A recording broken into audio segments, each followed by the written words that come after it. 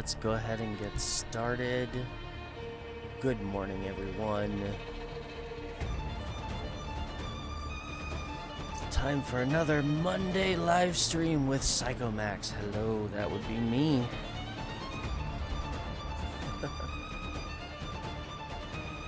Apologies, I'm really tired this morning, and I am normally terrible at intros, and it's even worse right now. But we are continuing this morning with the Warframe for Noobs, free to play 100% walkthrough. And as promised at the end of the last broadcast, today's entire stream is just going to be dedicated to doing the new war. Done a little bit of research. Let me go ahead and switch screens here so y'all can see my lovely avatar. Hello.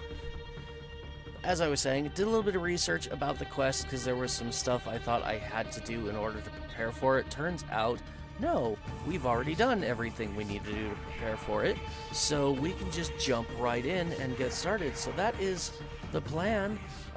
If you want to stick around and see what's going on, by all means. If you can't stick around, be sure to hit that follow so you can check it out later, and hit the link to my YouTube channel and go subscribe over there, because as soon as this stream is over, I'll be uploading it to my YouTube channel. So anybody who wants to watch it later, that is probably the best place to do it, and I'd really appreciate the support. So yeah, give that a look-see. But yeah, we are doing the new war quest today. We're going to be doing it from start to finish, all in one playthrough, if I can possibly manage it. And it should be fun. I'm going to do my best not to deviate at all.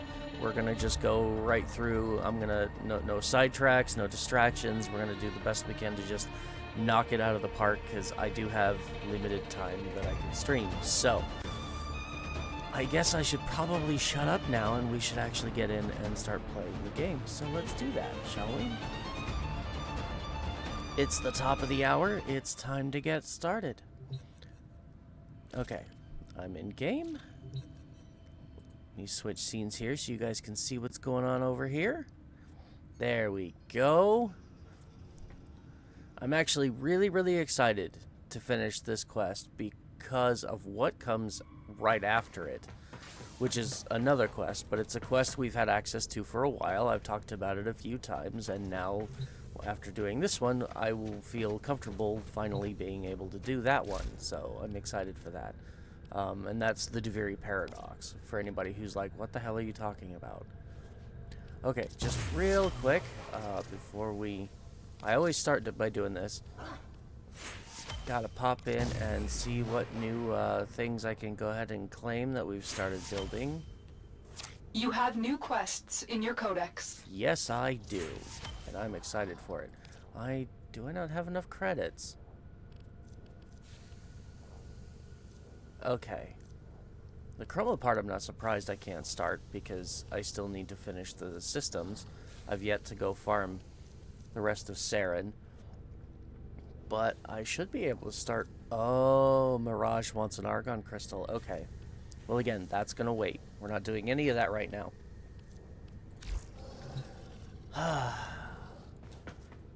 So, just for I don't know, fun tidbits.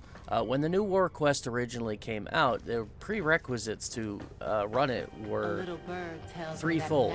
You had to build a necromech, you had to build the Paracesis sword, and you had to build a railjack and own it. Since then, only one of those parameters is still the same, because we've not built the Paracesis, and I also currently do not own a railjack, wherever the parts are for that. I think they're down here. Yeah, I still don't own a railjack. So the only barrier in doing it that still remains is you have to own a railjack. And, well, we did that. We did the Empyrean quest, or Rising Tide It's called Rising Tide. Empyrean was the name of the update. But we got our railjack. It did say that it recommends that when you have your railjack, you have at least Mark 1 Sigma parts to run the quest. And we are currently rocking Sigma 3s, which are not the greatest, but for the purposes of what we need, they're perfect. So, just fun little tidbits. I think I've said enough. Let's get started, shall we? With the new war. The new war requires several hours to complete. You will be able to pause the game and your progress will be saved between missions. Prepare wisely. Loadout access will be limited and regular Warframe activities will not be available until this quest is completed. The new war contains sequences of violence, frightening situations involving teens, and depictions of emotional abuse. It is intended for mature audiences. And to begin, type in the word New War, all one word. Here we go.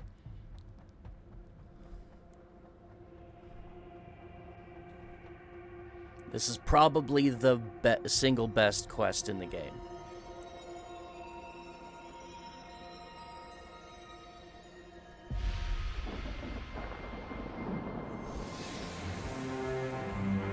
We are seasons. All of us.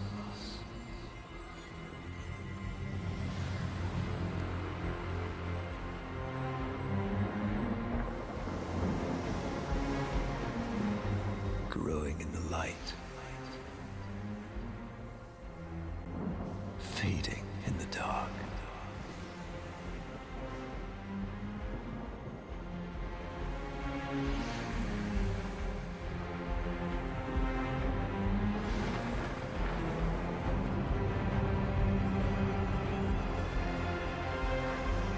But once the same. Yet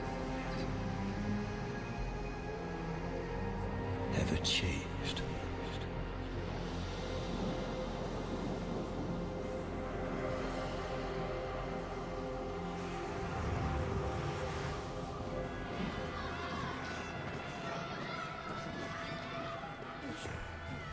It's Cetus.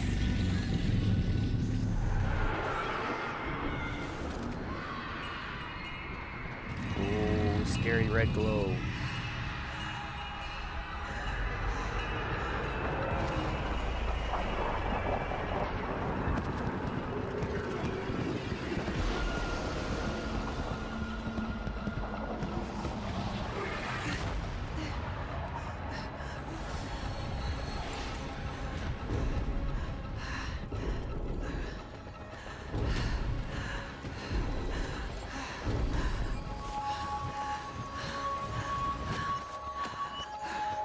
Don't be afraid.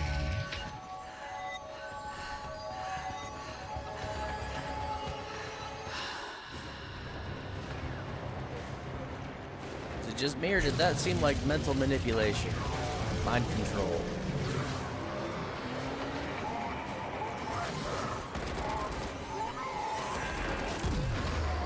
I never knew those dropships had guns.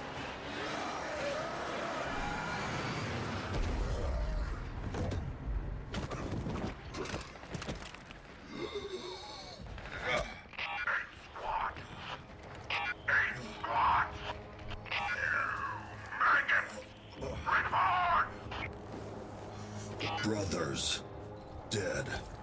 Only call 175.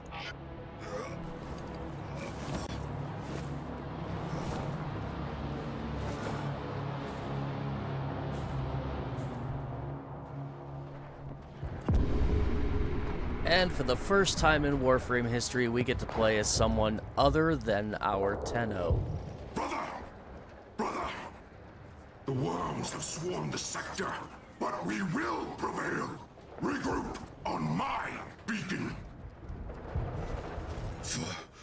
For the queens. Okay, I cannot run. Or if I can, the buttons are different. But we are playing as Call 175. A Grineer soldier. A nobody. But now we actually get to experience what it's like to be them. To some degree. That's really cool.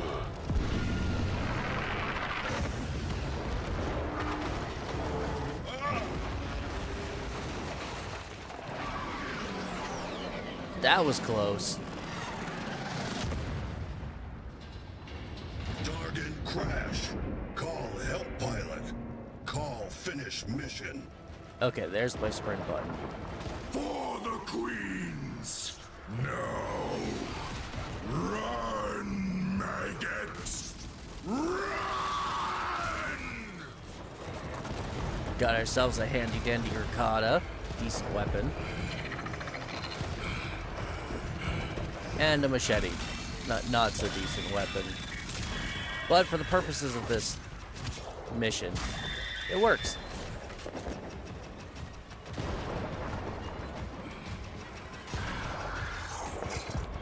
Use inflatable ballista. And duck and cover.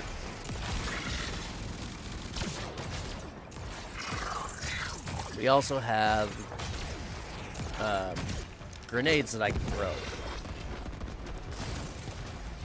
Incendiary grenades.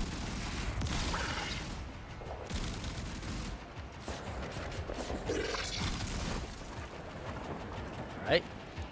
I believe I've got... Oh, he's rolling. I thought that was a dash.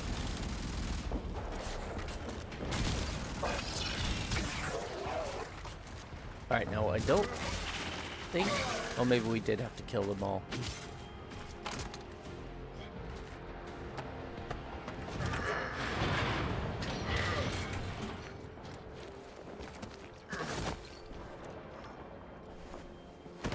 Pilot is dead.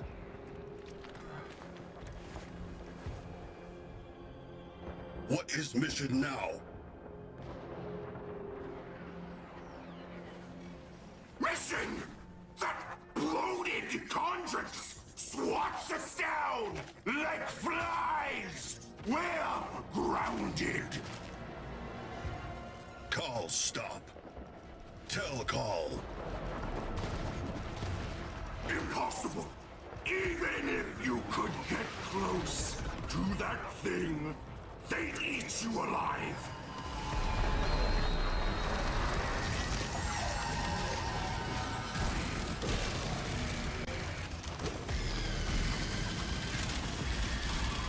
Okay, melee time.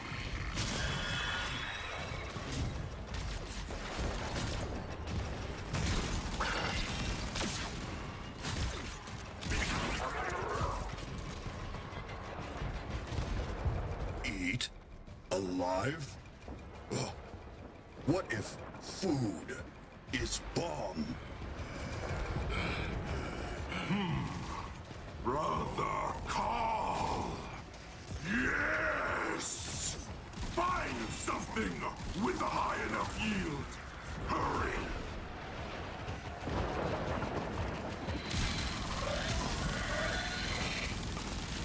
So, I don't know if I need to explain what's going on, but just in case somebody hasn't caught up, in the last broadcast, in the last stream, we did the Prelude to War, which was just a couple of little cutscenes, but it was the new main bad guy, his name is Era, talking to Nata, his sister.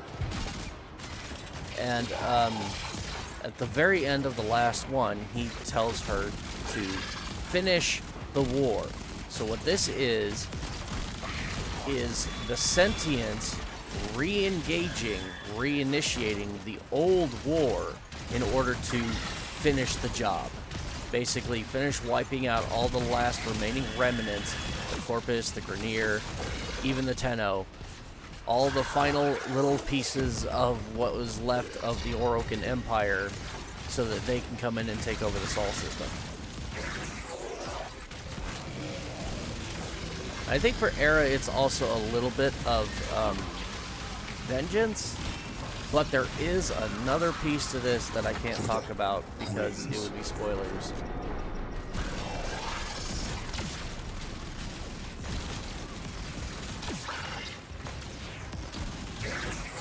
finish mopping up the last of our friends here. There we go.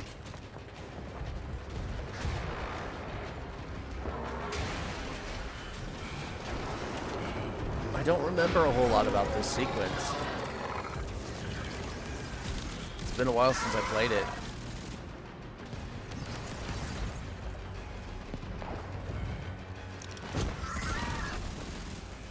There we go.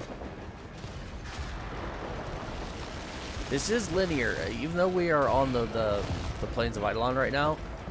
This is very linear. There's like they've designed it in such a way that you can only really go in one direction, which is kind of good. Ow. That's new. I don't remember having to avoid that thing's laser beams. Maybe I'm just forgetting.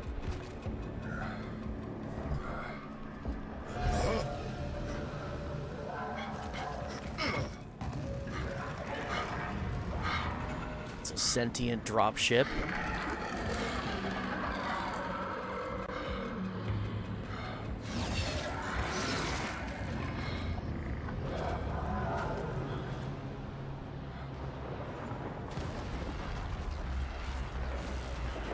Okay, Searches.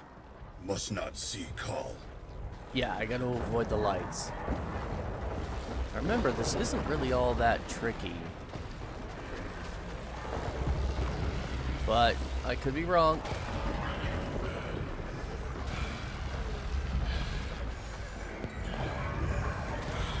And this quest has a lot of this too, like the whole avoid being Call seen, sneak good. which actually like it adds a level of ambiance to the quest that makes it feel more visceral, more like it adds a bit of a horror element to it, suspense. For the queens. So there's the bomb we need.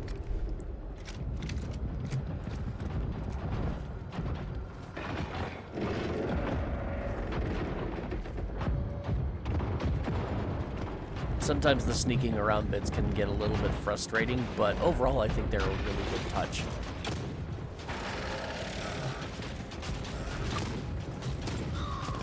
It's a thumper! I think that's a little thumper though. Ooh. Either way, it still hurts getting hit in the face with it.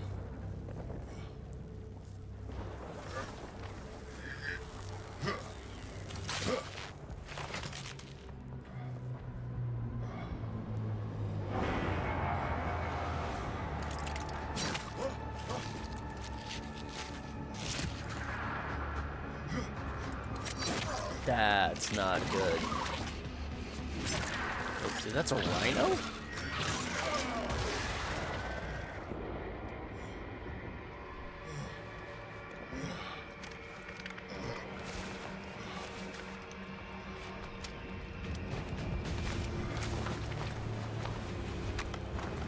Hello.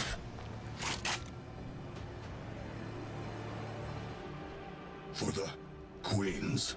And now we have a Corinth Prime. Yeah, that's You Rhino. are so close. Detonate near enough, and your brothers shall live to fight another day. We just got a significant damage upgrade. For the queens. I think we can ignore a lot of this and just... That's it. Detonate at the base of that bloated Condrix for glory.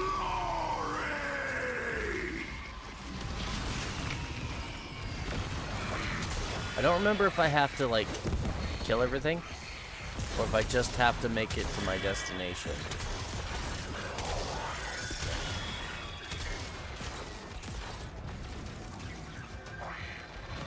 So, this is where I'm going. Okay, it looks like I gotta kill everything.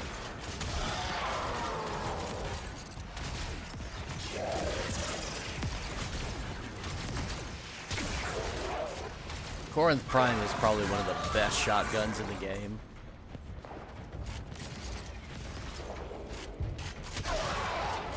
There we go. Oh, big guy. Okay, yeah, so we did have to actually kill everyone.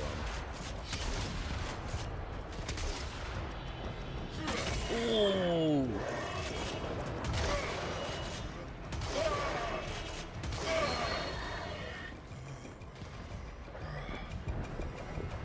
Get wrecked.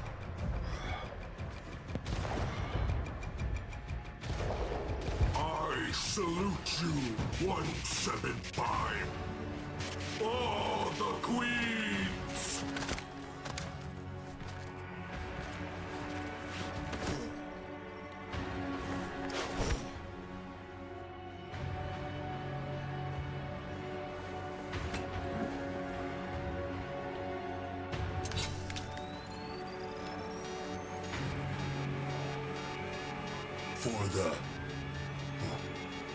For my brothers.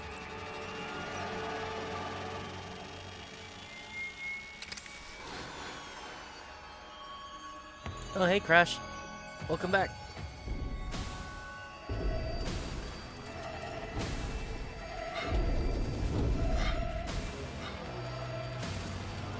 Don't be afraid.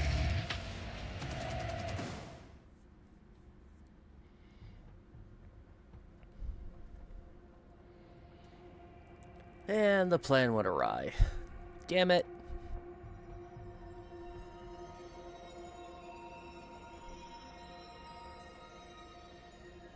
All that effort.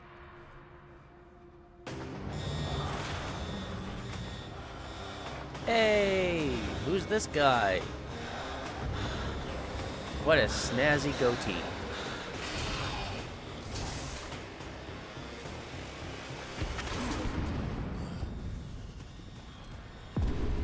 Viso.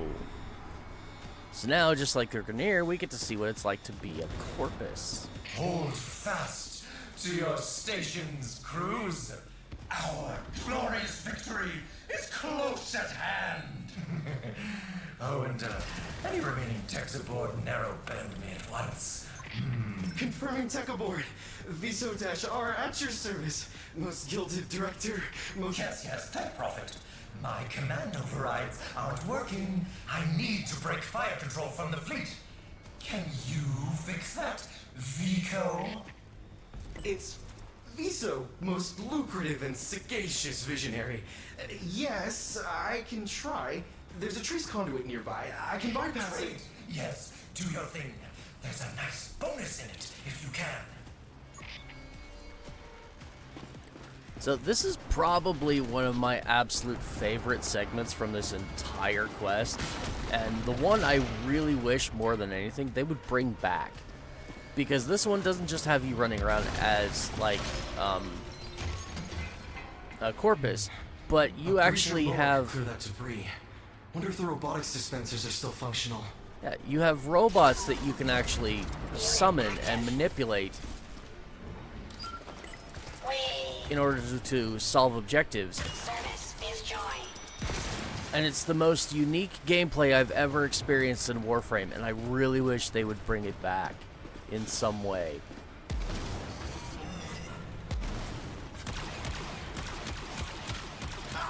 Why are you shooting at me?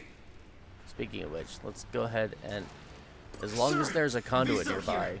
Our robotics have gone rogue. The sentients must have latched the grid. Someone has.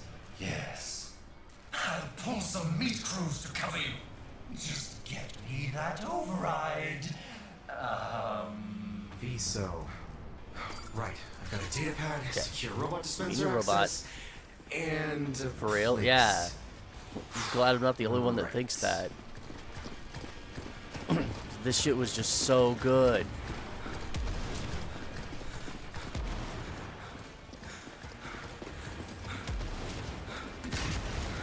Alright. I think that's, yeah, that's another one of these. Look, we can only have one of each type at a time, but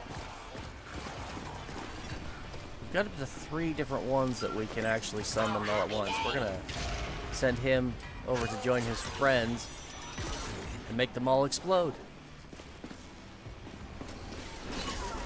Summon a new one.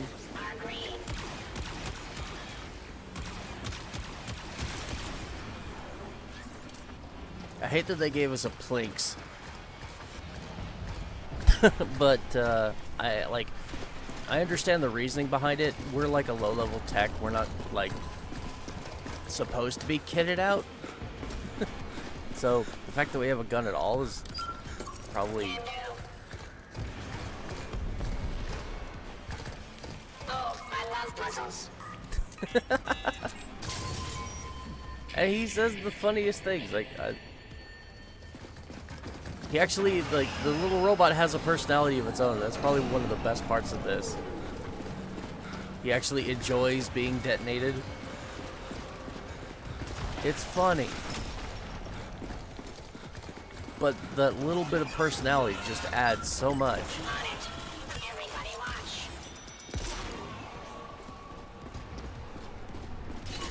Okay. Ready. Let's get to the next phase. For profit.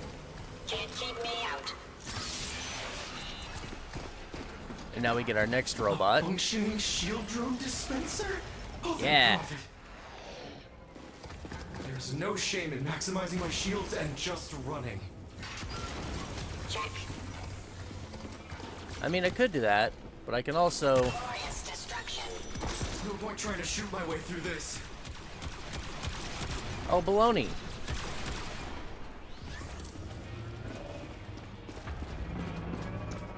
I can totally shoot my way through this.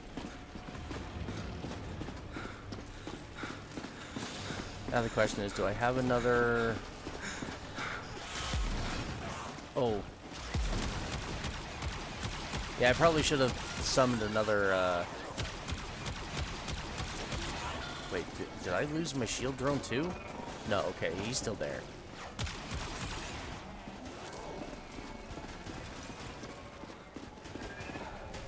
How many hostiles ahead?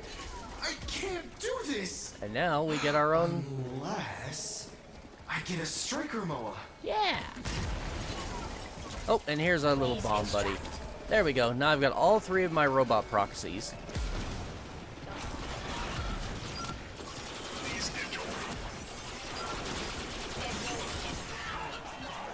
Service is joy.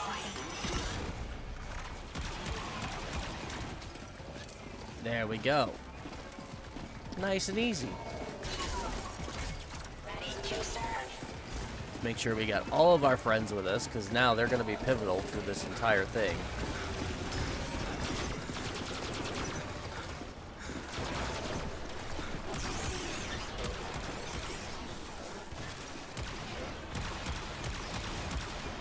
Oh, they're our friends. Oops, I'm trying to...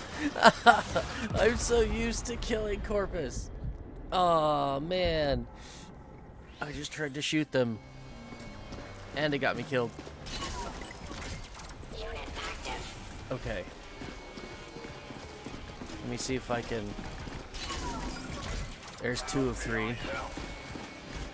I don't want to go do a bunch of backtracking, so let's hope that I can find... Yeah. There we go.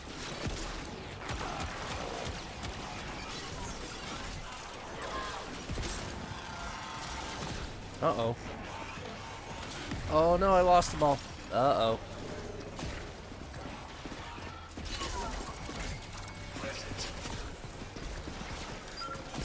Underway. Overtime. There, that's better. Ready to serve.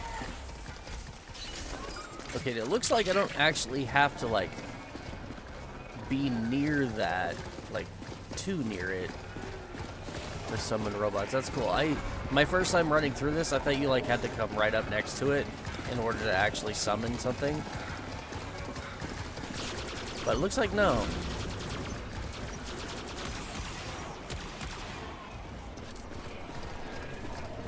Alright. Now, let's try to avoid being completely obliterated this time.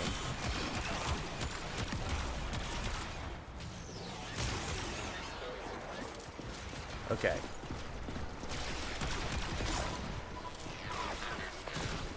Uh-oh, did they? Oh, they did. Systems are green. Okay, so I do have to be kind of near them. Just not, like, immediately next to them.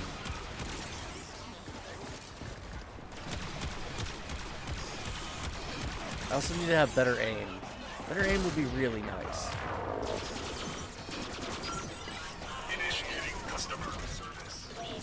Yeah, I don't think there's a shield one nearby. Nope. It's not near enough for me to care. Everybody march. Oh, crap.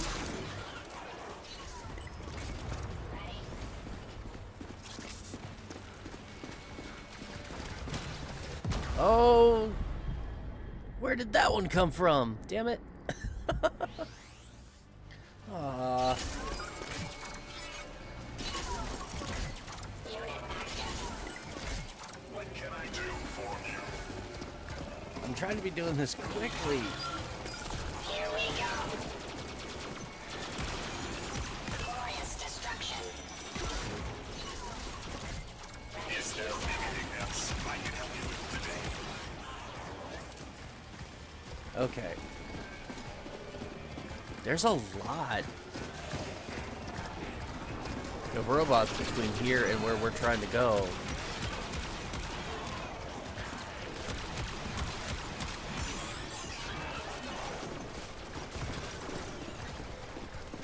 I keep trying to see if there's like a fast way that I can just avoid most of them and just get going.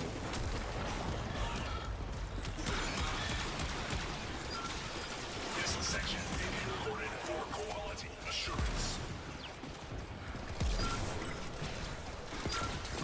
Okay. Ah!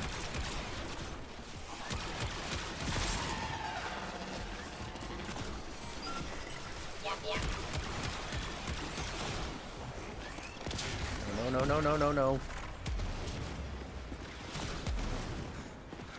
Turrets look a little less scary now that I've got a striker MOA.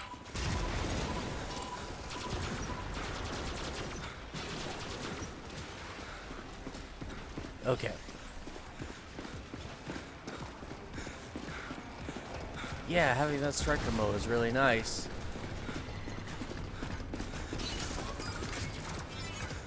Kinda wish I had my other friends. Hello. Whee. Come on, little buddy. Underway. Oh, happy day. Service is joy. Is important to us. There we go.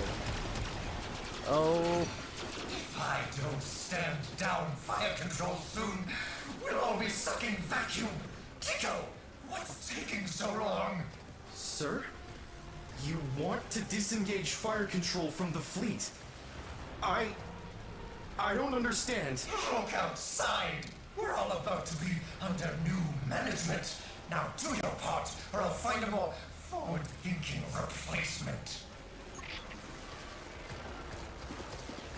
talk about a terrible time to be stuck in dialogue.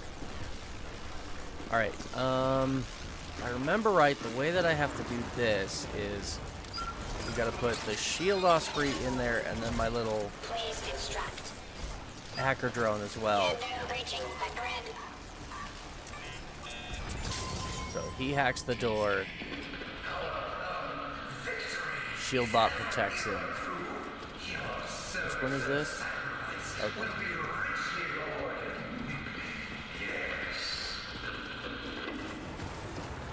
I've got all three, so.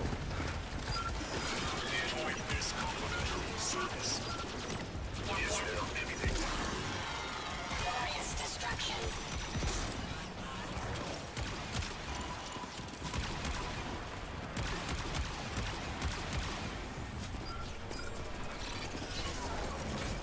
Systems are green. Oh man, I don't have. Okay, there it is. Thank you for choosing me.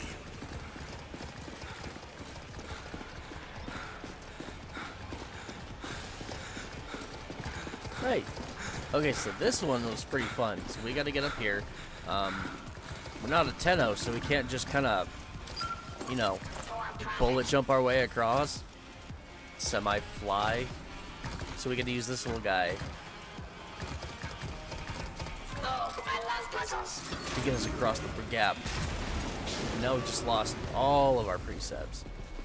Oh, hey, he teleported with. Cool. This unit is proud. Now where's my shield osprey? There you are. Nice.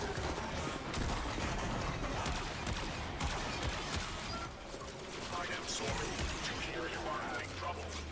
Please rate this experience. Does this resolve your issue?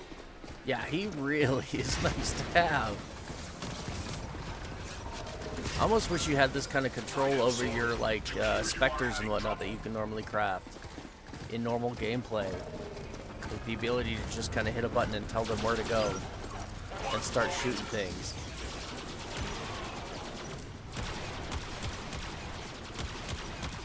Database says no.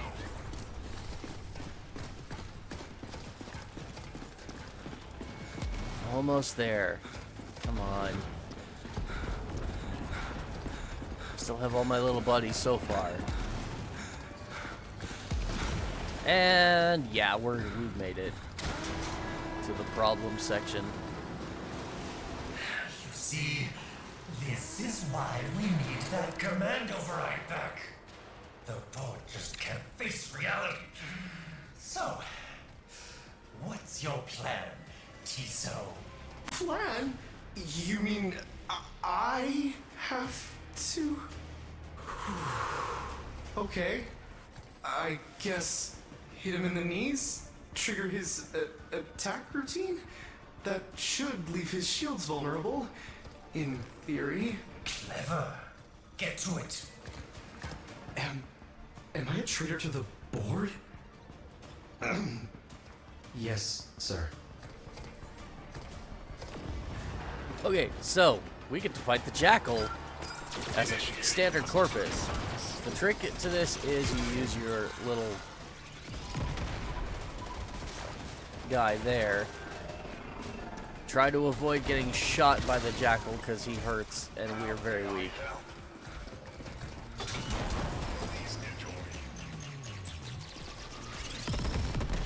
But we've got to get his shields down and then damage his legs. No different than if this was like the actual Jackal boss fight.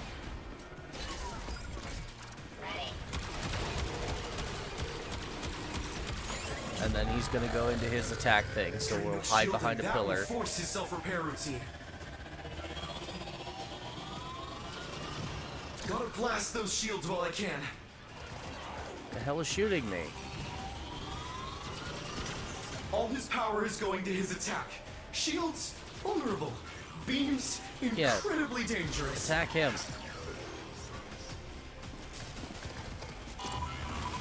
Crap. All his power is going to his attack. Shields, vulnerable. Beams, He killed my Osprey. Incredibly dangerous. Okay, so now that he's down, we're gonna send our little bomb buddy in. And let him do his thing. And now we go back to destroying his legs and...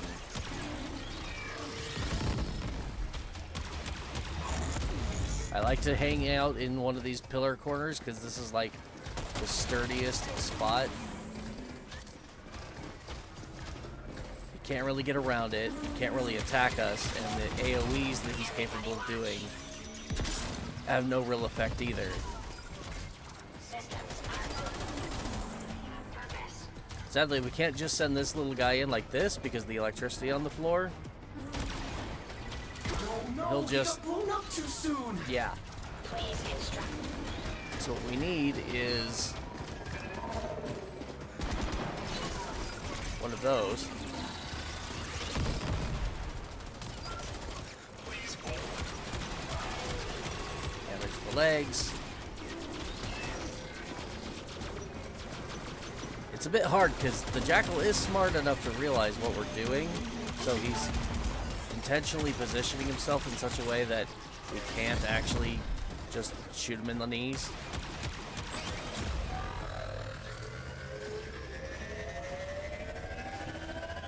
Where'd he go?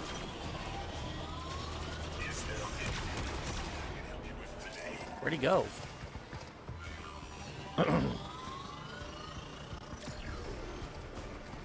Like, okay.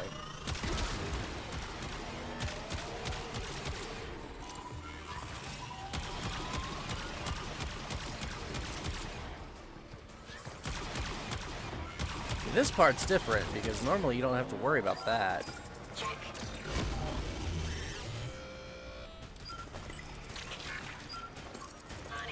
Need to shield that breacher Moa. I did shield the breacher Moa. Here we go. Boom time. There we go. And fight done. Gotta admit, I'm a little impressed how well I did. Just in time, too. Our new management is about to pay a personal visit. Be quick. I've got to stand down fire when they dock with us. Well done, Fico.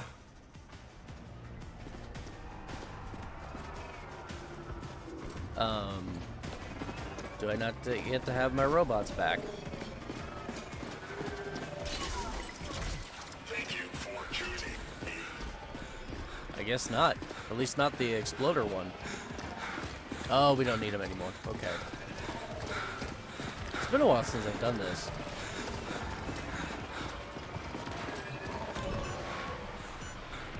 And one little quick security hack.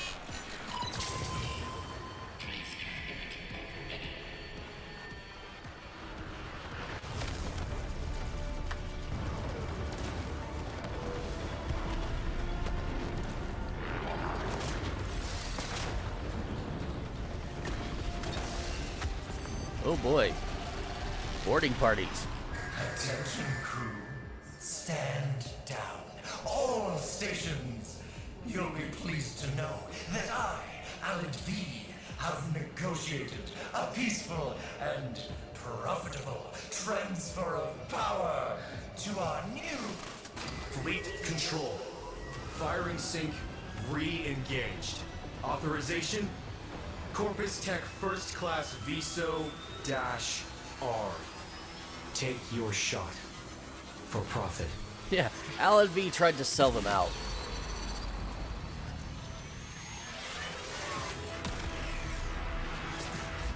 Sadly, this is also why, like, we never see Viso again, because it's assumed that he died.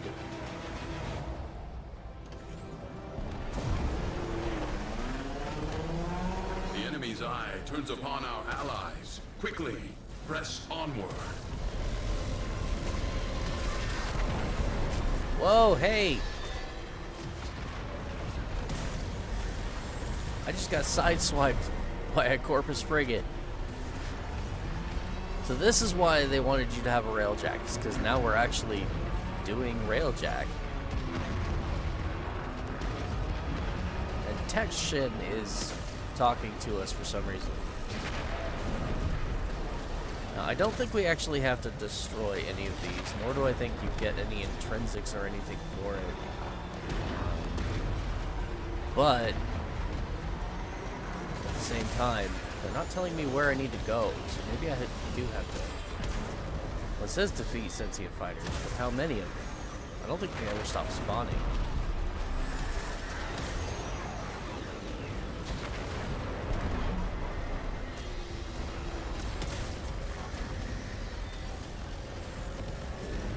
Sadly, I don't have the best combat mods for my railjack. Maybe I can. Nope, that failed.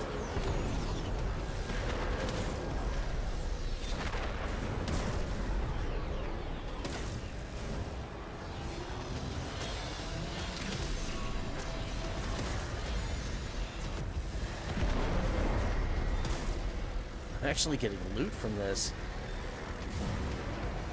You're too far away.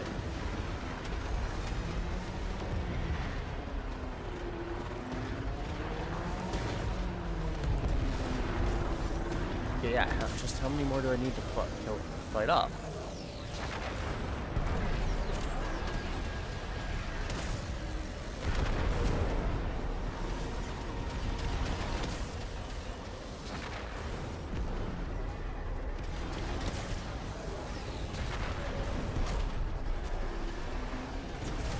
Just when I think they're all gone,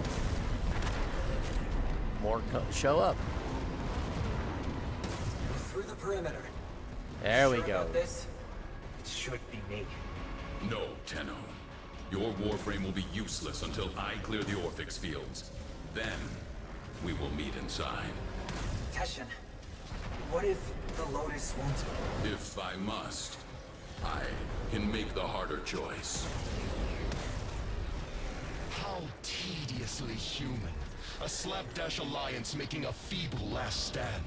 If you all crave death and a final flash of glory, I am more than happy to oblige. Intruders have entered the railjack. Oh, wow.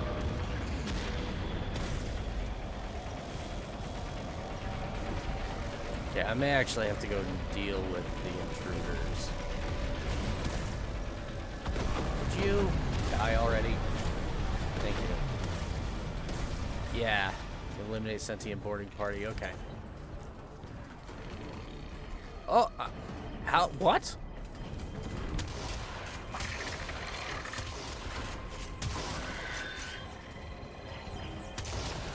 Oh.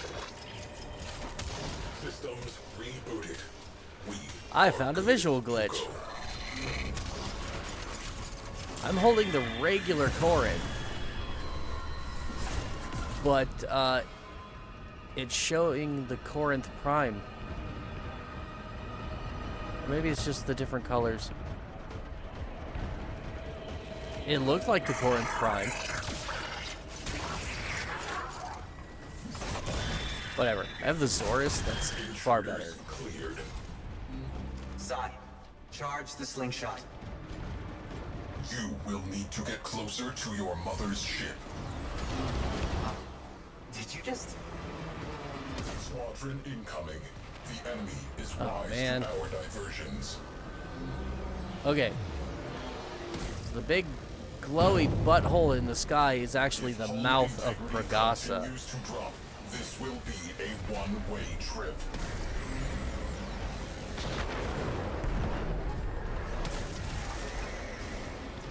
You can see the absolute scale of this thing. It is beyond massive. Slingshot damaged.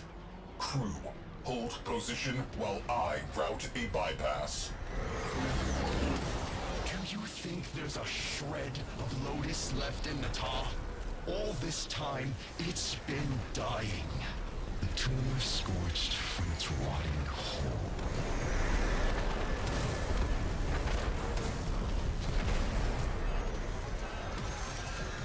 This is where I wish I had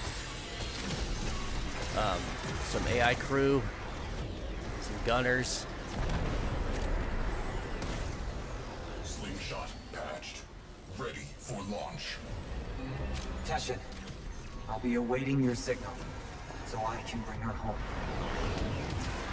I'll clear the Orphix, and we'll do it together.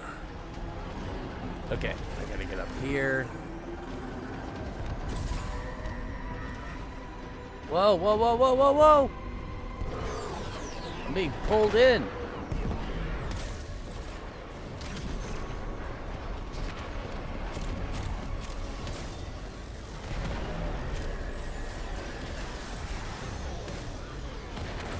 Oh, I gotta actually be aiming at it. There we go. On to the next sequence. Where once again, we are not our Tenno. Although we have finally made our appearance.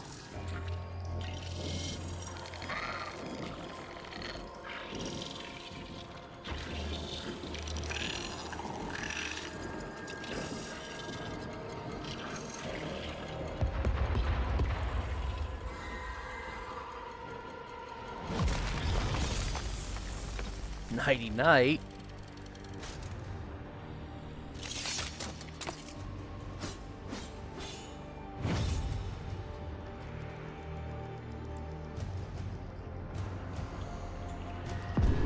Teshin.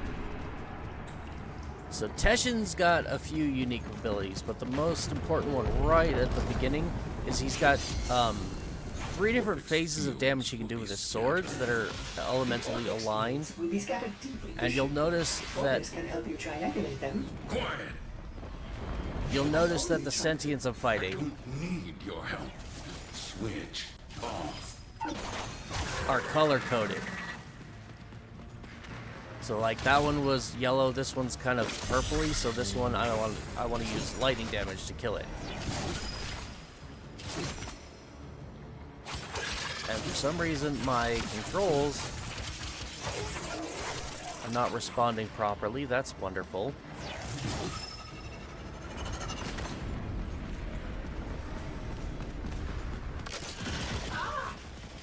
Please excuse orders. I keep trying to yeah, that's the other thing that he can do. I can throw out his Orpheus disc and then use melee, and I can kind of fling myself along in a type of pseudo bullet jumping, and that's gonna come in real handy soon. The thing I'm annoyed about though is that I can't use my standard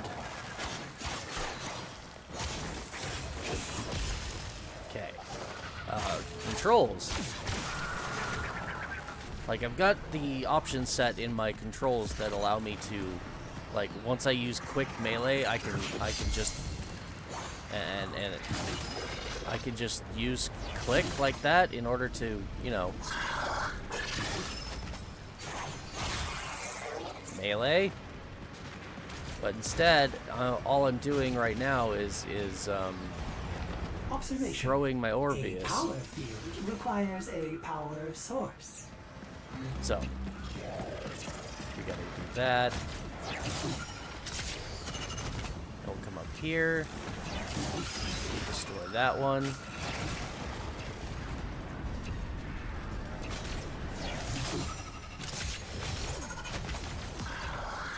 Destroy that one.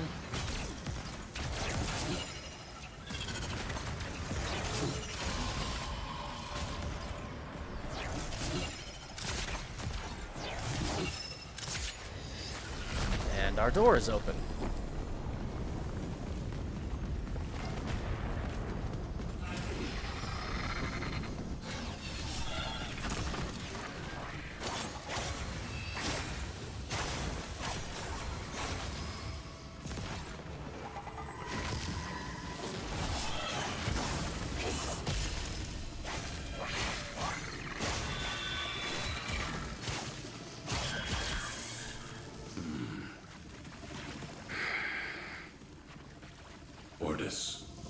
Yes? Would you like me to deface that for you?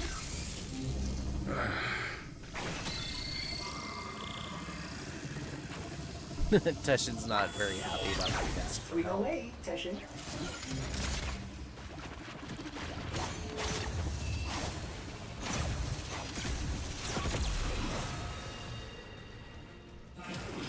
Alright. Devil sends their relic to do the deed. But then, we're both relics, aren't we, old man?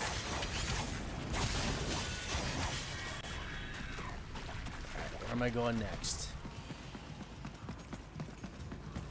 So Ballas is talking to us now. The Tenno freed you from your oath, did they? Does that absolve them of their sins? So that's what happens if you don't use the proper elemental alignment to kill these things. You just kind of get knocked on your butt. Looks like that one is fire. Get over here. It's probably the fastest way to kill them.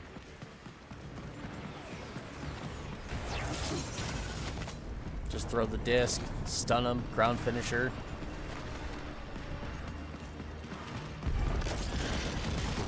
Ow.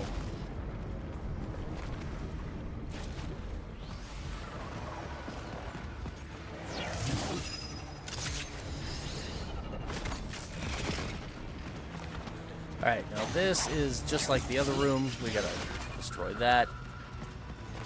Follow the beam. It does have a time limit, so keep that in mind.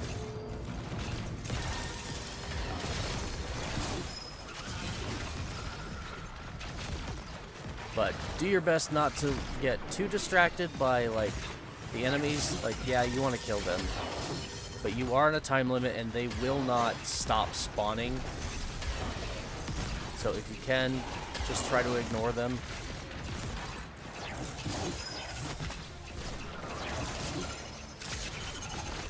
Ah. And time limit's up. Okay, fine.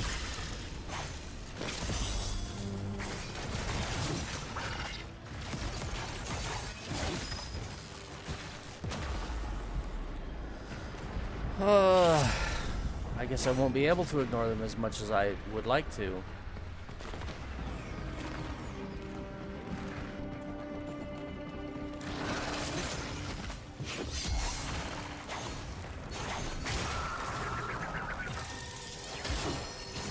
Get rid of that.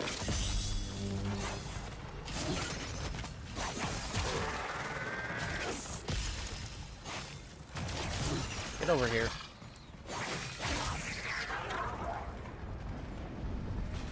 Okay. Well, if you're not gonna let me ignore you guys, then I'm just gonna...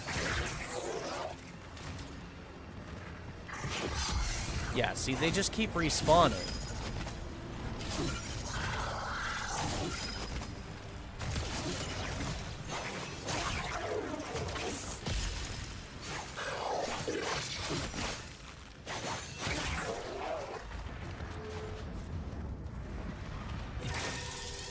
Oh, that's not good.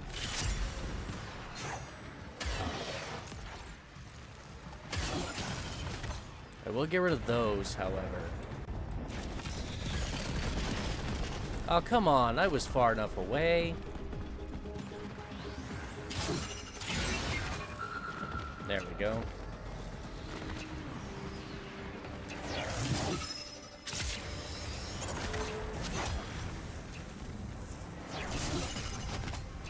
Come on. Would you throw the damn disc in the proper direction, please? Oh, and now we're just gonna...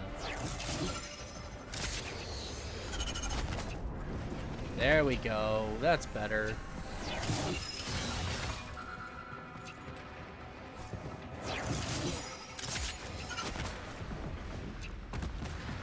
Come on.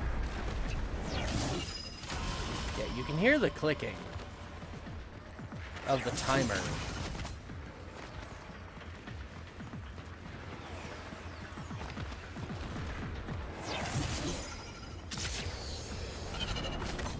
Thankfully, that goes really far. You can avoid a lot of jumping around. You shouldn't have come here. You ruined us both. Flashback.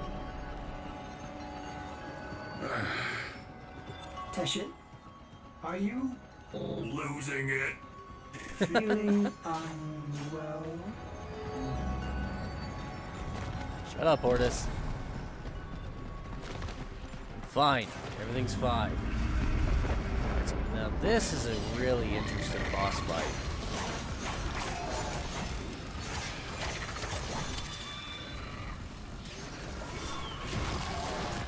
Come on, all of you.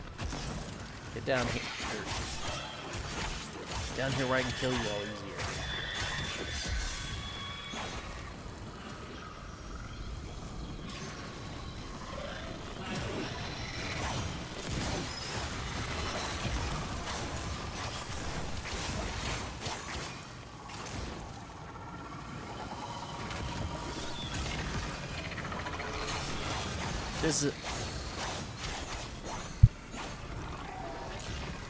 I'm struggling to talk because I'm choking on my own... what? Mouth?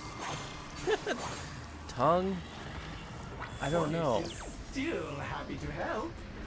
Thank you, Ordis.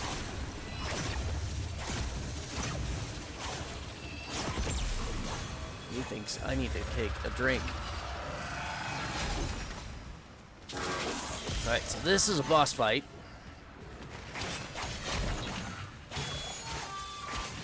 And this one is unique because as you're fighting him, he will periodically change elements.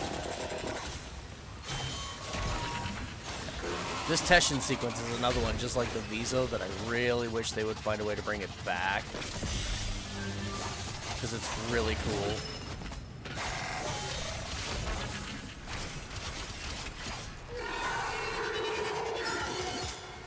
Finish him! But I still like the Viso one better. Like, the Teshin sequence is awesome, and I'd love to see it in the game again. But I think the Viso one is probably... will be able to safely signal the operator to join. For me, it's more entertaining, more fun.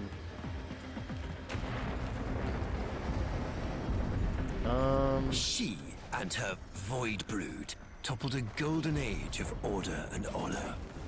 Do you really believe this chaos is freedom?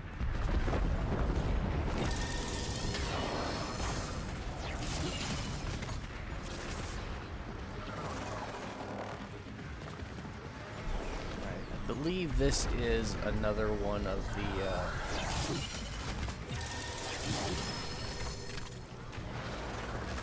yeah.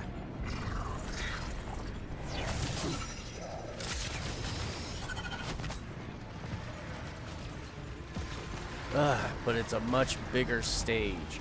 So again, we gotta go hit the weird little thing, this thing. And summon it somewhere else. And then go destroy it over there. Ow. Leave me alone. Where'd it go? Where'd it go? I don't see where it went. I was too busy being knocked on my ass. There it is.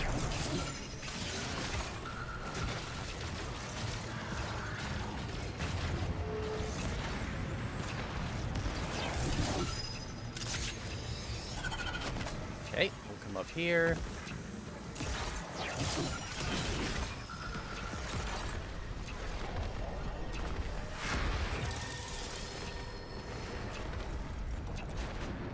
Please tell me I can...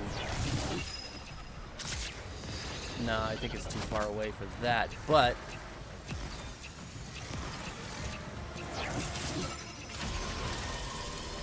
Perfect! First try!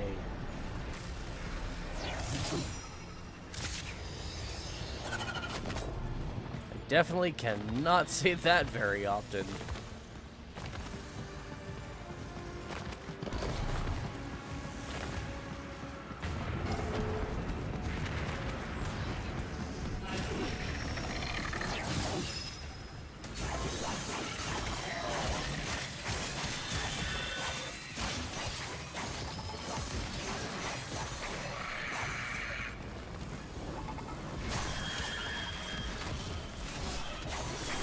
Y'all need to get down here so I can... Thank you. Whack you better. Whack you in the face.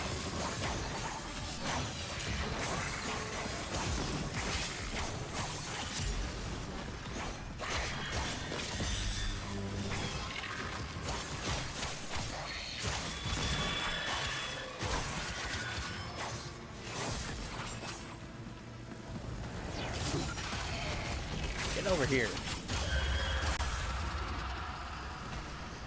Alright. We're starting on cold. Cool. Ow.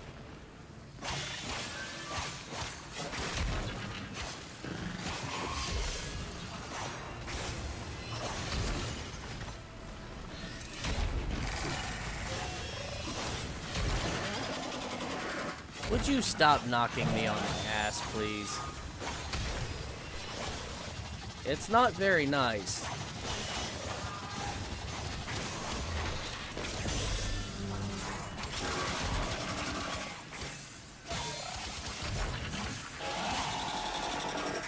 Got him.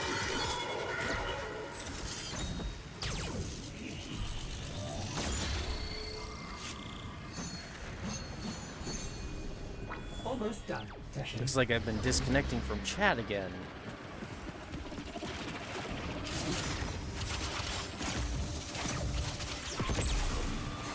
Although the messages are not showing up on Streamlabs this time. The operator should be cleared to board. No. Too easy. Let me nudge the snares first. That's it. Come to me, old man. I am eager to show you how this war ends. Not with brutality, but with hope. Not with lies, but truth. A truth for all who are strong enough to believe. Even you. Alice, you have absolutely no business calling anybody old man.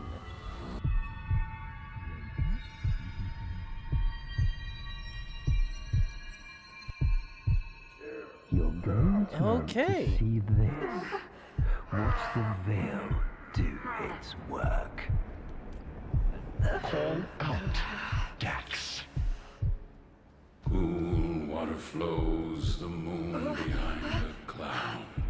So they never explain how they managed to capture Teshin. He'll give in soon. They all will. And this war will be over before it even begins. Not with bombs and blood, but with truth. They programmed you to come. Now it is our turn to program them. Summon your devil.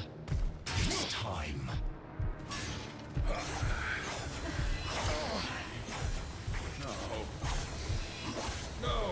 I'm just gonna kick his ass. See the veil work, turning his memories inside out, making him see the things he's lost, putting pain where it serves us. A lost love, perhaps. Her life cut short by the very tenor he had sworn to protect. Call out, old man. Give her justice.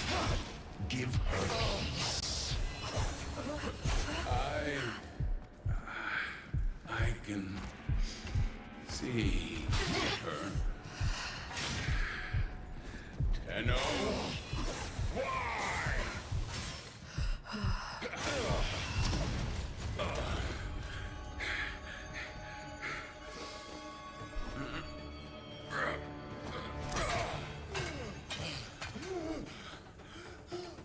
He was able to resist.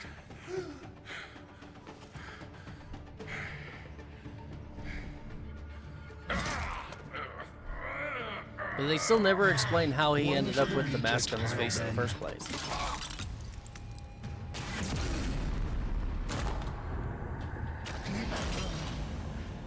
Bet that felt good.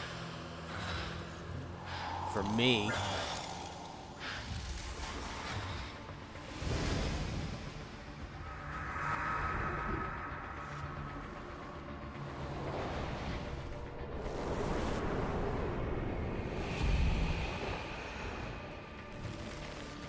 So that whole sequence while we were just watching Era fight Teshin, we were seeing it through the eyes of Nata.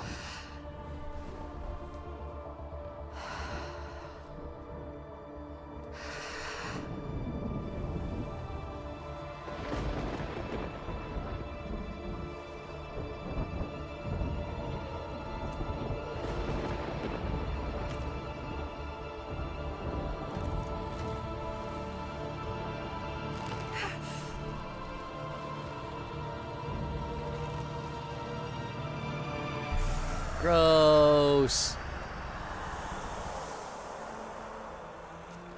Goodbye, my love.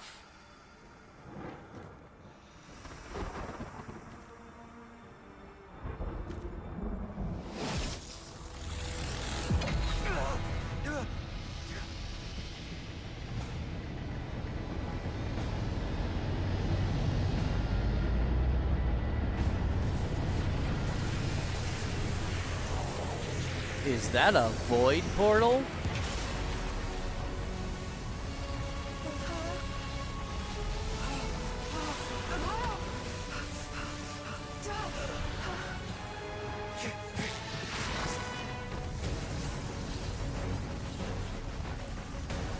Don't let go.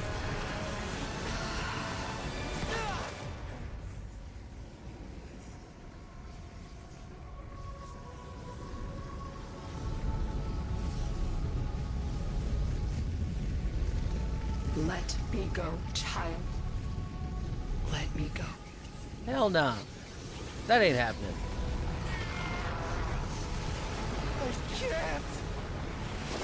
I won't.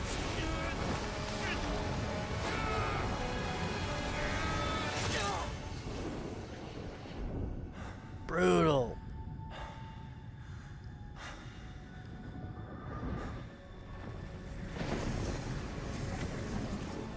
You cannot kill the devil, Tenno. But you Ow. can send it back to hell.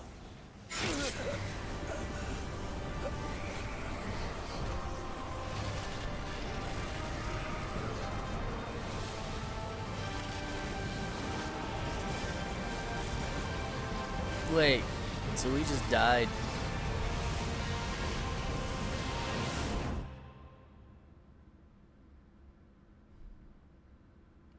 Kind of.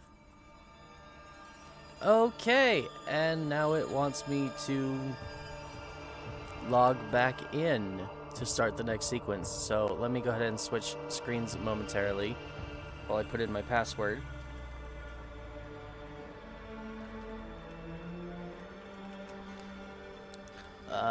So yeah, God, there's so much I want to say, but I can't right now because it would actually be spoilers. So, alright, there we go. Quick, quick, quick.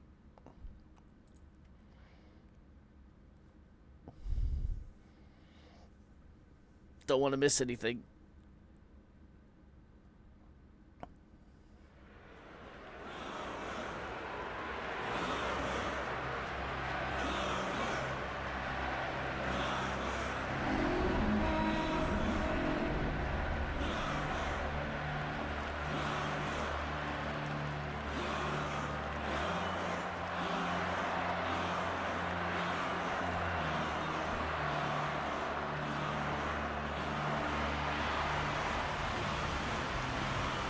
Dude, what the hell is that thing on your head? If that's supposed to be a crown, then you need to fire the designer.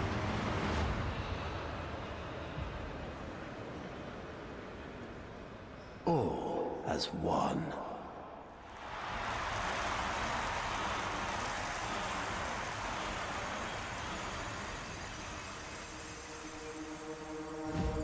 I stand before you, last of my kind, an orphan of Tenno massacres.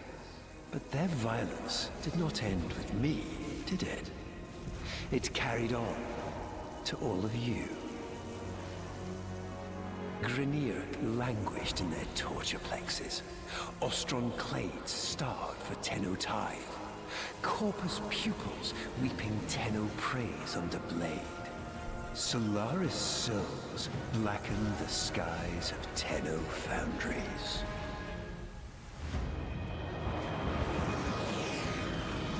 But now is our time. An era of peace and security. The devils have been cast out. And by the void, the Tenno shall never return.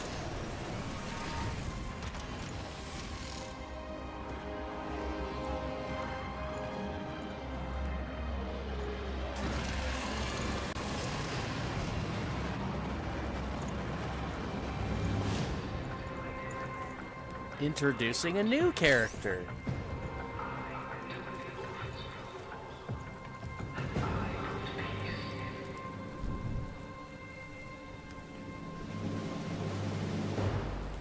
So yeah, after we got stabbed and flung into the void, Narmer Ballas continued the war, and they won. Comms are bad tonight. How many prisoners, you think? Too deep to know for sure. But what if there's an Archon down there? Don't do that.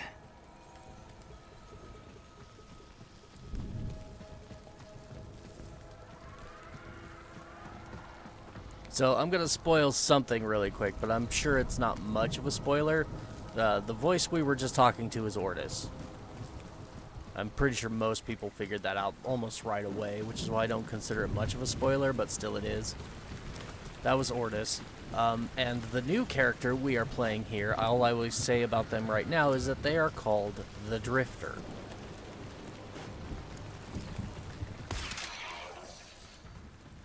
So we got this fun new pistol, which has a cool-ass reload mechanic. I love that reload mechanic.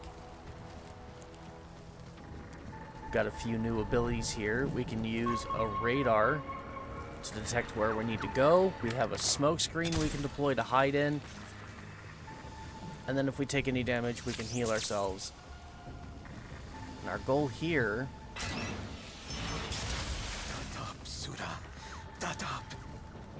is really just to make our way to where we're going.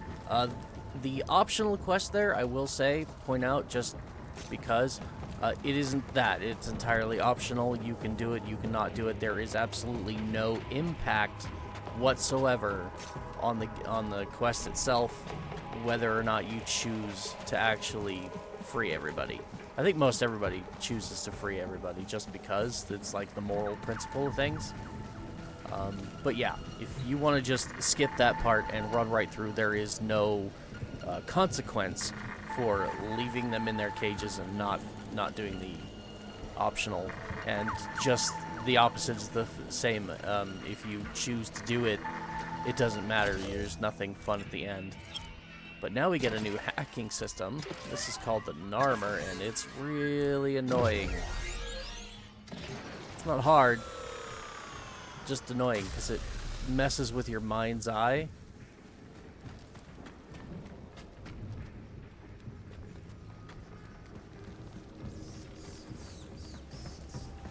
By reversing everything on you.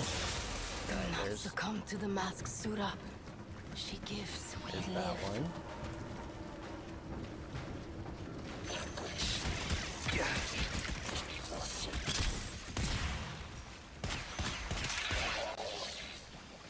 So by hitting that reload point, you actually get to like supercharge your pistol and get like a super shot.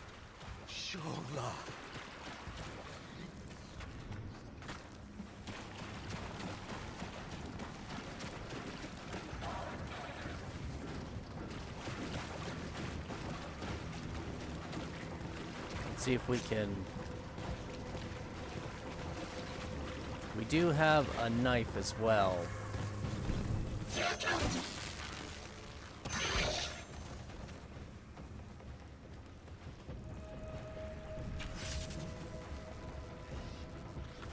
Personally, I prefer the gun.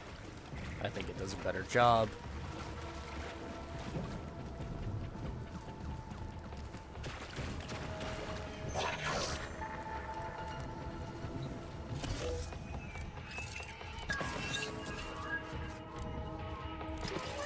See, it messes with my head.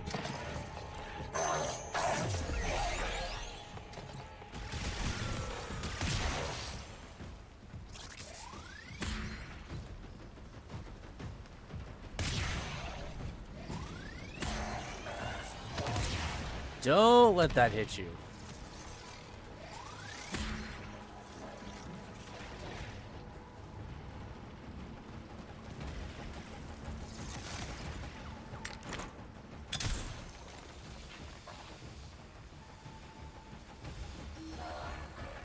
Damn it, where are they?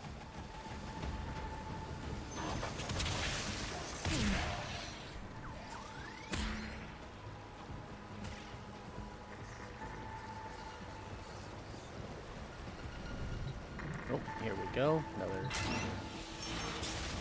Another cage. Come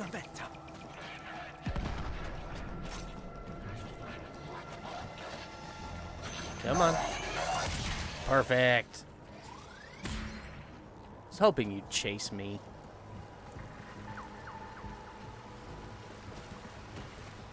Okay, I think... Yeah, there's no cages up there. There's no reason to go up there at all. Which is good, because I don't think you can.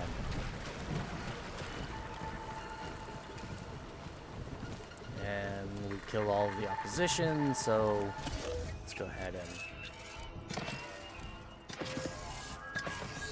hack that.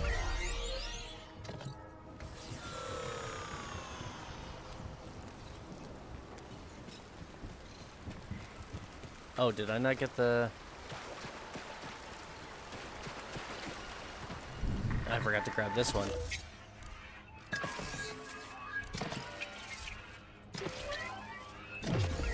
Yeah, everything's reversed when you go across that line, and sometimes that can be really disorienting.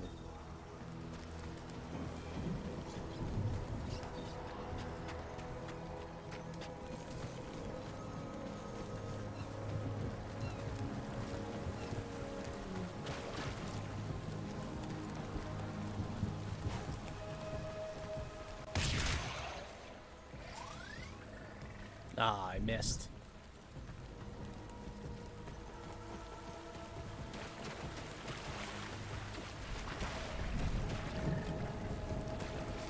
Let's go back here and check for prisoners. I think there's... No, not up there. But down below. No? No cages in here. Okay.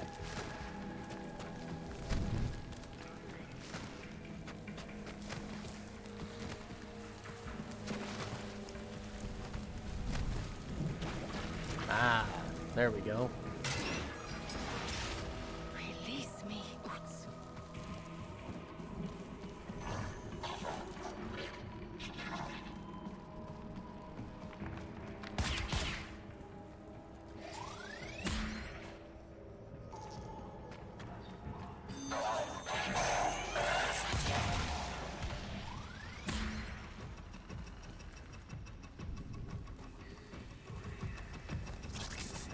There's another one. Will I submit to murder?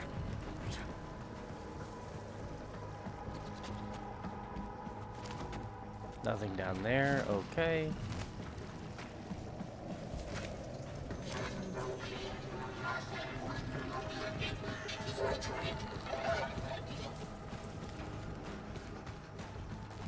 No cages down here, but bit of loot.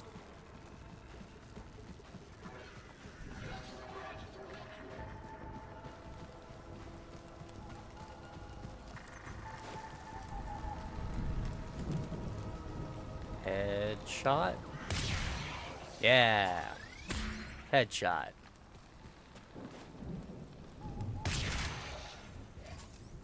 Oh crap.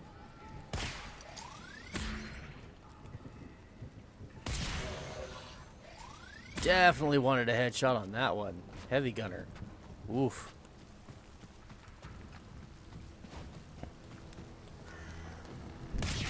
Another heavy gunner. Dang it, too soon.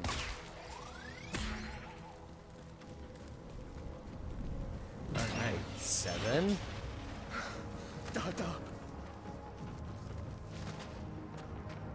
No loot down here? Okay.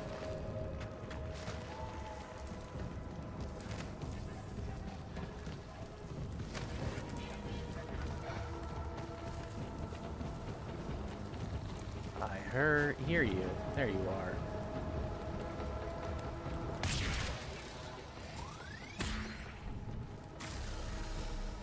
Oh, we just had to kill everyone. Okay. There's number 8. Help the others.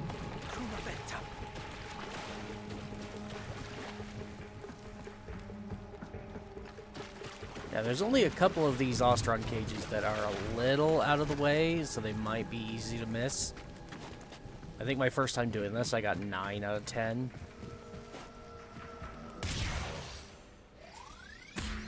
Which I was really mad about.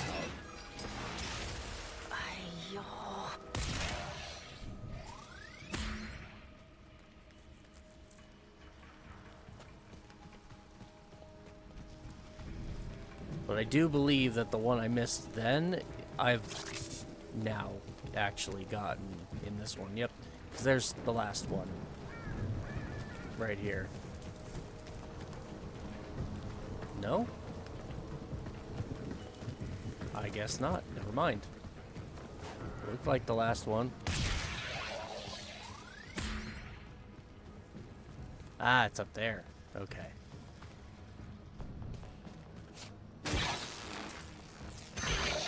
Bye. Sweet dreams. There we go. We got all 10. You will rescue the others, yes? Already did.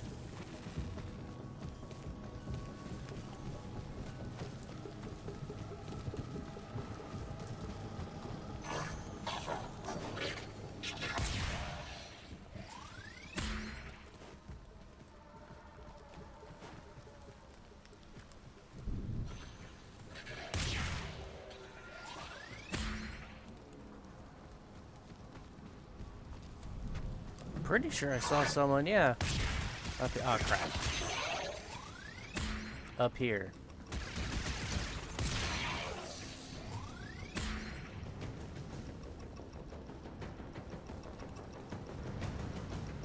That super shot is just way too good not to use it.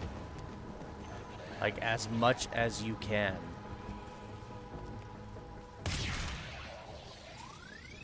Especially if you can snipe with it. Because then you don't even have to worry about reload times.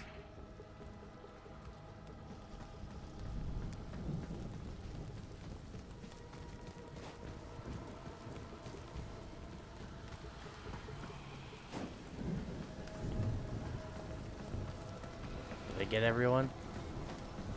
I think so. Patch in and I'll release the door. Alright. Mysterious voice.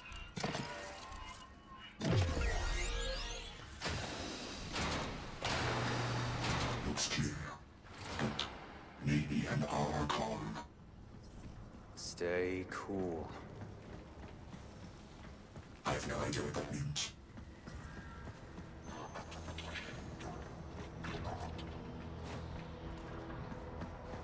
We've got some friends in here.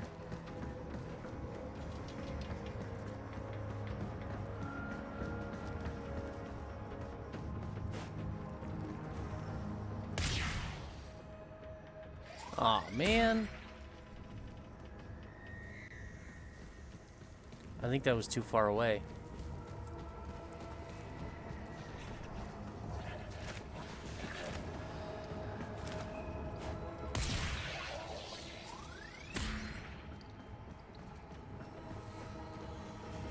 I'm surprised this thing isn't making more noise.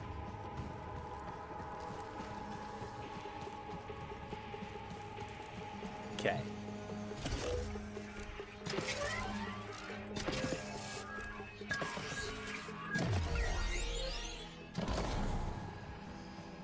Let's hope you're not too late.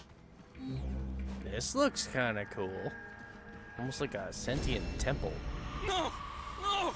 Kruna Mekta, please! Ostrom claims star 10 times. All as their apostasy. Oh boy.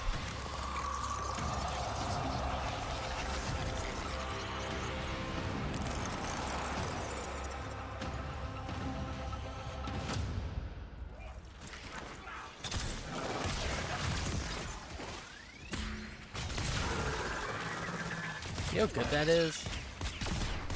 Even against a sentient. Just one shot.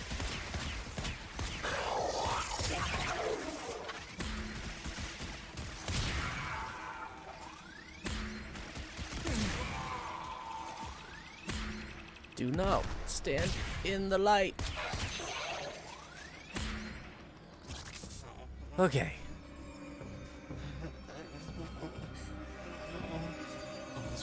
All is one.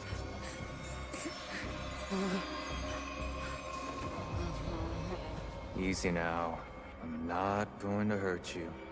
Let me get that thing off your face. All is one. All is one. All is one. All is one. Ooh.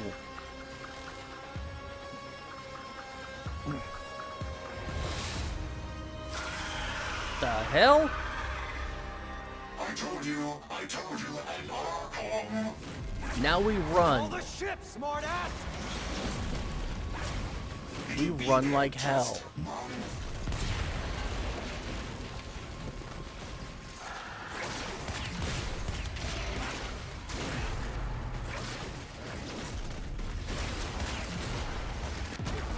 Oh, come on, really?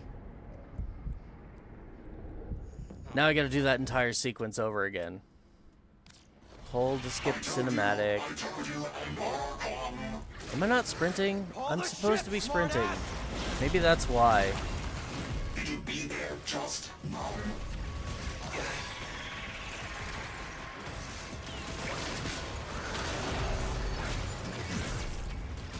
Let's heal a little bit.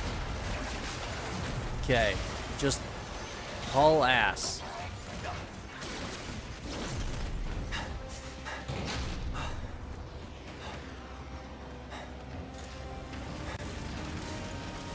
That took me like 4 or 5 tries first time I did that because I couldn't figure out exactly where I was supposed to go.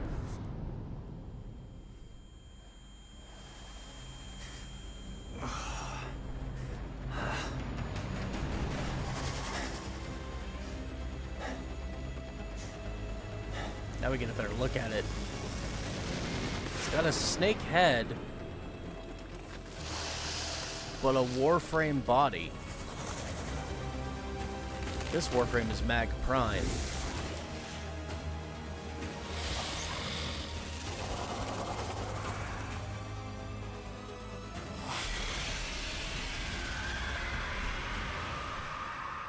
But that is a new sentient thing called an Archon.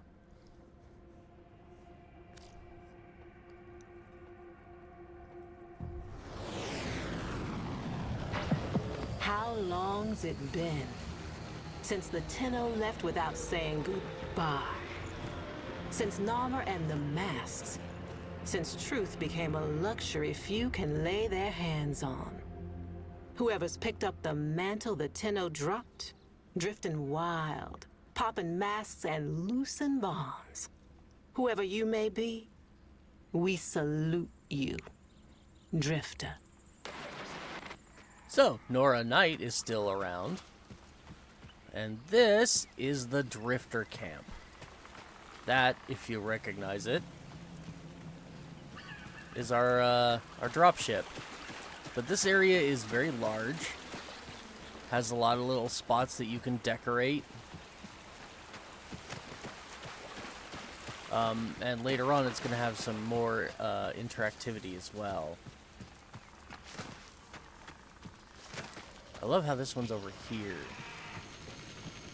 It's cool. Hope it stays that way.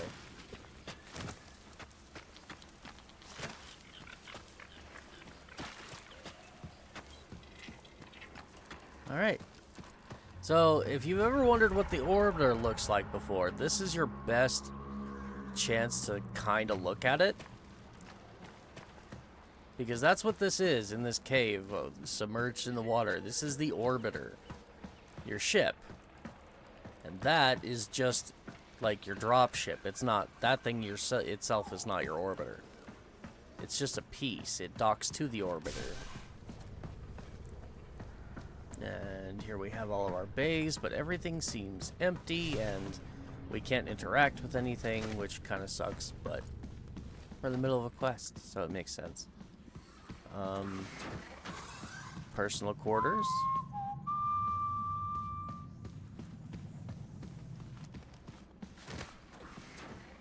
There's our lovely Helminth door. Can't open it.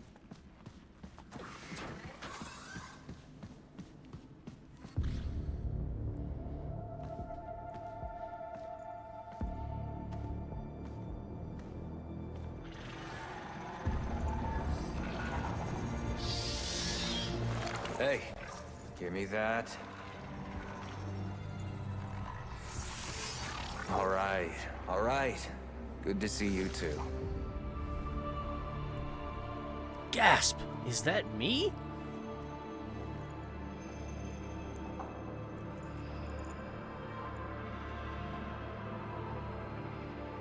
What do you think, Ordis? What do I think? I think Finish her. this is torture. What's left of her is just wasting away. We've tried everything. I have no care and feeding of eidolons in my data arrays. We don't know what we're dealing with.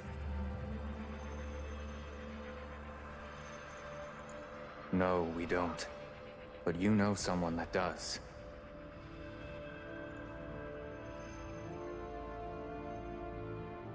I know someone that... Wait, operator, you can't be serious. I told you, don't call me that. Sorry. If you want to get to the outer systems past Narmer, we'll need a Corpus shuttle. Alright then.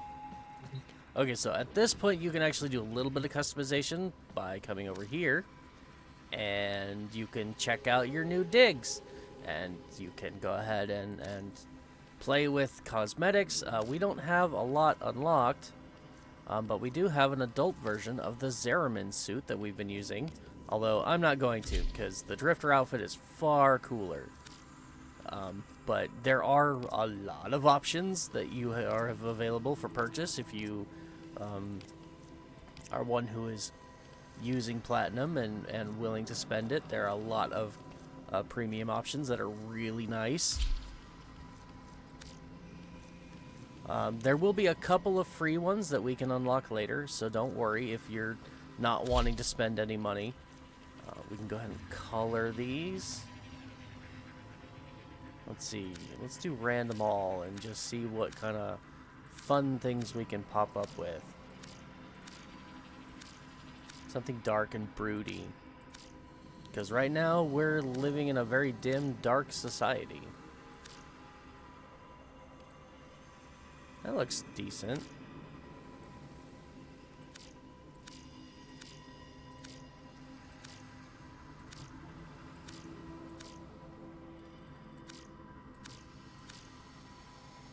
Nah, too dark. Too much black. I say that as a person who loves wearing black.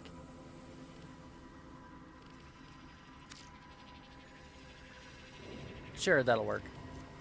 And then of course you can go ahead and customize your head types and your skin color, eyes. You can do all of this again if you so choose. If you want to have a different character. I believe left, right. Yeah, these are all they messed with them. Right outer, right inner, but if I... Oh, this is just the overall eye glow.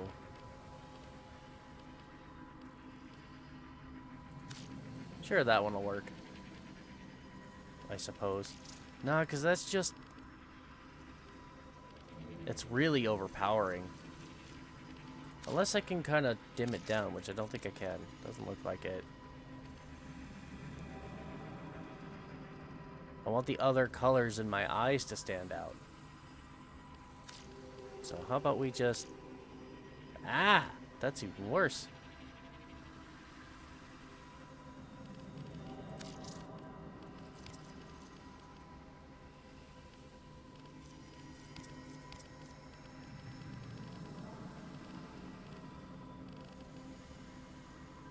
Okay, whatever. We'll just stick that back to what it was and leave it alone. That's going to take way too much time. It's at this point you can also add, like, face paints if you wanted to. If you had any platinum and wanted to buy face paints, those are now available for you to do something with.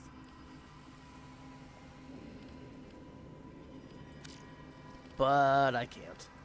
Oh, and now that I'm full grown, I think I want a little bit of facial hair. That's the only one we have available, so why not? That'll work. Voice stays the same. Hair, beard, clothing, sigil, animations, attachments. Cyandana. Do I have a Cyandana? I do, but I don't want to use that. Alright, no. This is good. This is good. I don't want to waste a ton of time with character creation right now. We can do that at any time. And we'll have more than enough once the quest is over.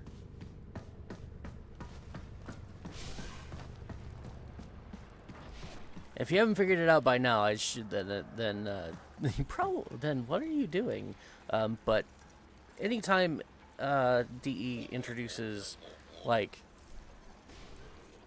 something unique to the Tenno or Warframes in the game, it's a permanent unlock. So this is permanent. We now have an adult form that we get to play with. It's permanent. Otherwise, why would you be able to customize it? You know? So that, I guess that's a spoiler, but it kind of isn't a spoiler at the same time, because you should just kind of have figured that out by now.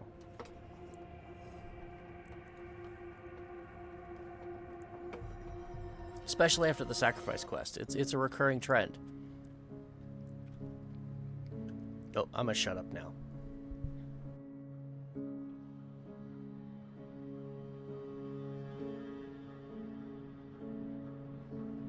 Heal the pain of independence. Strong are wise and trusted friend. We united in one vision. Rise to sing of sorrow's end. He the bringer of the vision bids you answer to his call. Praise the wise and mighty ballast. Heed the ruler of us all. For we're all one, and the work's begun for Narmer.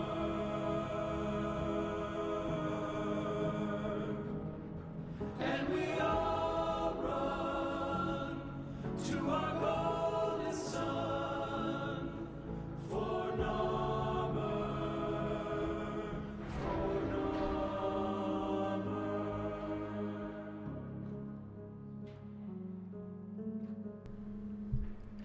Vox Solaris collapsed under Narmer.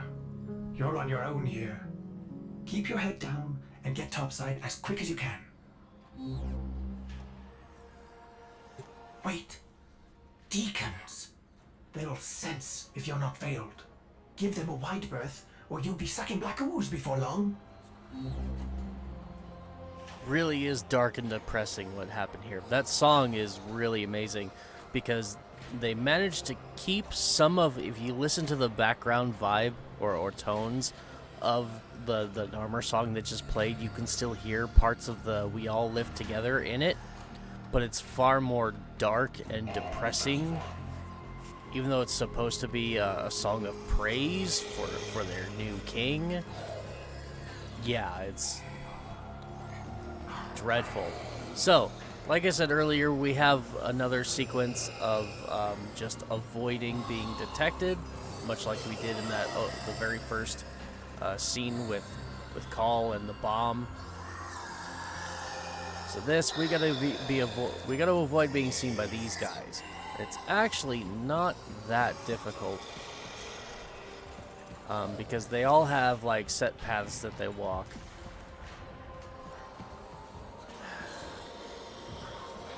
It's so sad. Zoot is missing.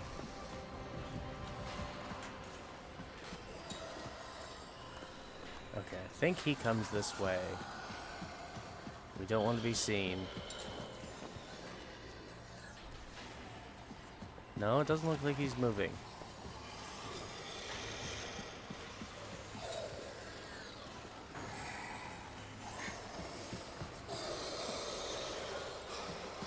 So while he's looking that way, we're gonna go this way.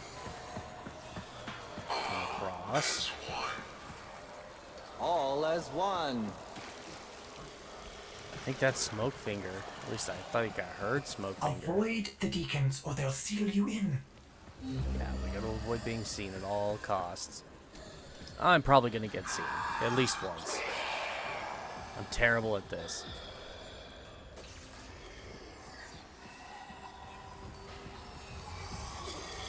Okay. Does he ever turn this way? Doesn't look like it. I'm more worried about the guys that actually move around rather than the ones that are stationary. Yeah, he's more of a threat to me than this one here. We're gonna try and make it into that ventilation shaft without being seen.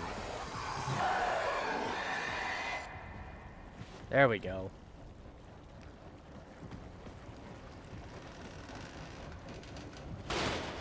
Ah.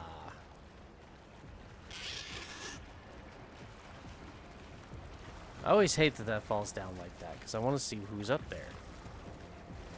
Okay, let's go ahead and hack this.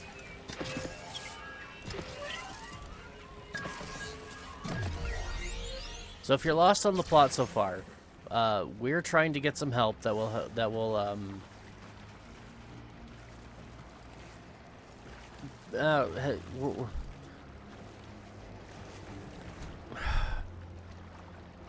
the Lotus is back on our ship.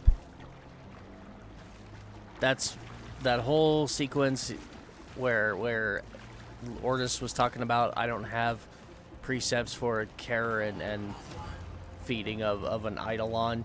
Yeah, that was the Lotus, or Nata, sitting in our chair in the back room. And so we're seeking help to heal her, but we don't know what the hell we're doing. So we're here on Cetus trying to get our hands on a Corpus drop ship for whatever reason, so that we can go find the one person, entity, that might know how to heal her.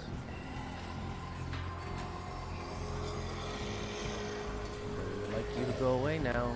Ooh, crap. Hello. Told you I was gonna get seen. Then. Ignore her. Trick to getting seen, though, is just don't get captured. You can actually get seen as long as you don't get hit. Already blew it. But listen. Come on, if you're here come to on. muck with No, Nama, leave me alone. Let me I'm go. keen to lift with ya. And they're gonna put a veil on me. How much of that do I have to redo? Okay, just back at the vent. That's fine. So yeah, we're trying to find the coziest way to get out of here and get out to Orb Valis.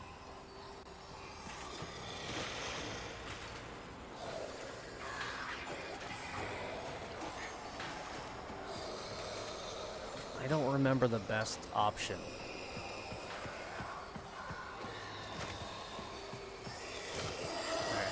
He's got his back turned. Okay. That's better.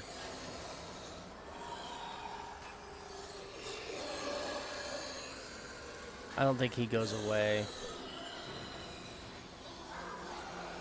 But we can throw down a smoke screen that'll let us get out of here. There we go. And I was too busy dying to acknowledge it earlier, but Little Duck is now talking to us and helping us out. I kind of wish they'd have redone her dialogue.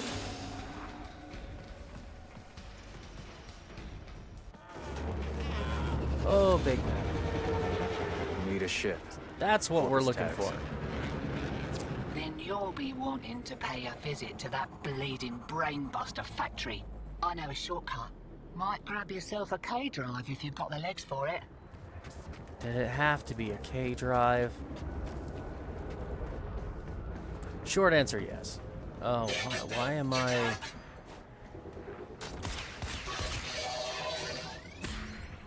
Why am I so laggy? What's going on? Okay, so yeah, we're on the full open Orb Valis now. That's probably Name's why it's so Little Duck. laggy. And you must be that stick in the spokes I've heard about. You weren't in with a Tenno back in the day, were you? Something like that.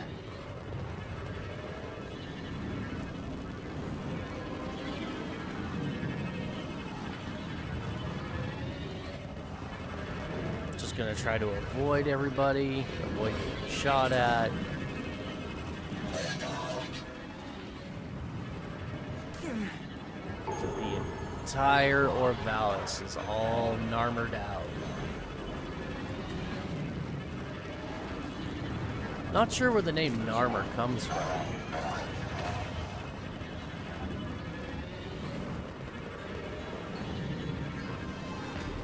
But now we're at the spaceport. Fresh shipment of brainbusters, and there's one with your name on it. See, security is lax on account of how the only way inside is wearing one of those sticky things. What? Oh, you don't know what effect it will have on you. There's got to be a better way. Afraid not.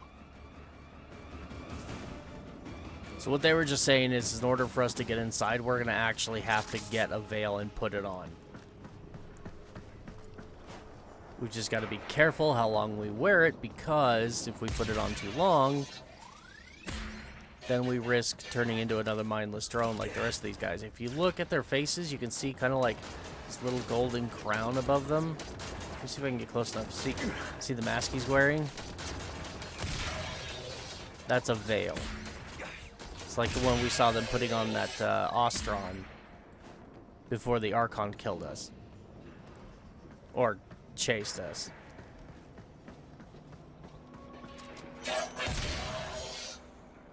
Pops my plugs. That was to think brutal. Some people take the veil by There we choice. Warm lies are more comfort than cold hard truths, eh? These are what we're looking for.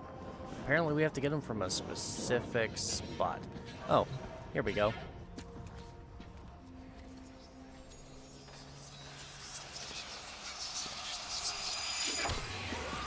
Yeah, the thing is somehow drawn to our face.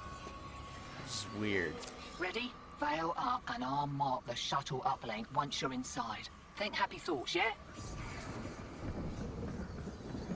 So now that we have the veil on, So beautiful to behold. How do you feel? it's playing with our mind. But for the most part, we can walk right up to everybody now. Because we have a veil on, they're not hostile anymore.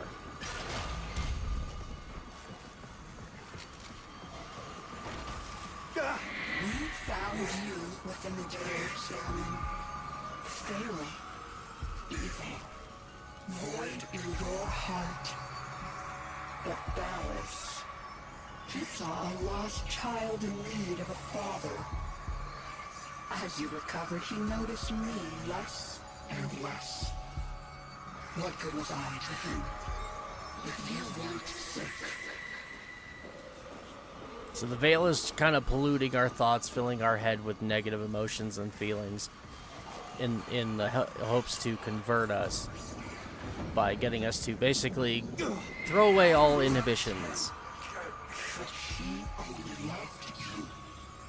The stasis dreams were the only choice I had. Your harrowing dreams of mother, father.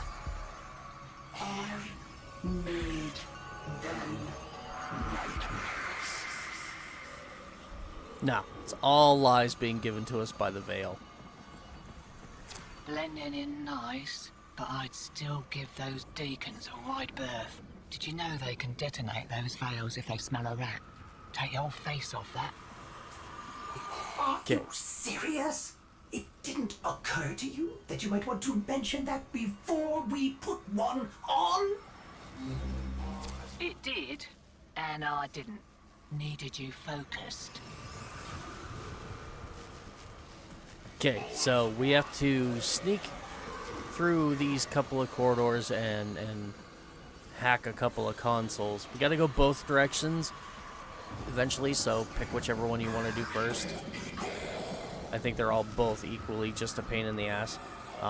And while none of the regular foot soldier guys here will bother us, the bishops, the deacons are a completely different story.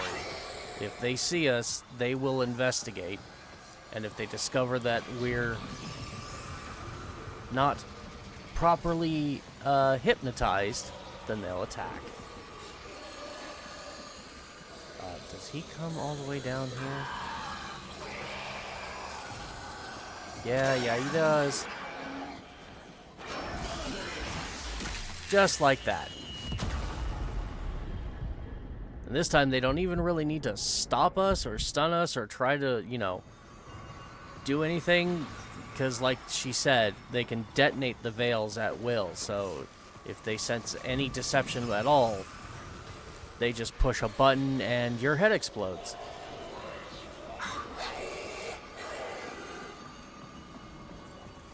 So I'm going to try that again. That is the best path to go, the one I was just taking. Provided we can do it at the right time.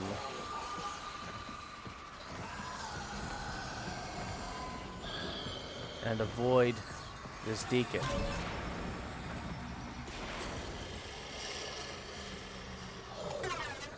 Can't use my powers. But as long as we're not in his direct line of sight, not a problem. Now we'll come up here. Avoid that one by coming up on the pipe. He's looking down.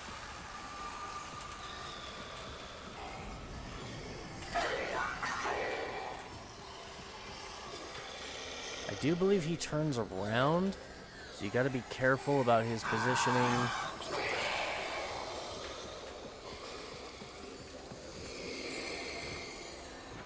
But there we go. That one's done. And now we gotta get back out without being seen. And I do believe... Okay. He's not turned around. Easiest way to do that is just drop down here. And again, avoid that one.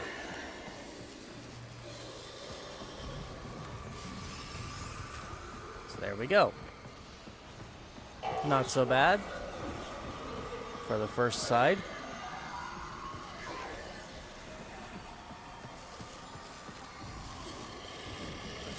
Now we just got to do that again over here. Again, it requires going upstairs. This one, I don't remember the best way to do it.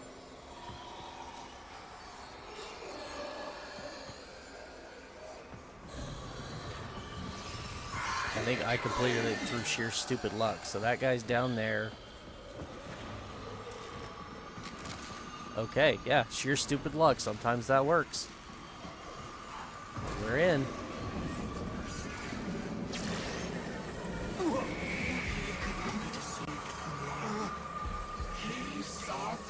My deception and my judgment was swift and true. He cradled you in his arms, saying, "Child." Child, my child, forgive me. Wake from this horrid dream of hers. The world outside is waiting for you. And there it is. These horrors of Zariman arise only to hold you ill. I love you. That's the purpose of the veil. Pollutes my old memories so that I accept new ones. I can't. That suggests that Ballas is the good guy. Oh. And this segment.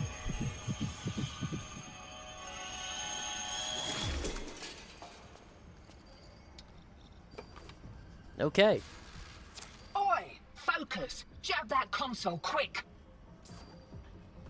Why does it have to be quick? Alright.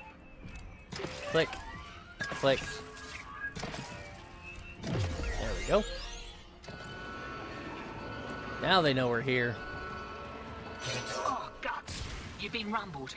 Right, leg it out the back before you're mumbling with the rest. I've sorted your shit. And a little nugget for myself while I was there. Ow. That hurt a lot.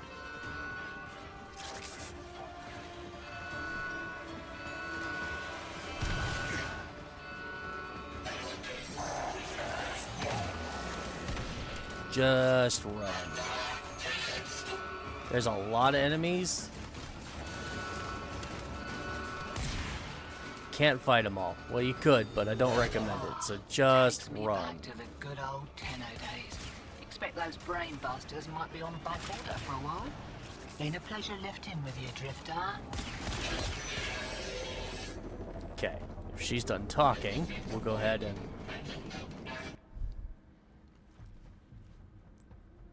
move on forward.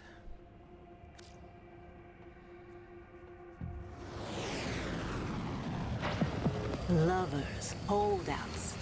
I just got word on the wave. Narmhead Factory got hit. No doubt the handiwork of that drifter we've been hearing about. Feels good to have a little bit of truth in the world. Okay. Back to the drifter camp, but now we have our Corpus ship rather than... Oh, hey, Ortis. Navigation is marked, but I hope you change your mind. Up the elevator.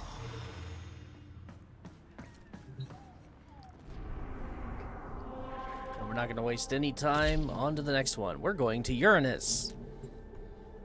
Now that we have our dropship that we need to get in undetected.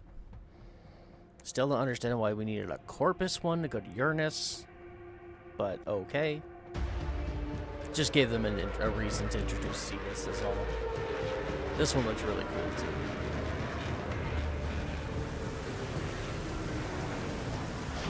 The dropship, the way it lands and let you off. It's cool. Alright. This confirms that you Those are are Grenier. clearly insane. Peas in a phylopod, Ortis. Stay close, in case I come to my senses. Boom. Ow.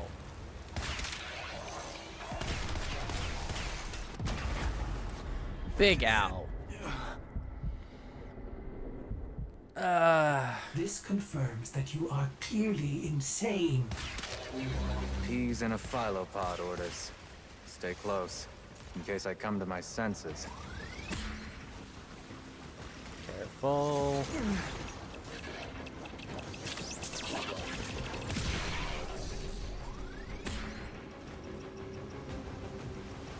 Next one.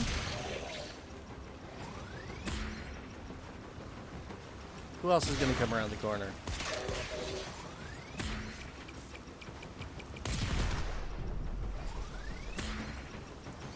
Let's heal really quick. Very limited health. That's enough throwing grenades. Ow.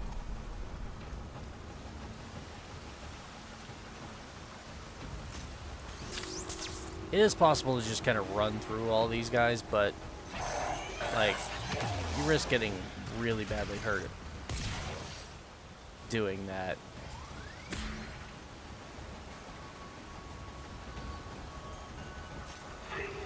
I hear that weird chime again.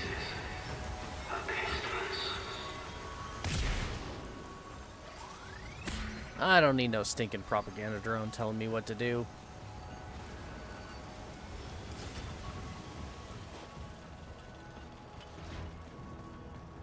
Exalted. The dissident remains entrenched in the shadows below. The sea runs crimson with the blood of our faithful. But I will prevail. In Narmer's name, all is one. The dissident below.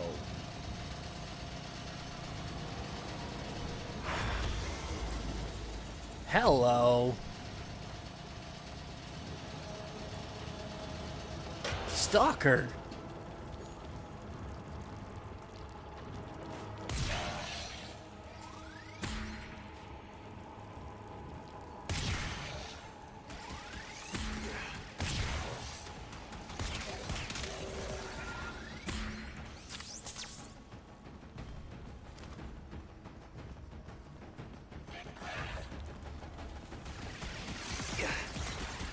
Ow.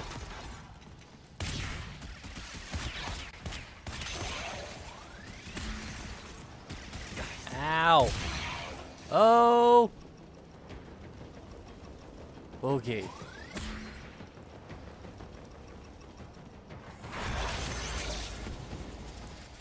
Whoa. The unclean spirit thins our herd from the shadows. It will not matter. My faith is too strong.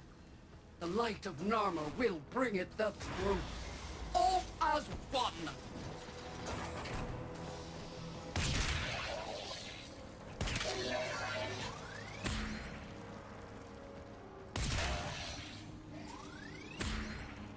So we're getting aided by the stalker.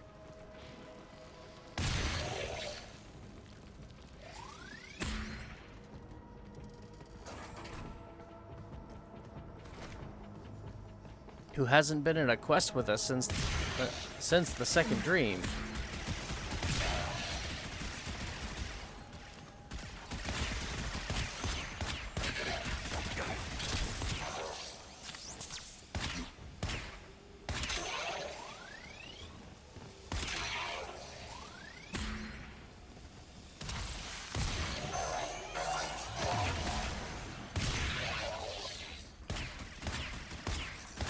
Crap, my aim is terrible.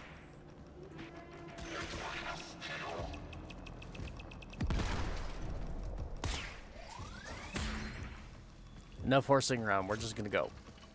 Ow.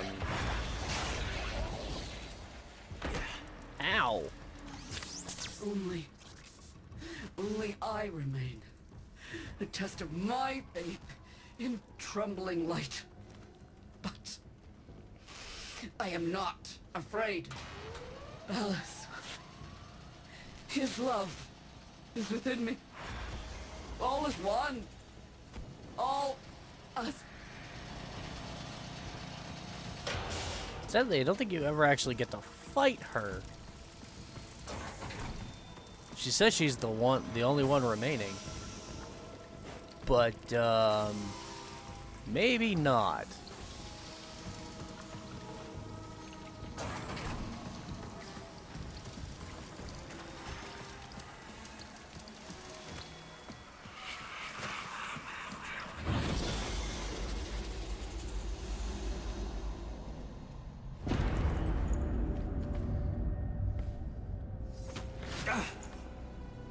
Okay, I get it. Even the Golden Lord of Lies cannot kill you, Tenno. She lives somehow. No. She only lingers. And without her kind, not for long. Their search for her remains has long since begun. The shadow can dispatch you swiftly. A mercy. The Archons will not. What do they want? The same as you. to raise the dead. Only they have the power to do it, unlike you.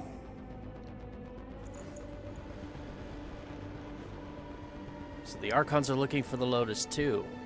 Nata. You are just as incomplete as she is.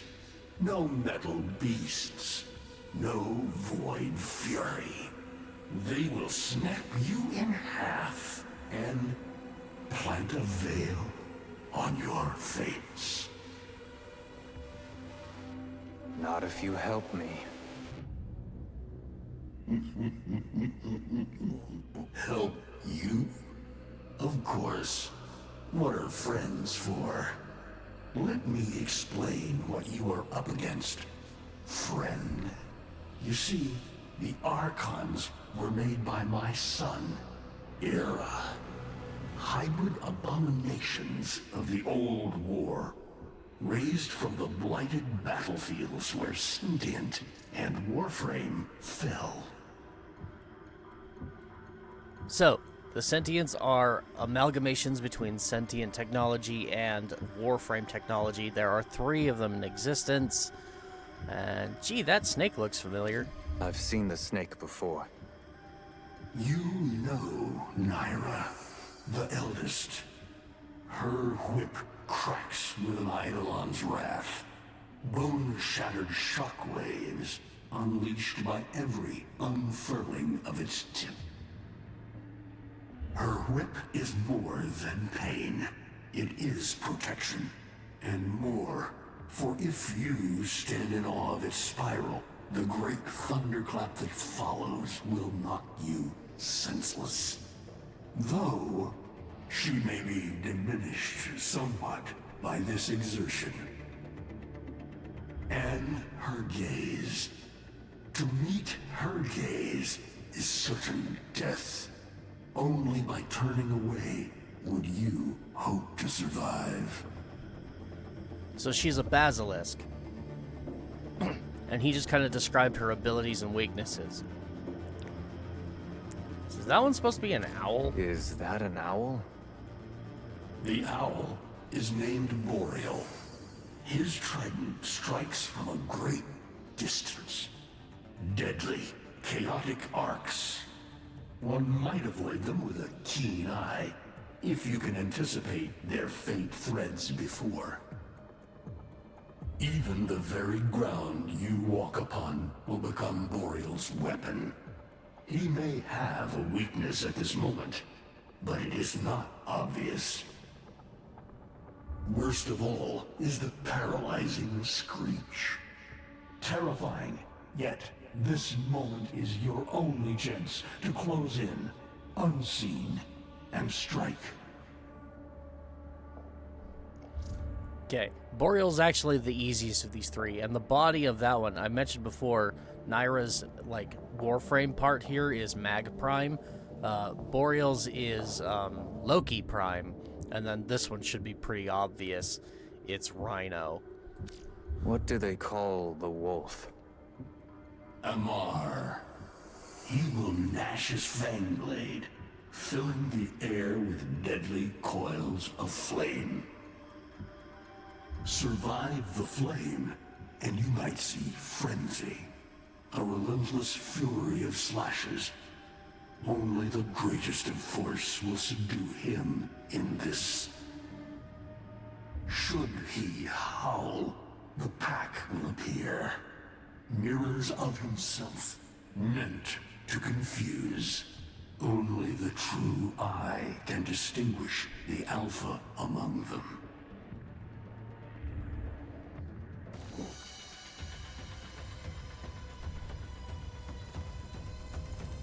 Vainglorious. Whelp, that's it. Off you go to die. You have nothing to fight these beasts with. I cannot guess how many lives a Tenno has, but you seem eager to lose another. I've got work to do. You can lay here all you want, doing nothing, wallowing in ancient grudges. She chose the Tenno. Valis and your groveling son, they used her. They'll do it again and again, burning her up for whatever suits them and tossing the ashes when they're done. They cannot have her. Tenno, wait. I have wallowed here. It is true.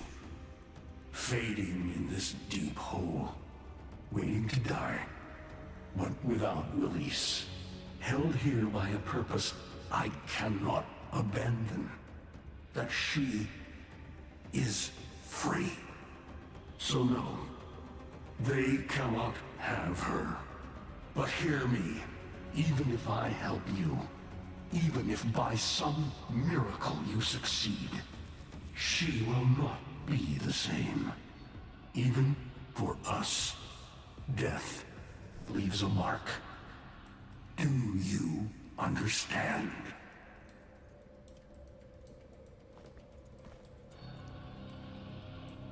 I understand.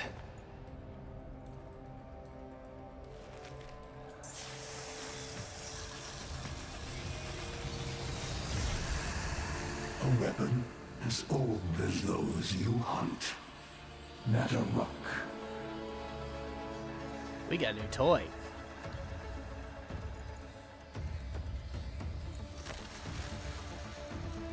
Another new toy.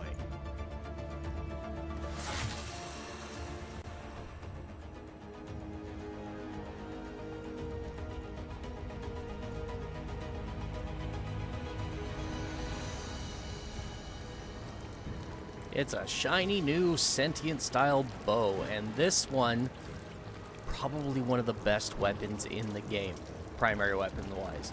Because again, it's free, you just get it by doing the quest, it's incredibly strong, and best of all, it's got infinite ammo.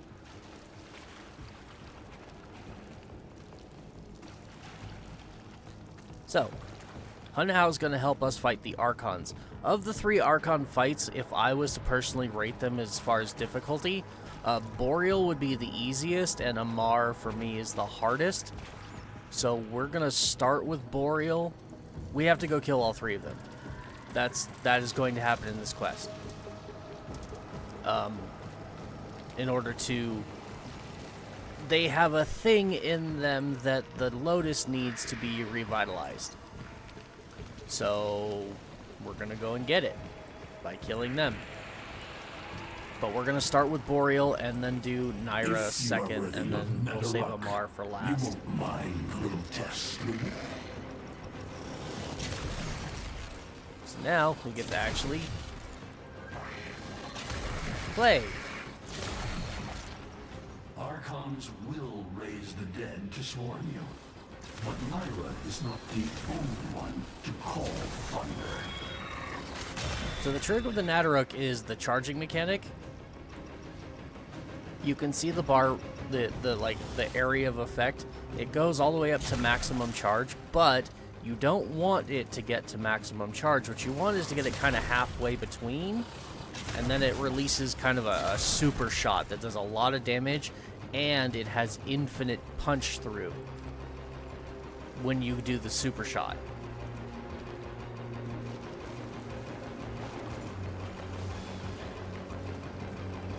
Okay, we've got to get over there. Well, we don't have any of our operator abilities, so no void dashing allowed. Nataruk can fire fast and true, but you will need to time your release with the weapon's rhythm if you hope to pierce the blighted skin of it. Yeah. So he just told you, you gotta do it just right. You can't just go ahead and hold the full charge. Like, that works. That does some good damage. But to do the best damage, you gotta kind of get it halfway in between.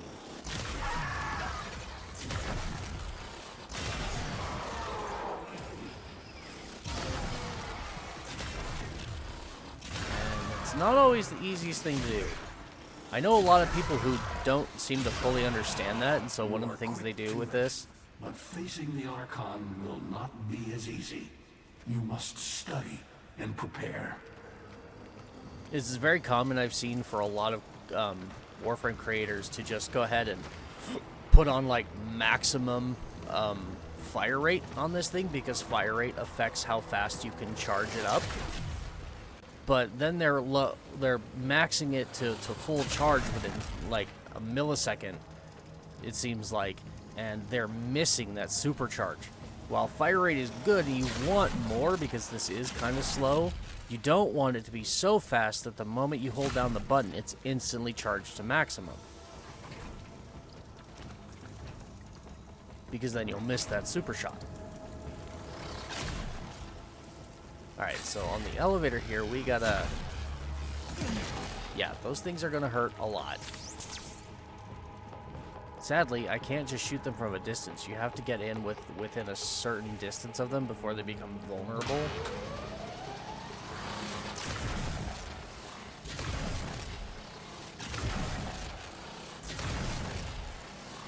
But if you don't destroy them all, then they latch onto you. They're landmines. And they hurt like hell. Alright, so we've now gone up as far as we can on that outlet. Ladder. Now we're going to come to this one, and there's a whole bunch more of these things. Any? No. Okay.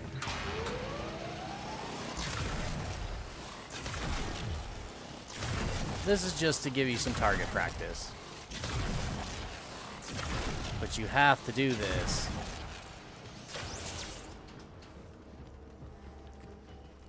Like, if any of those get you and you die, then you've got to do it over again. Look at that big, nasty red critter.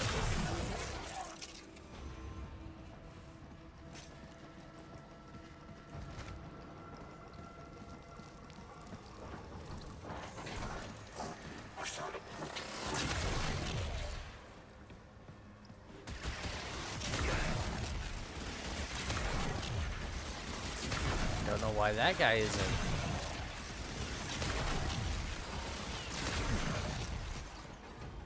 Okay, let's heal real quick.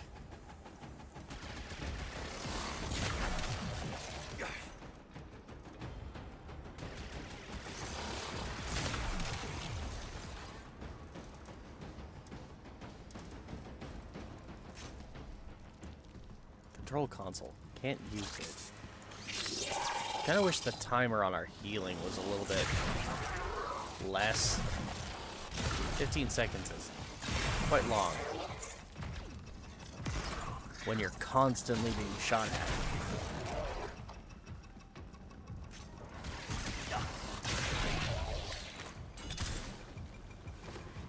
Well, that didn't do me any good.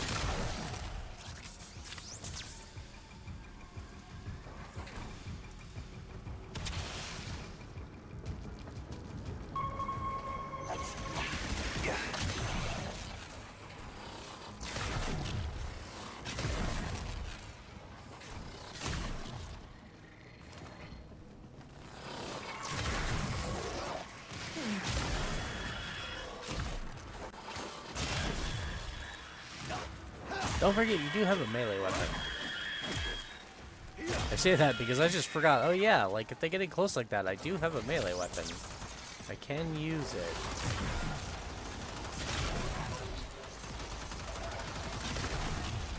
Ow.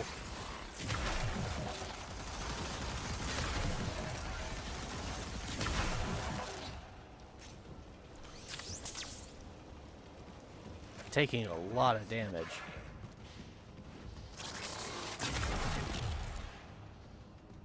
All because I'm being careless.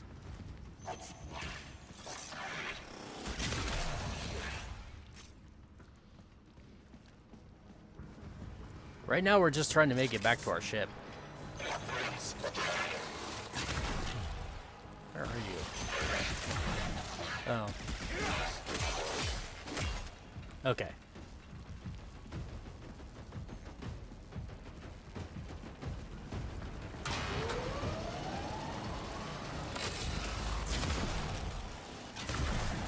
And more target practice. Oh.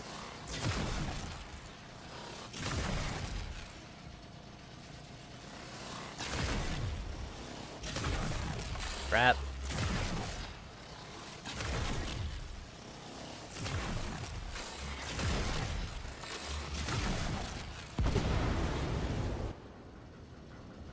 Oh, that's wonderful.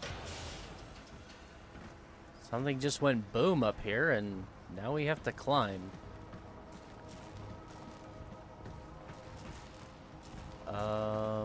Okay.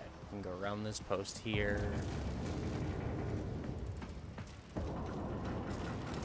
Just a little further.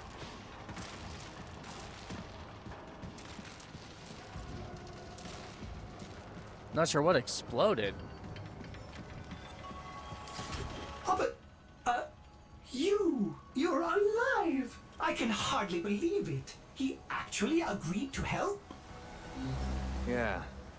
Bastard even gave me homework. You cannot kill the devil, Tenno. But you can send it back to hell. Another memory.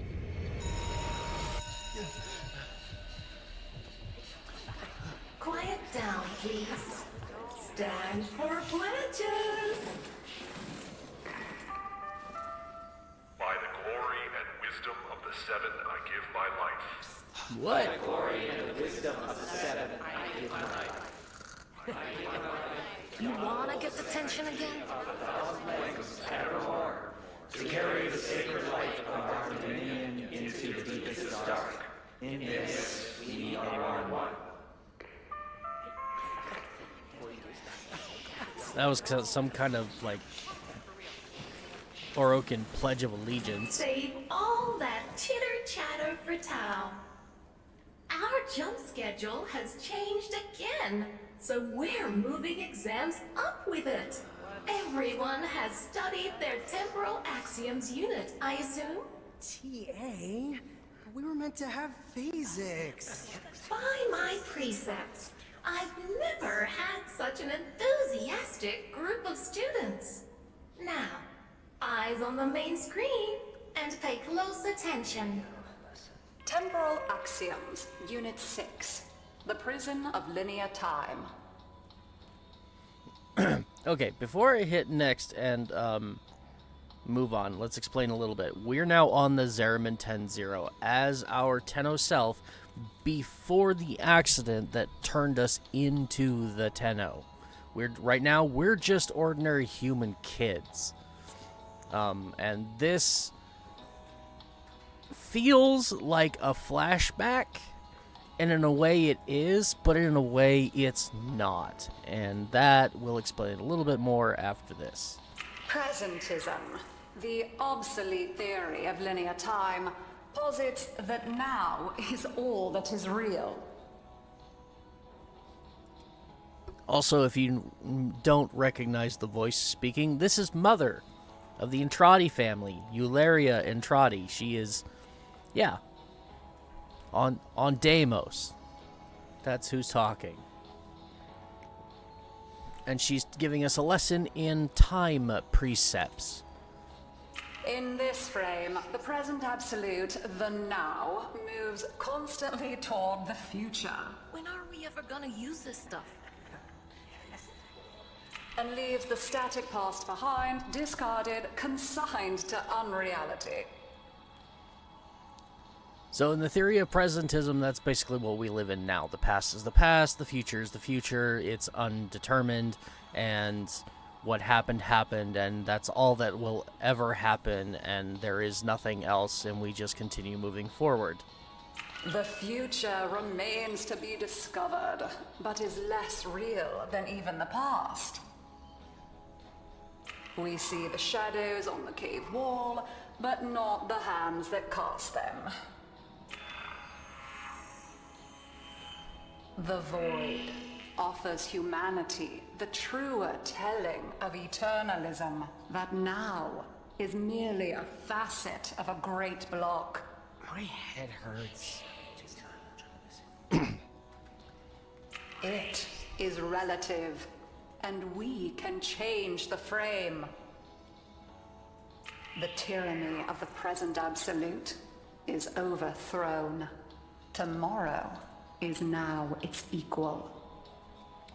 Further reading, beyond the wall of Loke, A. Entrati, A standing for Albrecht, the palimpsest of space-time, A and E Entrati. So Albrecht and Eurelia, or Eularia, that's her name. Students, eyes on your own screen. Question 1. Which of the following is not one of the theories of time? So Presentism, futurism, eternalism. So, paying attention to what we just saw on the screen, we discussed presentism and the fact that the Void gave us a new time theory called eternalism. So futurism is not one of those. Correct. Presentism and eternalism are the principal theories of time. Question 2. What is the principal failing of presentism? It considers the present to be the only reality. It has never been endorsed by an Archimedean of unblemished standing. It lacks elegance. It is not true. Okay, technically D is right. It's for this scenario story. But I believe in the what we listened to, it said that it considers the present to be the only reality. Correct. As the name implies, presentism considers only the present to be real. Question 3. Lintana's parents have been captured, but she has a choice. The button that will open her mother's cell door will flood her father's cell with deadly radiation, and vice versa. She presses one of the buttons. Under eternalism, which of the following statements is universally true? Only one of her parents will survive. Only one of her parents will die. Her parents will survive. Her parents will die. Okay, so the basic concept of the principle of eternalism is that literally every possible future and past outcome is real and has happened in some place, sometime. It's multi-dimensional theory. So basically, everything that can happen has happened somewhere at some point, and every possible future is possible. It just depends on what decisions are made in which timeline that determine which of those futures happen here and which ones get experienced in a different dimension. But they all exist simultaneously at the same time. So in that scenario, the question being posed here is that both of her parents would both survive and die, because based on eternalism, both choices would be made to save either the mother or the father, both in one time loop or in one dimension. It would save the father, in another it would save the mother. So in both scenarios, one of them would die and one of them would survive. Correct. Versions of reality now exist in which each parent dies. Lintana is assigned to one of them, but the other is no less real and is theoretically accessible. Pardon the interruption. This is Zeraman Actual. All decks, all stations, stand by for reliquary field trip. Students, please direct your attention to the windows. You may find this instructive. In 10, 9, 8, 7, 6, 5, 4, 3,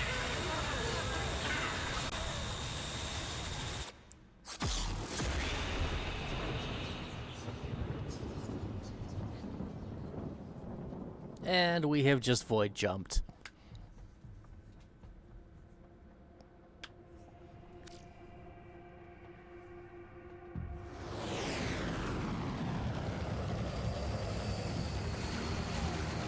So yeah, the theory of eternalism basically is that because the void exists and the void has no limitations as to time or space at all, it is just there. It means all possible times, dimensions, and decisions are things that not only could they happen, they have happened.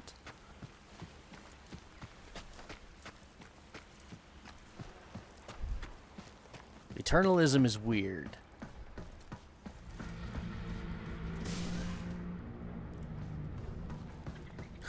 I love how this quest is called The Wild Hunt. Shout out to The Witcher, CD Projekt Red.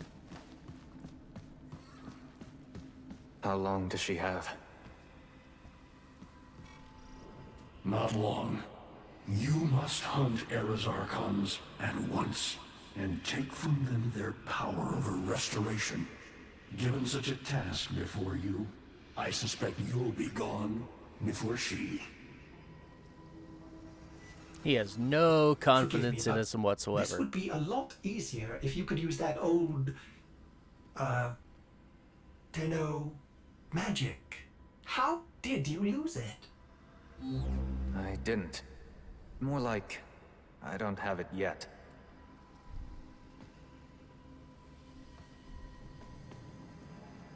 So yeah, this is the Lotus. Hence the weird looking broken flower thing in the middle. But yeah, Nata, she's just kind of there because she was exposed to the void, like directly exposed to the void. It basically ripped her apart. So now we need to do something about that. Okay, we have the Nadaruk. I really wish at this point I could access my arsenal here and put some mods on the Nadaruk. Oh look, I can access arcanes though. Not that I can do anything with them. And I have no access here either to my equipment, my arsenal, my foundry, none of that.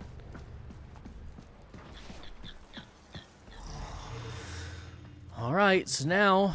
I traced Eidolon signatures the best I could. These locations seem most likely.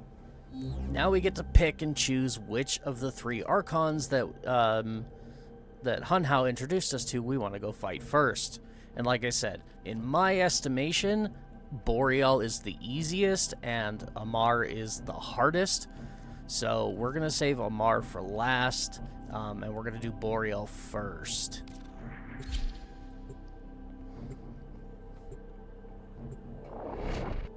Other people might have differing opinions, but this is just my experience. Because I have an easier time fighting Boreal than any other. And my worst was Amar.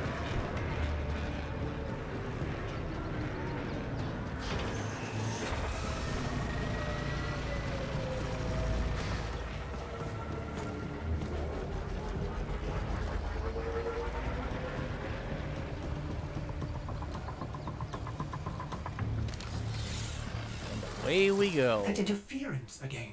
There's got to be an Archon nearby. For once, I hope you're right. Do I have my hood up?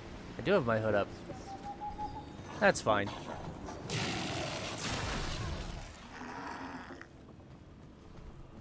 Yeah, I really wish I could put some mods on this damn thing. It's incredibly strong. Drifter. You seem to have made a powerful friend. They have me, Era, until you come to your senses.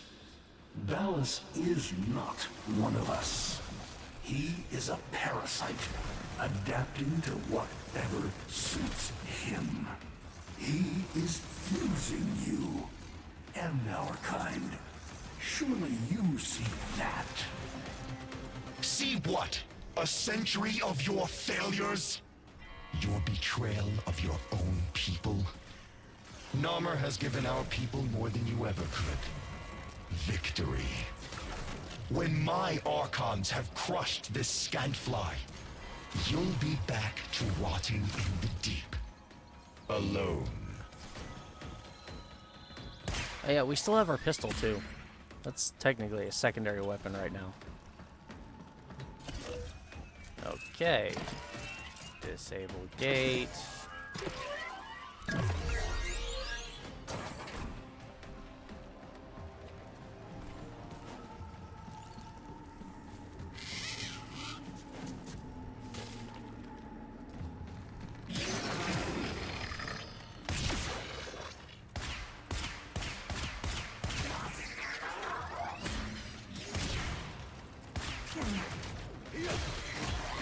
Do you mind?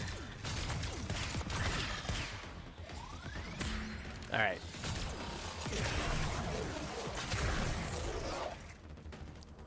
Nataric really is the stronger weapon here, so there's Boreal. So now we have to kill him.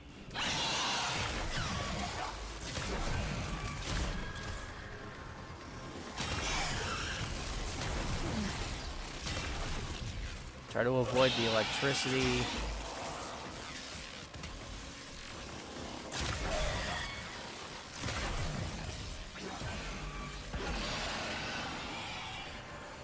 The trick to this fight is just, yeah.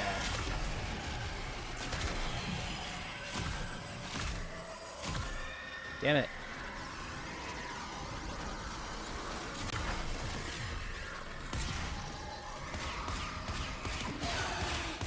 There we go. So you saw as he was screeching, he's healing himself. So we want to keep him from doing that, if we can.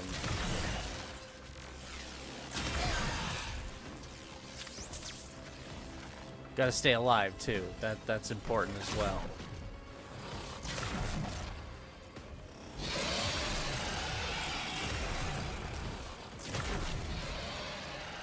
Okay.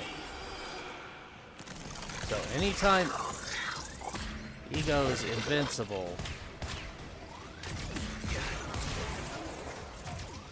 yeah, he'll do one of two things. He'll either summon some friends that you gotta kill,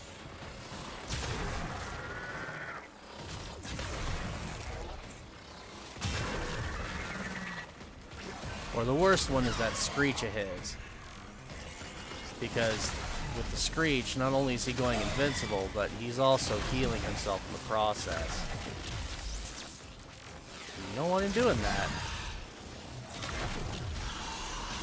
So, the way to fix that is you switch to your pistol and shoot him.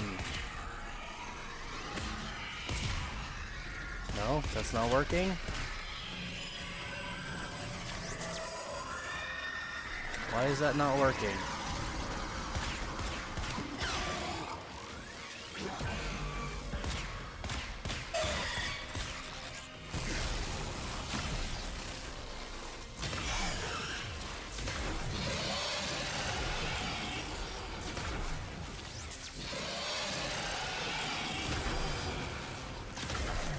Damn it.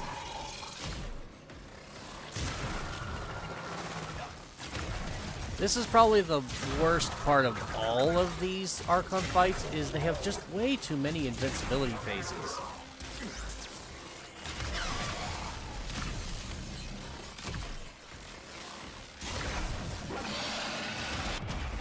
Damn it. We need you, Shadow.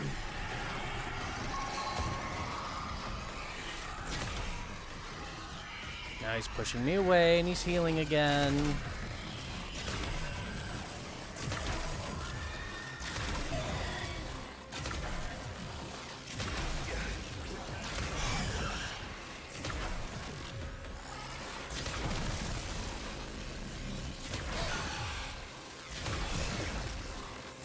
Oh, and apparently he can teleport too.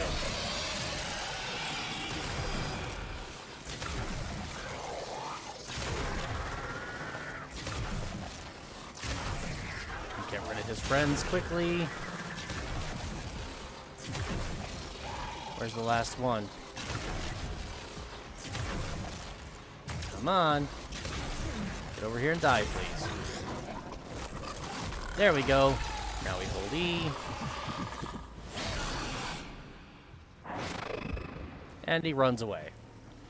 It lies in ambush ahead, but you have no choice. All of these fights will have these multi-phases too, where you damage them to a certain point and then they run away.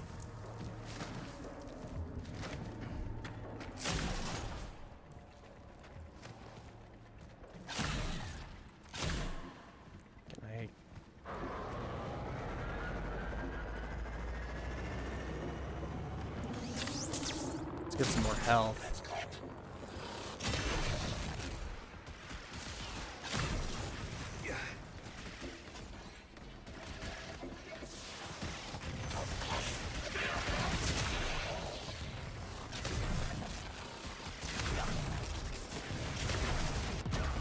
Damn it.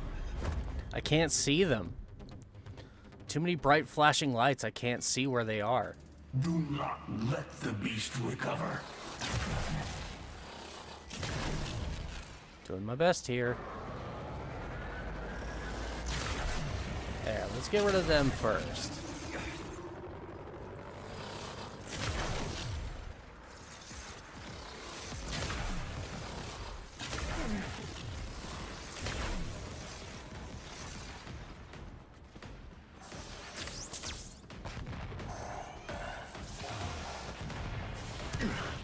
Ow.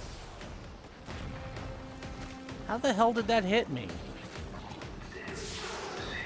Jeez. And of course it slash proc, so I had to bleed out a bit.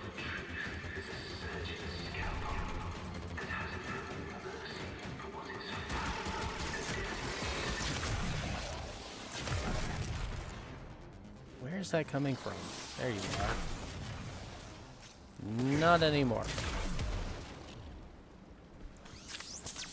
Jeez, I'm nearly dead. Again. There we go. There's some health. I think 250 is my max.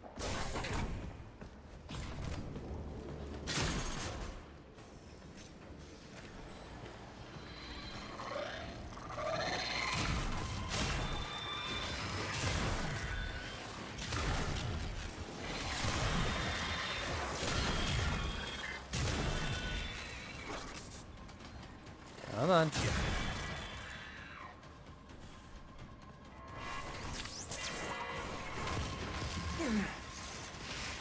Crap.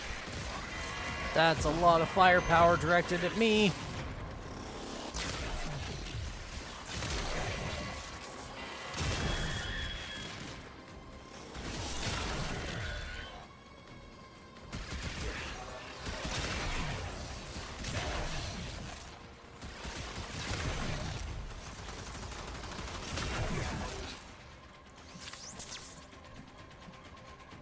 Okay.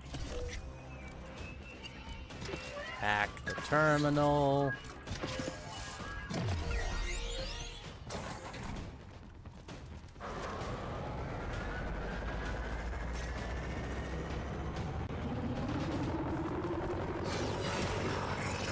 And it's time for phase 2 of this fight.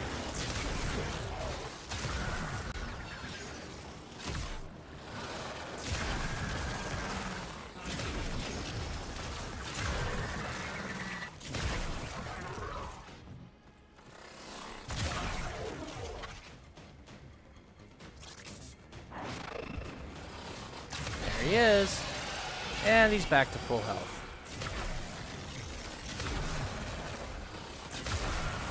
Oh, and he immediately went into an invincibility phase. Well, that's just wonderful.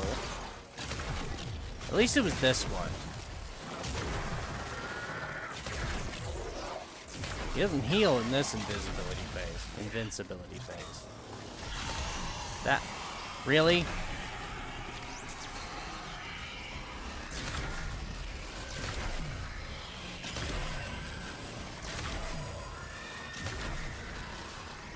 Come on.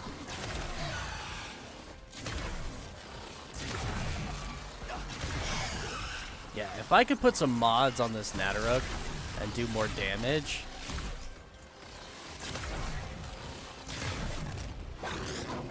Oh. Okay.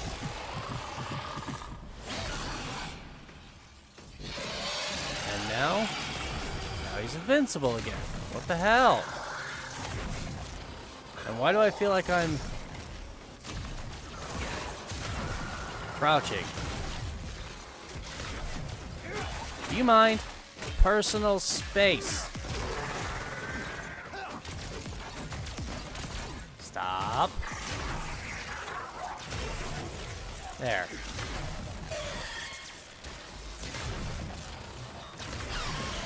Come on. There we go. Got him.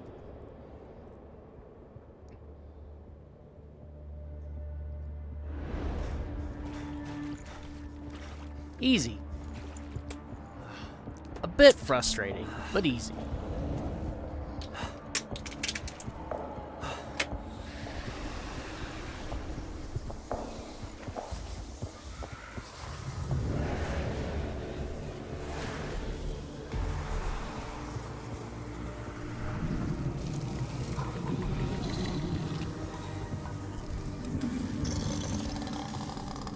Not sure I understand what's going on right now. That's what I thought.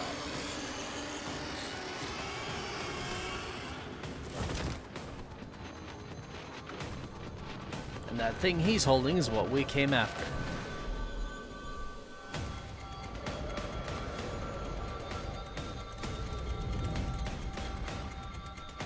Thank you, friend.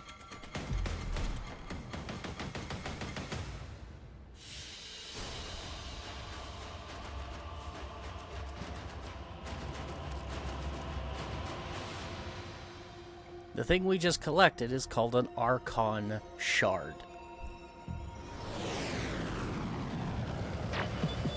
Well now, children. Well now. One of you out there is slaying dragons and doing it in style. Keep those hits coming. Drifter. So now we're gonna take this newly acquired Archon Shard that we pulled from the corpse of Boreal, and we're gonna go give it to the Lotus so that she can get healthy again. It's like medicine or food.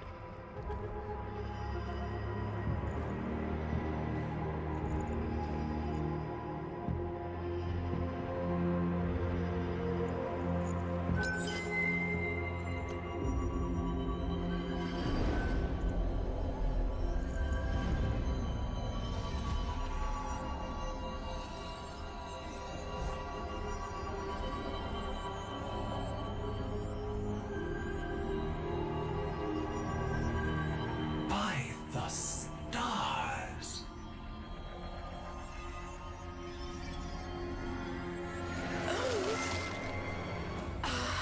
She ate it! Well, her physical form has recovered some. More. Soon. Soon. I promise. More. Jeez, so snippy.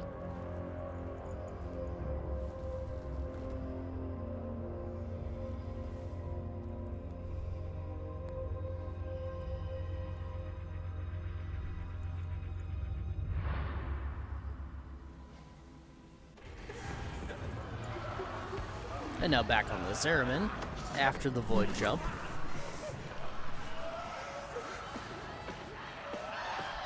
Things aren't going so well.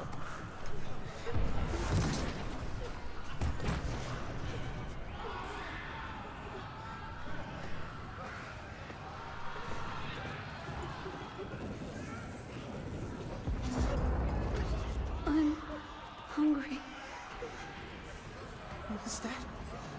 Was that my mom? Class. Void jump in class. Our Cephalon has seen better days. Silence the Cephalon. Kill lights and switch off. Void jump commencing. How exciting! There we go. Quiet, So, everyone, keep your voices down. So at this point in the Zeramin void jump, there's been significant damage to the ship, clearly, but the entire crew has been exposed to void energy and has caused all of the adults on the ship to basically lose their minds and go insane. Violently insane. Why is this happening to us? What did we do wrong? We're in this together. I don't know. But we're going to figure it out together. Okay? Okay.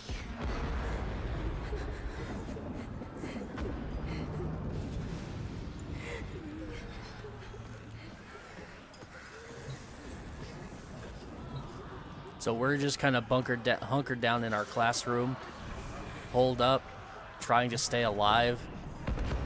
Hey, why don't you go sit closer to the others until we get environmental back?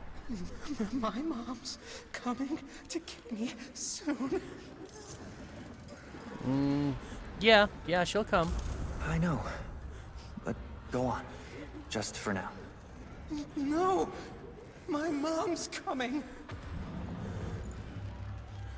Kid's in an absolute panic.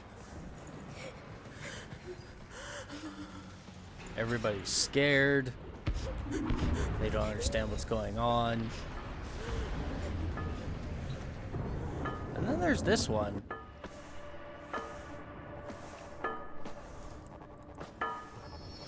Hey, lose your light? Here, you can take mine.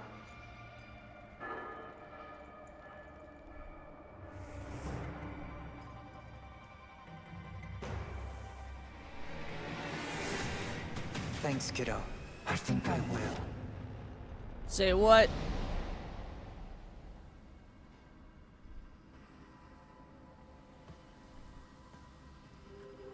Whoa. Something weird happened to Lotus. She's now kind of floating inside the pod thingy. That's weird. And I still can't... Oh, I can't even access this now. Okay, then. Off to do our next Archon hunt. We've killed Boreal. Next on our to-do list, we're gonna pay a visit to one we've already met once before. Left. Just a simple choice between the horrible one and the terrifying one. Ain't that the truth? Yep. We're off to Jupiter to fight Naira.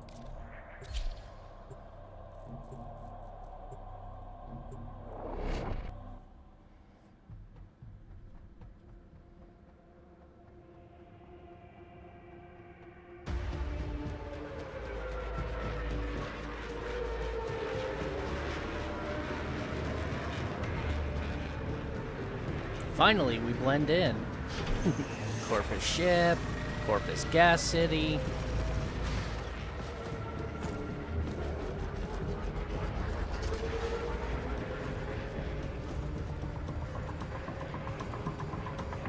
All right. In the vicinity, operate. Sorry, old habit. Don't sweat it. A new one. I don't think I get it either. I know you. I feel it. Itching in my mind. You're not just some lucky drifter, are you? Well, my Archon will be prepared for you and your friend. I'm afraid that luck of yours is all spent. Era, call off these aberrations. Give your sister a second chance at freedom. Are you so blind to the truth? You haven't won. You are a Dax in every way but name. A servant to the old Golden Lord. A second chance. I see. You're not just trying to stop my Archons from finding her. You're trying to bring her back yourself. Either way, she'll soon be returned to us, and this time as Nata, purged of Tenno lies and human weakness. Good grief. Die already.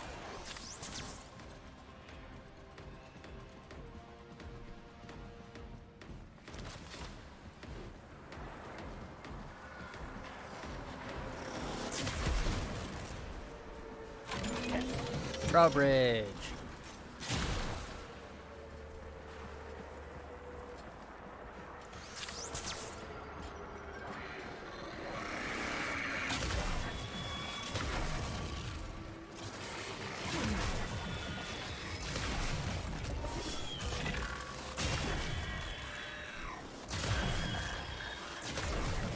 Won't let us access the console until we kill all these.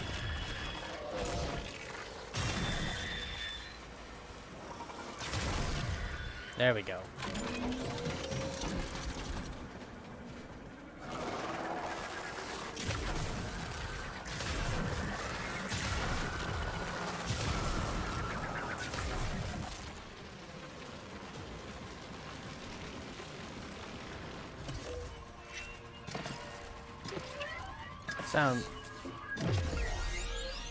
Sound security hacking there.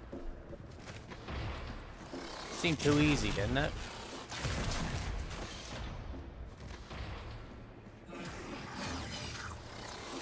Okay, just like Boreal, we got a few friends we need to deal with first. And then Naira appears. She's got a shard too.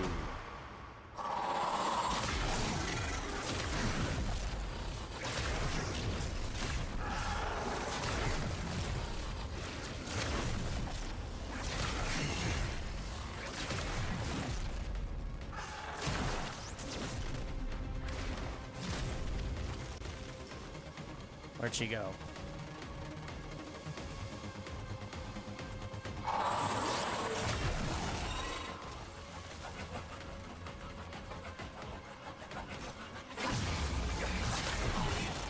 Ow. I don't know what that was, but it hurt.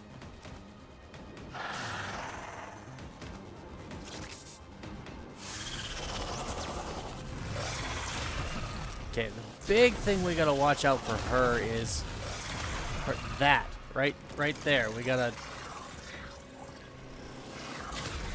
She has this one attack. Like, she's a basilisk, not just a snake, but a basilisk. So she can turn us to stone if we're not careful.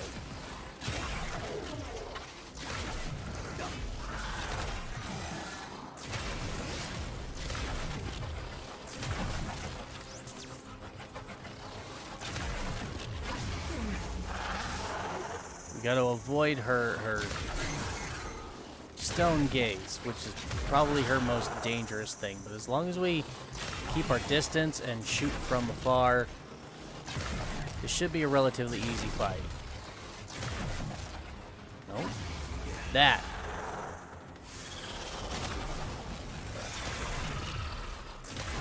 She's not. Okay. Summon some more friends. I think this might actually be easier than Boreal was. Just because she's not... Oh, there it is. There it is. There it is. There it is. There it is. There it is. There it is. Nope, nope, nope, nope.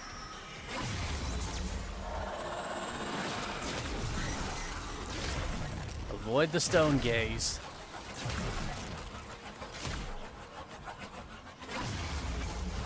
Whatever that is.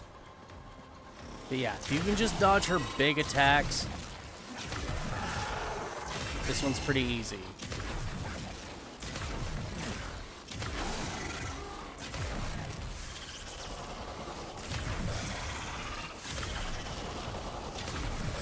She's summoning more friends. Yep.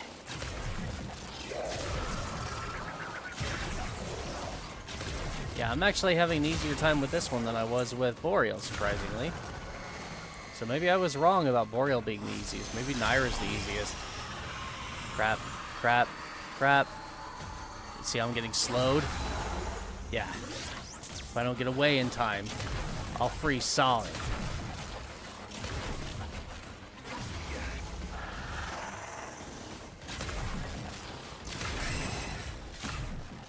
Come on, she's almost there. There we go.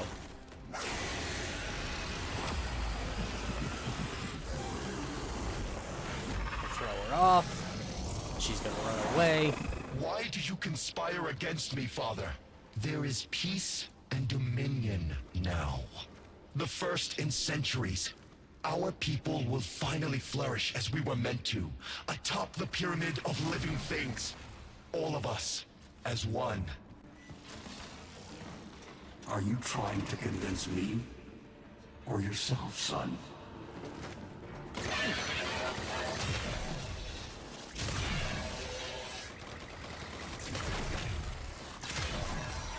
Ow. Alright.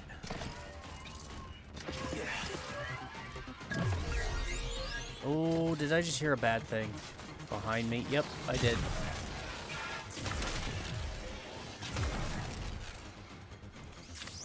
I am really low on health.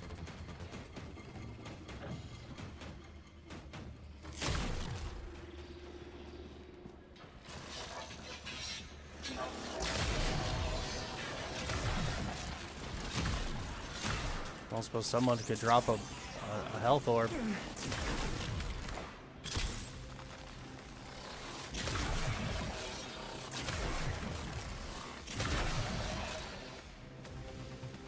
Please? Somebody drop a health orb? Anybody? There's one. Not gonna reach it in time. Damn it. The hell is shooting at me in the back? Why do you conspire against me, Father? There is peace and dominion now. The first in centuries. Our people will finally flourish as we were meant to, atop the pyramid of living things. All of us, as one. Are you trying to convince me? Or yourself, son?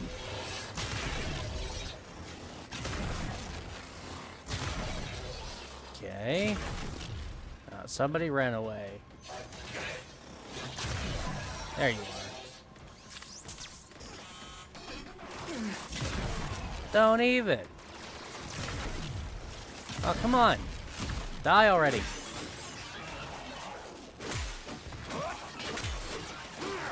Stop it. I hate that. I melee real quick and then go to try and go back to shooting my bow, but instead it just keeps on meleeing. It happens to me a lot. It's very annoying. But now I'm low health again.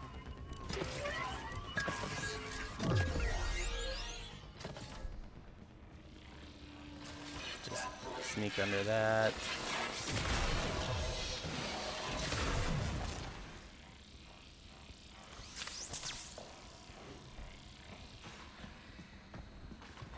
They were nice enough to drop health orbs a little closer this time. Now, what on earth was shooting me?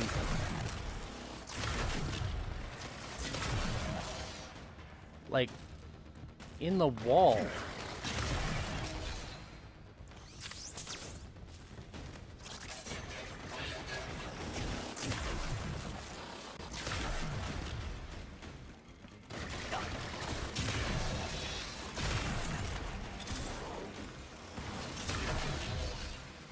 Holy crap.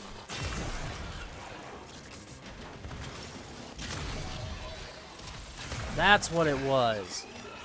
It was an osprey.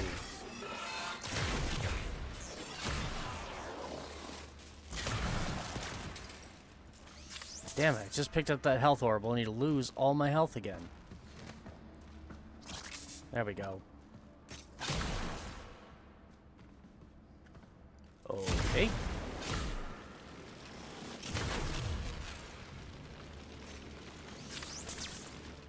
There we go. Now I can start the second phase with full health.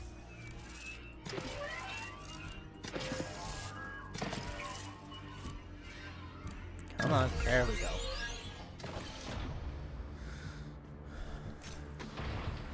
Summon your minions, come on. I know you're gonna summon a few minions. There they are.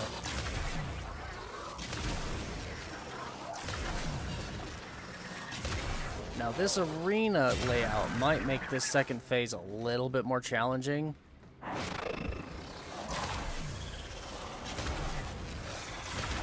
She's teleporting.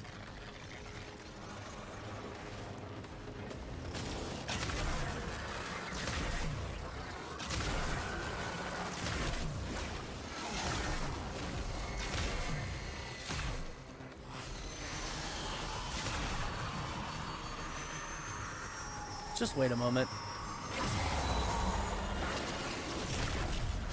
Where'd you go? Okay, I see where you're shooting me from, but I don't see you. What the hell? What gives?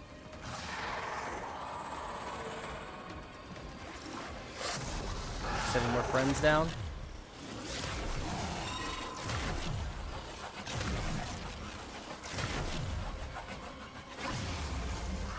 Okay.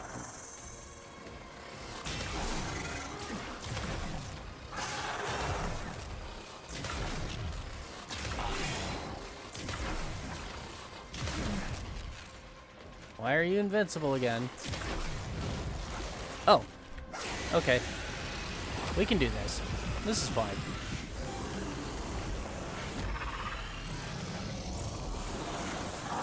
Go ahead, get angry.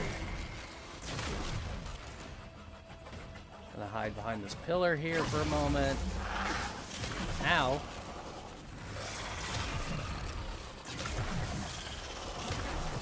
Not sure how you healed, but okay.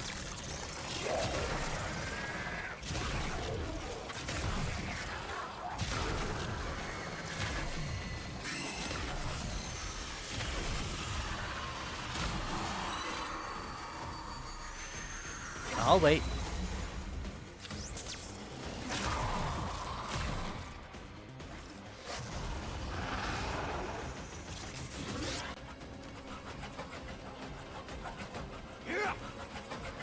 Ah, you came back down. Hey! That was rude. Where are you?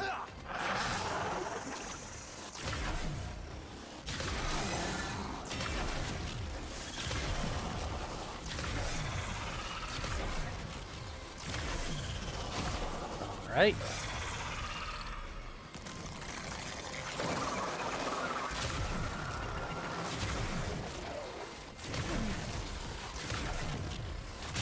Would you stop getting in my face? Come on. One more good shot. There we go.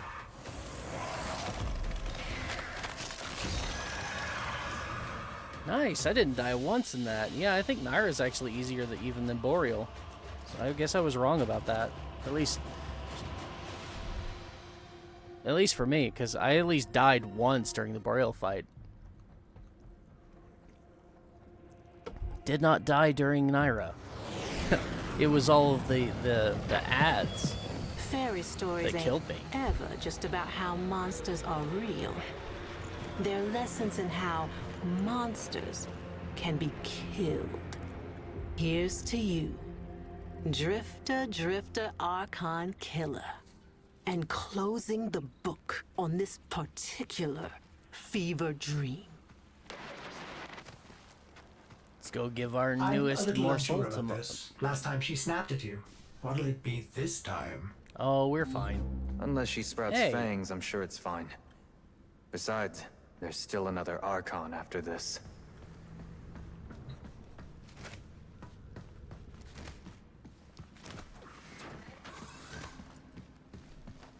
Oh, Mama Lotus, it's snack time again.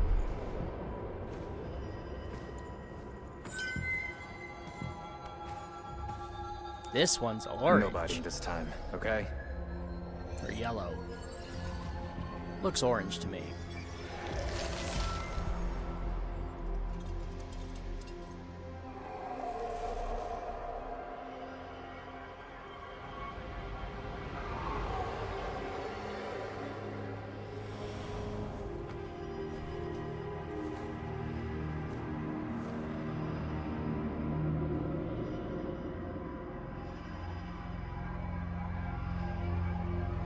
Who are you?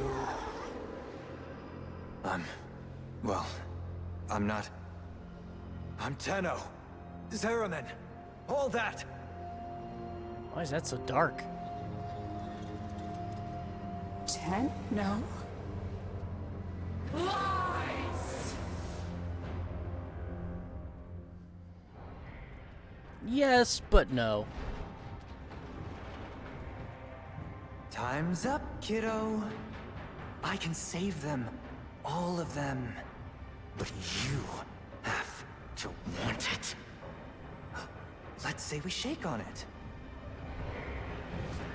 Notice the hand.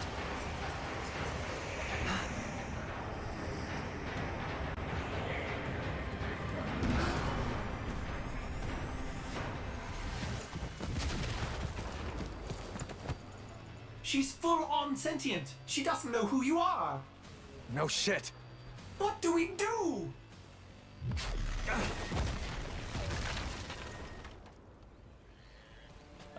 We run. Get away from her! Oh, ow, ow. That hurts.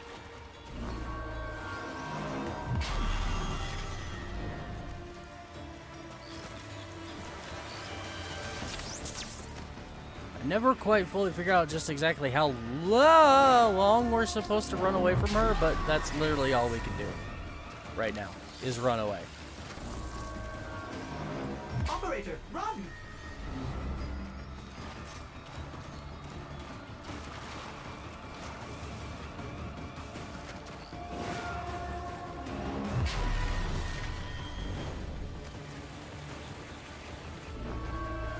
I believe there's a time limit, but you don't see a time limit.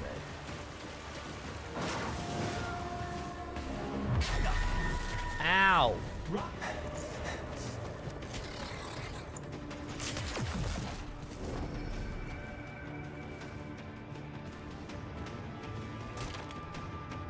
I'm not your enemy.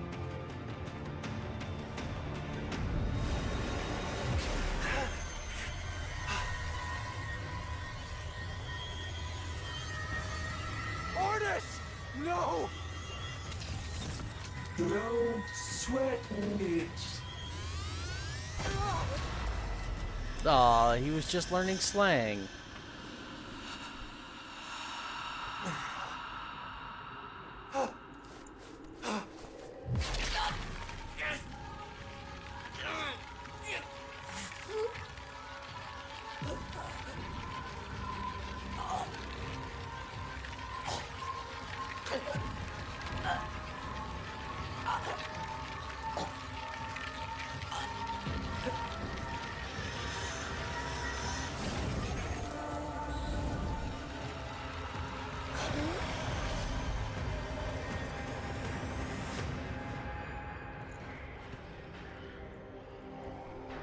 So now you see, this isn't a flashback. This is happening. Like, right now. And it's all because of that whole eternalism stuff.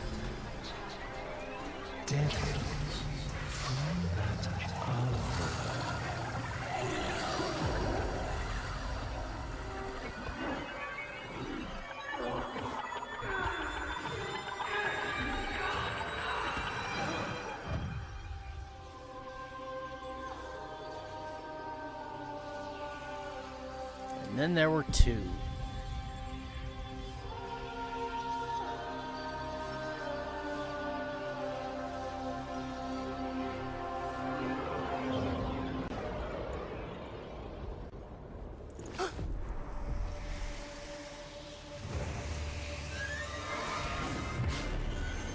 And we got void powers.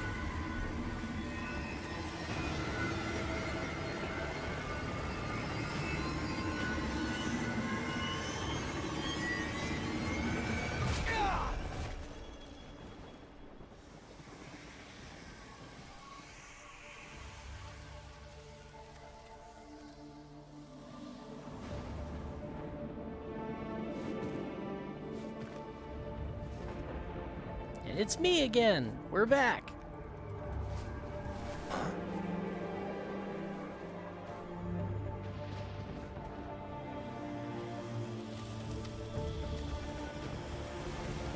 You're alive? I don't know what I am, but I know what I must do.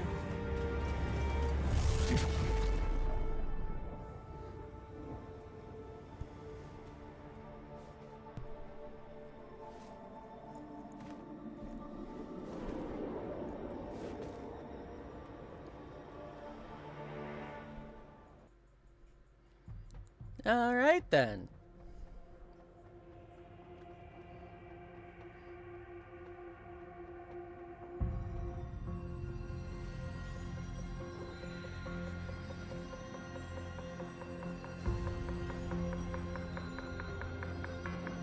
It is her. I am certain. But of course your Archons have her. Tenno. Even hell was not hot enough to split them. What does it matter? You have won. Narmer spreads across the system. Monuments rise to your glory. All who live, bios and not, kneel before you. But not them!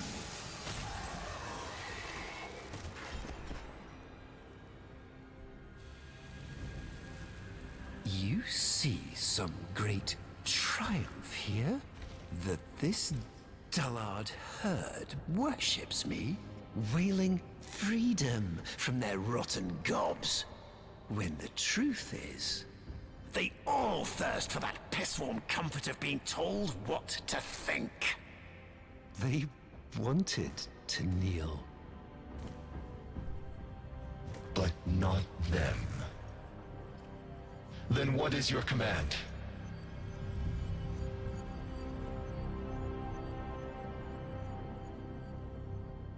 Gather the fleet. She is coming to us. What's left of her. She will kneel before me. And, by my word, slaughter the only thing she has ever loved. And then, we feast. So his plan is to capture us and basically make the Lotus do exactly what he did to Umbra. Welcome to the Zeramin. Post-jump. Centuries in the Void Adrift. Completely overrun with weird void growths of some kind. We don't know what this stuff is, but yeah. So, just a quick explanation of what we saw in that cutscene. Specifically the one in the grove while we were fighting the Lotus. So, we, as the Tenno here, the operator, we got stuck in a void loop. When Ballas basically cut off the Lotus's hand, which she did cut off the hand, and threw her into the void, threw us into the void after we were stabbed. We didn't actually die. We were basically thrown into an eternal loop, a time loop, stuck forever, reliving the same moment in history over and over and over again. And what happened in there is we actually encountered the Indifference, the man on the wall, obviously, Wally. And he offered us a deal. He would break the cycle and set us free and save everybody on the Zeramin in exchange for a favor. What that favor is, we don't know. We still do not know. Even to this point now, in the game, we do not know what that favor is. But we agreed to it, we shook hands on it. His hand was all green and glowy because he was actually using the severed hand of the Lotus to make the deal for whatever reason. It just looked at weird as hell. But when we made that deal, he effectively collapsed Eternalism for the two of us. Basically, every iteration of us, the Tenno, that has in Eternalism, all of them exist, all of them have made certain decisions, whatever. We discussed that earlier. He took all of those possible eventualities and collapsed them all into just two. Still works. Hello? Whoa. I've never seen that before. Okay, I believe we have to go this way. We've got a ways to run. No, it's not this way. That's a dead end. Really wish I could go faster than this, but I can't. Also, the camera angle is stuck like this too, and it's really weird, and I don't like it.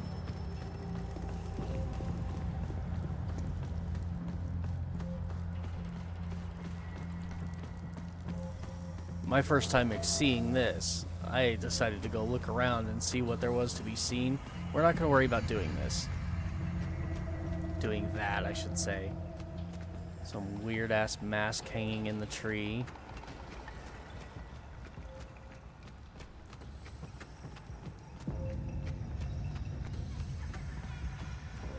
I don't remember exactly where we're supposed to go.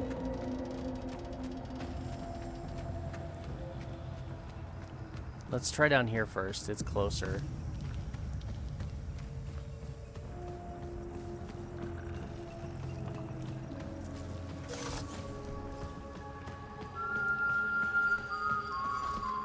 Oh.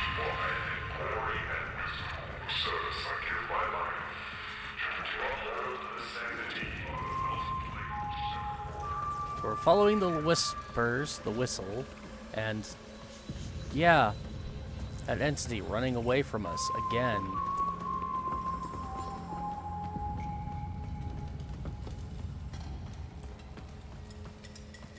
No? Not that door? Oh, it's this door.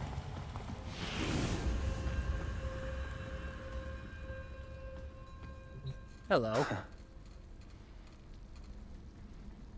That's Mom and Dad. They don't have names. Have a seat. It's almost ready.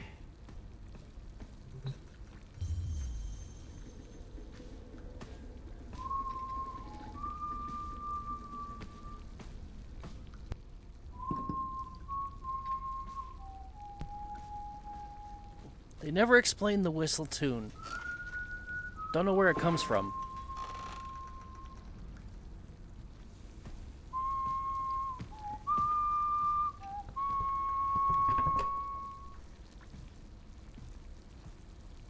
Oh boy, food cubes.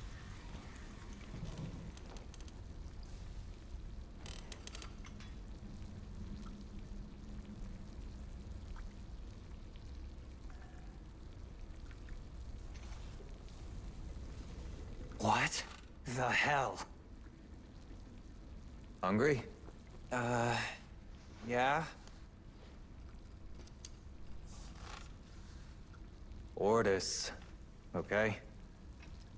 Yeah, but what are... Got all your Warframes back? Yeah. Why did you... So... Where's she at now? I don't know. Yeah. Still missing a few from the deck. Hunting that golden freak, I figure. What's his name? Ballas? Wait. So you don't know? Ballas, right. You ought to be more careful. I might not be around next time. Around? Okay, so what is this, then? Are you from the... future? Nah. But... that'd be a lot easier to get now, wouldn't it? As far as I can make out, you're the me that got rescued from this shit, and I'm the you that did not. Not sure which of us got it worse. So, you've been stuck here this whole time? Not here exactly, but yeah, stuck. You got bigger problems, right now at least.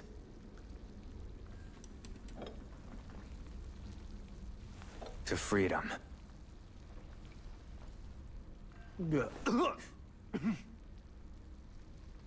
Yeah, it's great. Ah, that's my cue, I think. Would love to give you a hand and all, but... the way this works, Seems like finishing this is either you, or me, you. So, what do we think? Okay, so yeah, he just kind of explained he's an alternate reality version of ourselves that somehow managed to end up in the normal reality after we got thrown into the void by Ballas.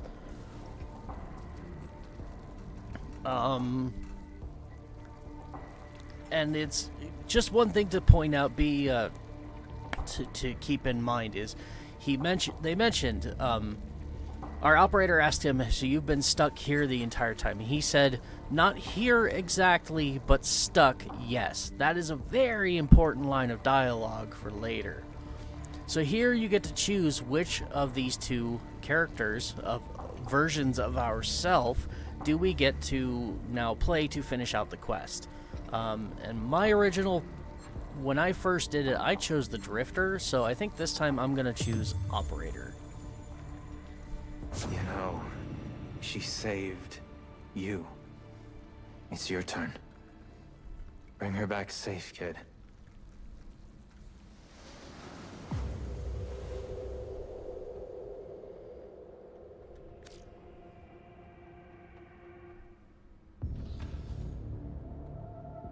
So now we're back on our ship.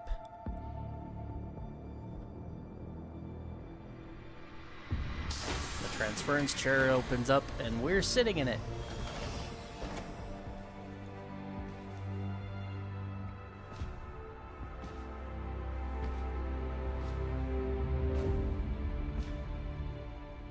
Exodus protocols reversed. Orbital frontal section reattached. Running diagnostics. Corrosion minimal. All seals holding. Ordis? Stasis protocols lifted. Systems coming back online. Cephalon refit complete. Ready for operational cross-check. It's good to be back, Ordis. Good to have you back, Operator. Systems cross-check when you're ready. Looking forward to... tearing Ballas in half. Finding the Lotus. Okay, can't use my chair, sadly. But my, Warframe vitals, strong. Warming up nicely. I've taken the liberty of rebuilding the paracesis. Transference signal, strong. You rebuilt the paracesis.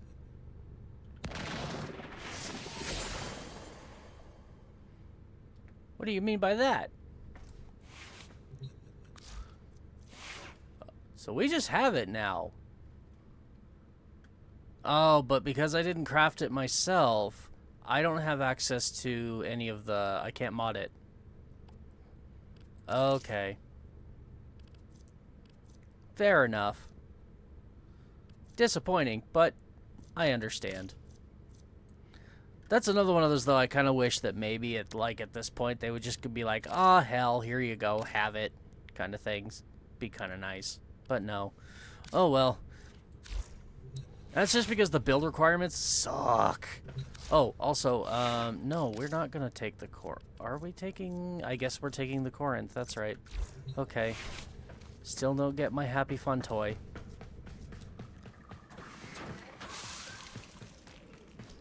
What's this all about? Oh, joy. This thing seems to have survived stasis. Hungry, no doubt. The Nama fleet seems to be redeploying. Sensors show Murex clustering past Mercury. What is Ballas up to? Okay. We don't have access to everything again, but we have a little bit at least.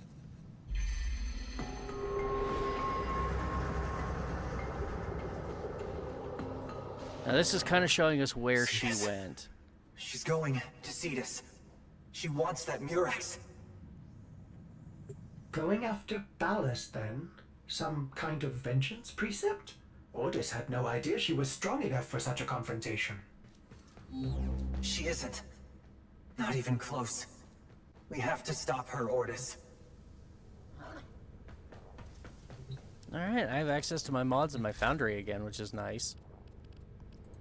Yeah, I really wish I could have built this, but the biggest hurdle here and why I haven't was the Eidolon shards. We haven't touched Eidolons yet, and I'm not capable of doing them personally. So, getting 5 Eidolon shards is more or less impossible at the moment. Alright.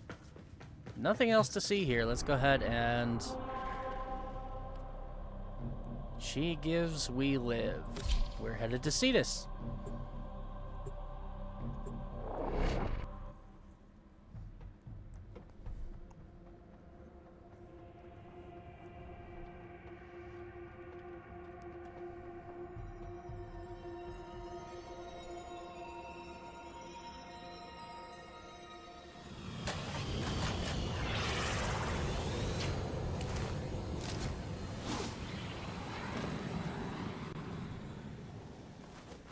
All right.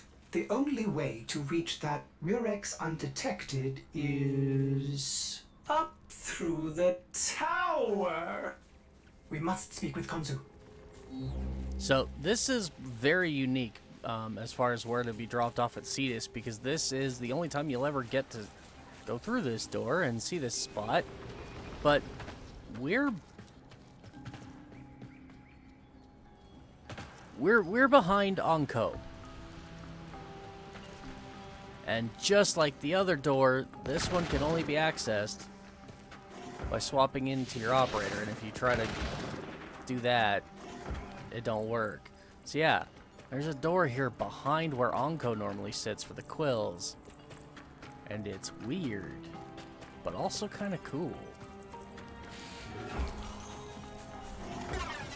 And we're completely locked out of our, yeah. So this is very much similar to Fortuna, except now we actually have our void powers and we can go invisible if we need to.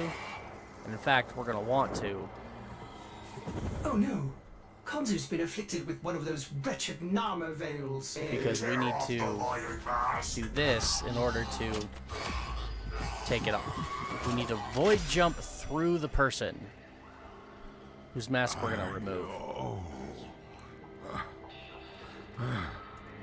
Has it been so long? Konzu, run and hide! We must pull that oversized sentient leech from atop the Tower of Unum. Help the others as you helped me, Sura. I shall find a way. In this segment, just like when we first arrived on Earth as the Drifter, we have there are other Ostron standing around in places that you can go ahead and remove their masks, and you can get 10 of them for an optional goal. But again, there is no reward for doing this. So I'll remove a couple just to show you guys what it looks like. Yeah, it has absolutely no impact, positive or negative, whether you do it or don't do it. You can, however, see on your map exactly where all of them are, because they are the unalerted red triangles. Hard part's just getting to them.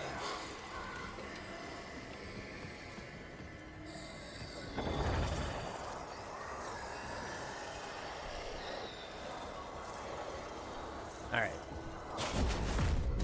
Let's rescue Hawk. Hey, buddy.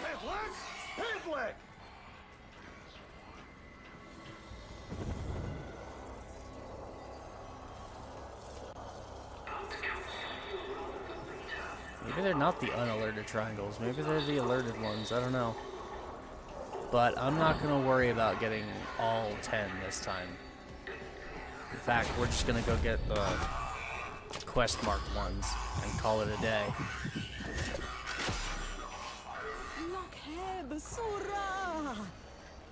There's Fisher High, look.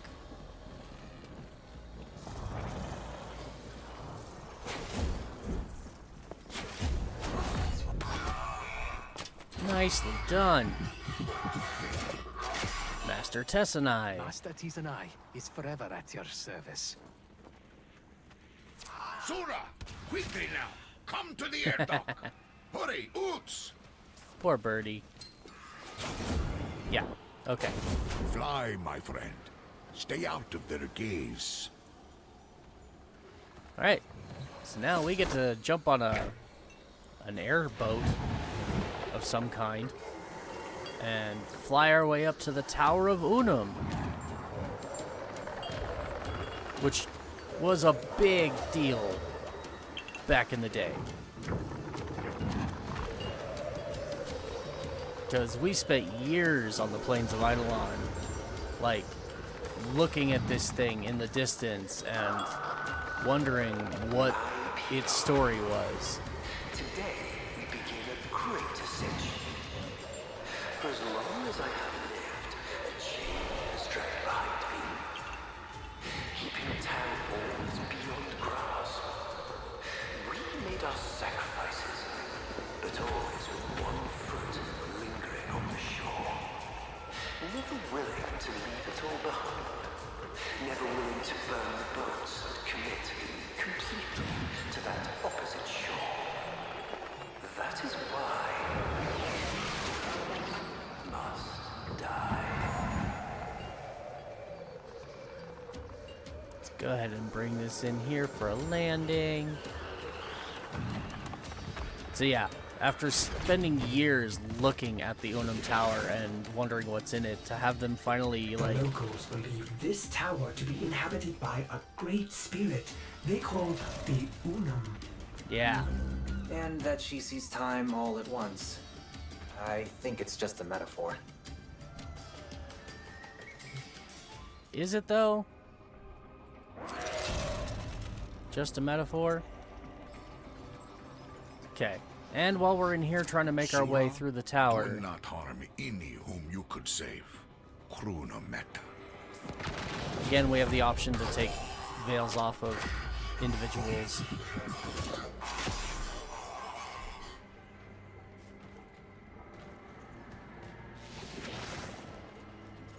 But it's not required. Big, pretty sword.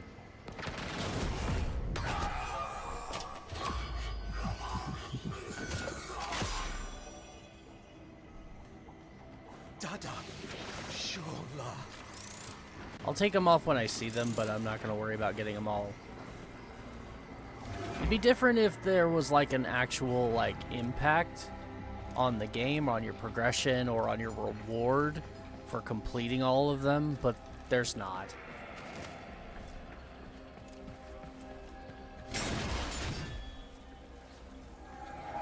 But our only real goal here is we're going to climb the tower. Ordis, you picking up anything strange? Nothing on my sensors. Keep in mind, operator, this was your idea.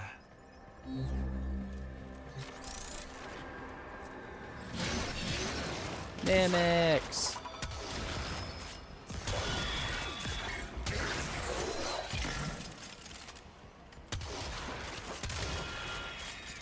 And other sorts.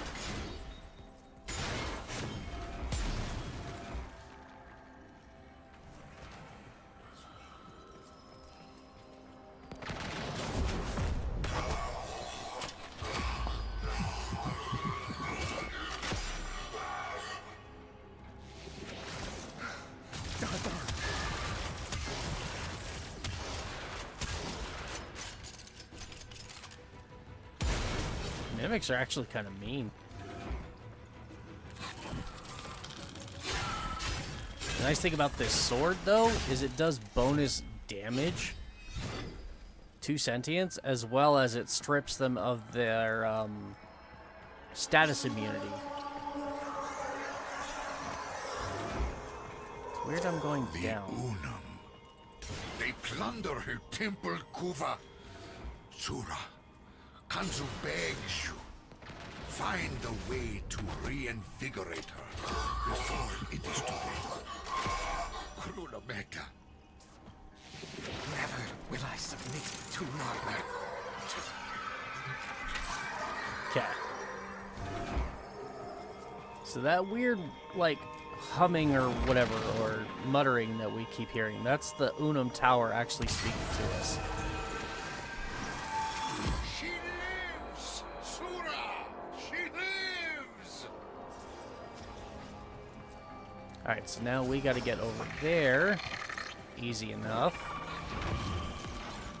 And up to the next level.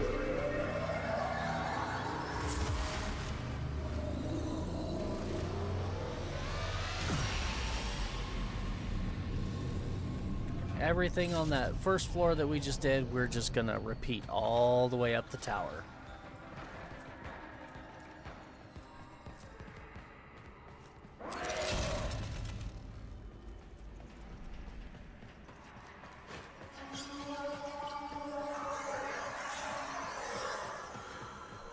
So yeah, that weird audio disturbance, that's the tower literally talking to us.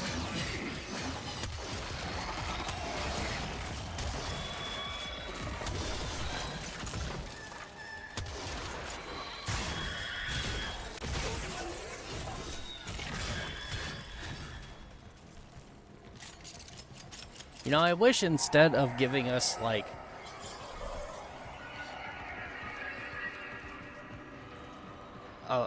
a rental paracesis, maybe instead they should just kind of lower the build requirements on the basic one. If they don't want to give us one for free, fine, that's whatever, no problem. They want us to actually build it, I'm okay with that. But maybe lower the build cost. And get rid of the Eidolon shards. Maybe use sentient cores instead, like intact sentient cores instead of Eidolon shards to build it. Something like that.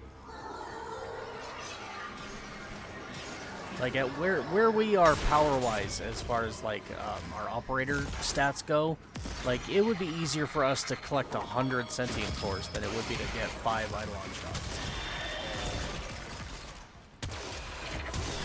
Again, that's provided I'm doing this all solo. If you've got a friend who's really high level and has all their endgame stuff, then by all means, you can farm the crap out of Eidolons and get all the goodies without any issue. But doing this stuff solo, where I am now, yeah. Much easier to just go get sentient cores.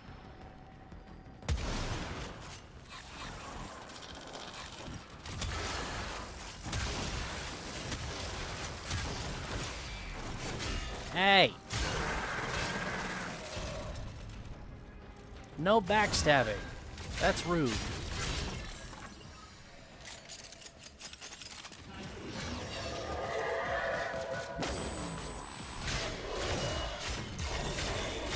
This sword is awesome.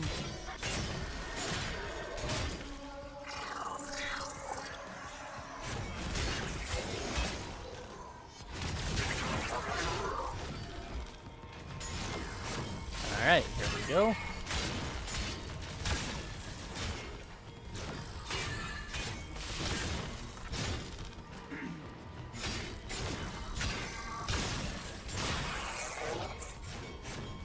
Is that enough? Can I do the thing now?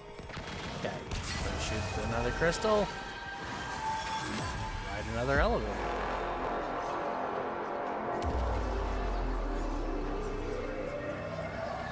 I forget how many times we actually have to do this.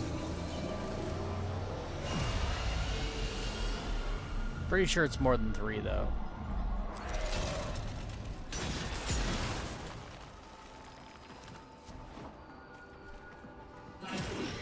Yeah, if you want to just, like, fast track this stuff, we can just ignore all the sentients. We can ignore all the Ostron. Every level there's another set of Ostron that they want you to rescue. This level has 3.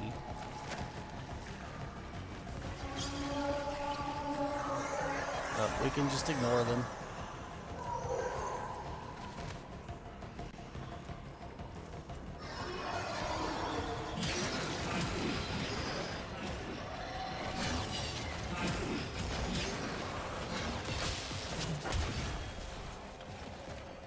That didn't work. Still making our way up.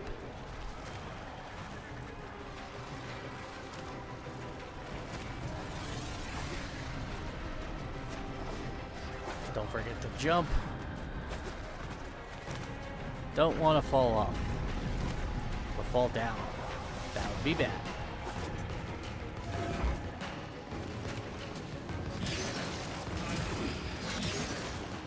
Make our way up here. Zap next crystal. And into the elevator.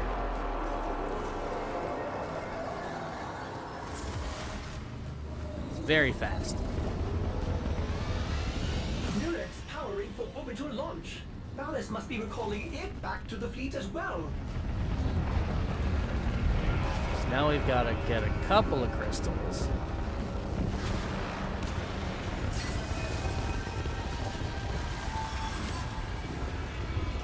And we can just jump across the gap. Bing. Dreamer, let them defile no more. Now the Unum talks to us. Ooh, wow, okay. She just froze time. I may be detecting something unusual. Should I focus scans? Won't be necessary, Ordis. Whee!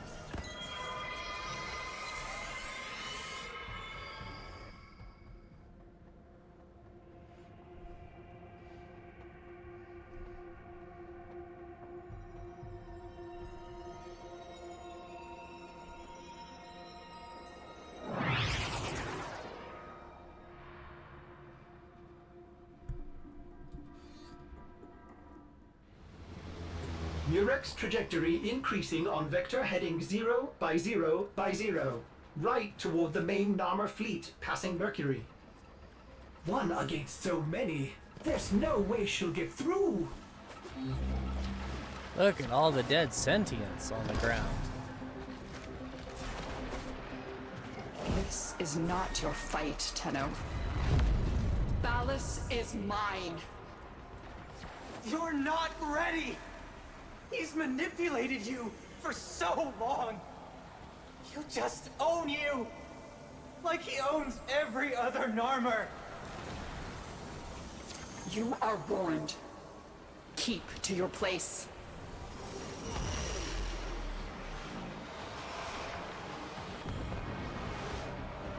Trying not to rush things and skip missing dialogue.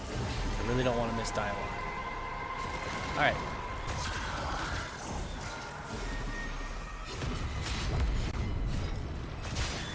Kill these.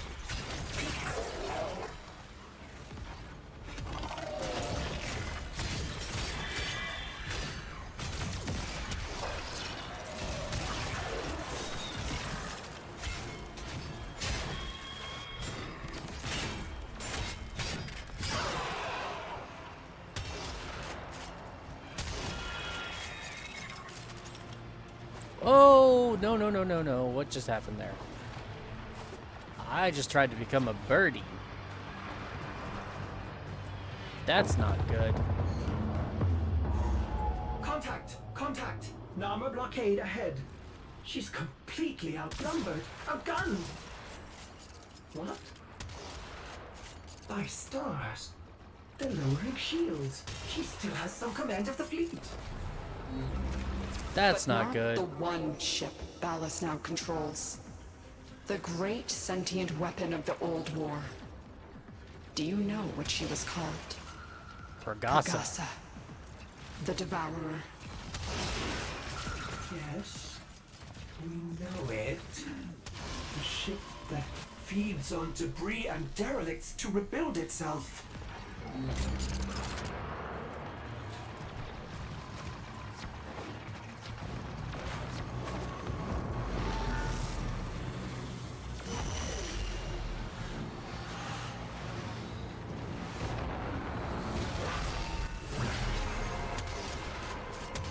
Where's that thing?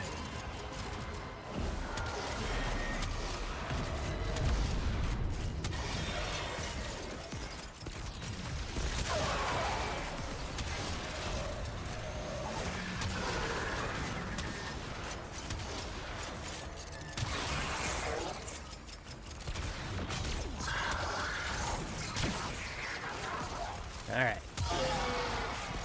Almost done.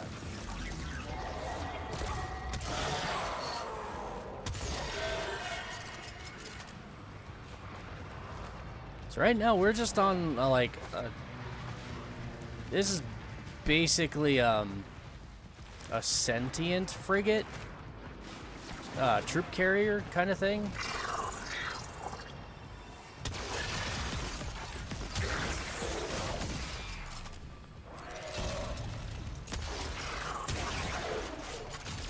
And we're headed for the mothership. Literally. Please, you're not thinking straight. You need more time to heal. There is no time, no mercy for Narmer. Pregasa must be stopped before Ballas can fulfill her original purpose. Pregasa cannot be allowed to feed.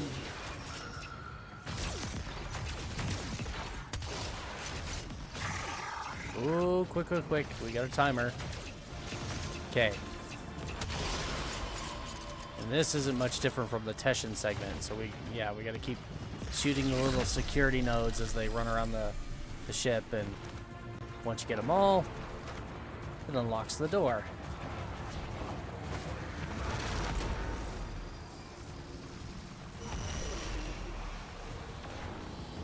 Whee! Oh, okay. So this, we gotta redirect her beam at our little friends there to destroy them. What do you mean? Feed on what? The sun.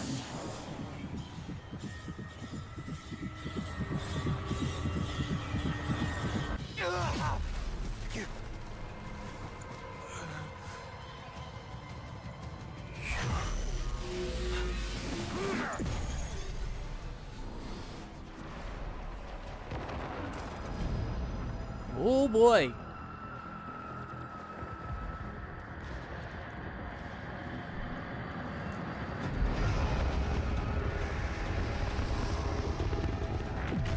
We just got ejected into space and she flew off without us.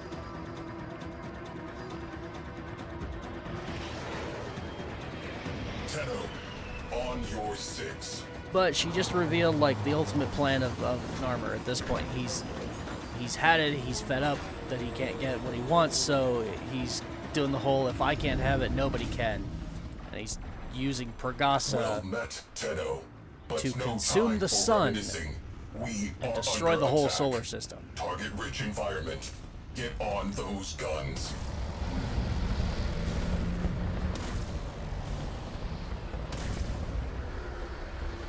Eliminate sentient fighters. Of course, I can't just go.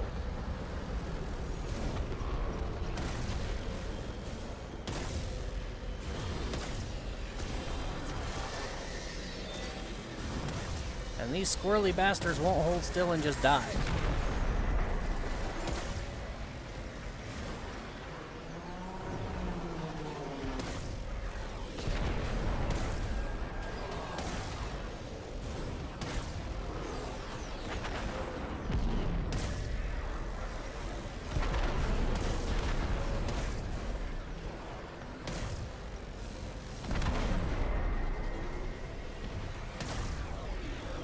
In a way, the Sentients almost remind me of like the Cylons from Battlestar Galactica. Similar premise, too. They're an artificial intelligence machine race created for one purpose, and they rebelled against their creators.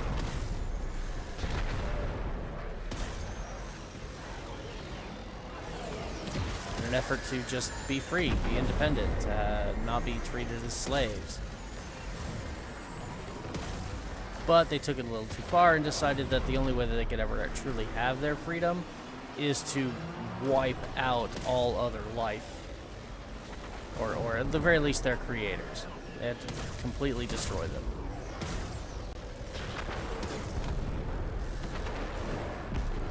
I guess we'll get to learn more about that in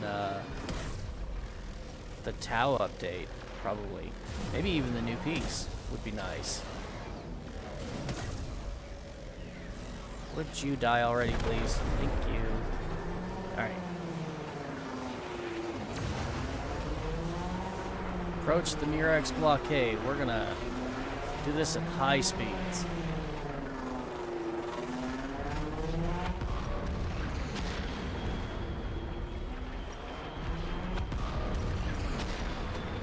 Use forward artillery to destroy the Narmer Murex. She still has fangs. Time for the big gun. Get on it. Not until I get close enough. Okay. Here's hoping I don't explode. 'Cause there's a lot of fighters out there.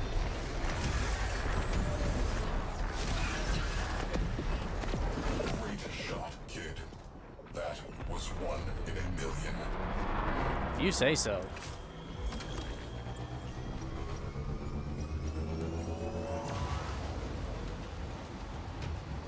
Portal away! Gravimetrics are chaotic. Oh, my hands are cold. At current rate, this railjack will burn on approach. Welcome Weird. to the sun. That thing appears to be eating the sun. We've got to stop it. What if we approach using the wrecked ships as cover? Yep, we're getting behind cover. Priority. Get close enough to execute slingshot maneuver. Time transitions with solar flare events for maximum cover. Engines locked. My first time doing this quest, I actually already had a fully kitted out railjack with crewmates. I think most players did at that point in time. So, like, this was really trivial. The biggest thing, though, is we've got to stay out of line of that. That was a massive solar flare, or a coronal mass ejection. My people, long have you waited for the sign. If we get caught by that, it. we're done. Look to the sky. It grows darker by the moment. That darkness gathers strength, strength enough to open the void and bear me onward to sacred Tau. Gravitational waves increasing. Helm will feel sloppy. There's that word again. He said Tau. All of this was so that he could get to Tau.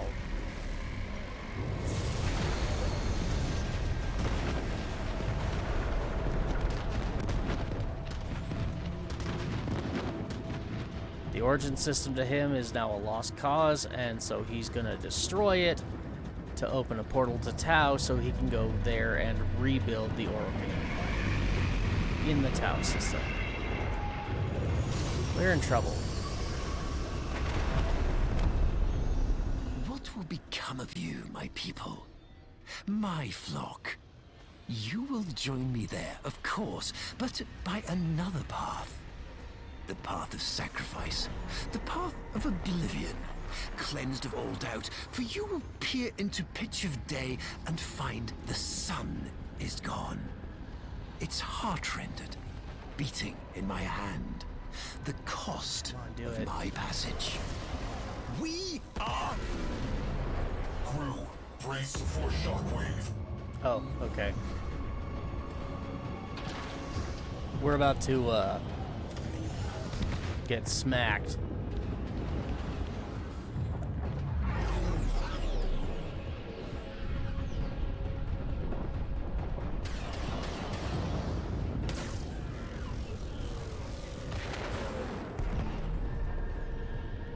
All right, I think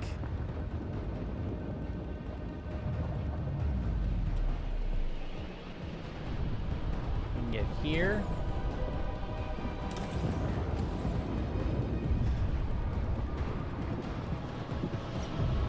Ability use prevented. I'm just trying to, like, speed up. I just want to go faster. We're about to hit a spot where, like, something's gonna smack the ship and it's gonna lose control. Like, it's, if I remember right, it's unavoidable. It's a scripted event. I'm thinking we were supposed to be much further along, though, by this point, in, like, the dialogue and whatnot. There it is. Repeat. Hull breach. See? Scripted event.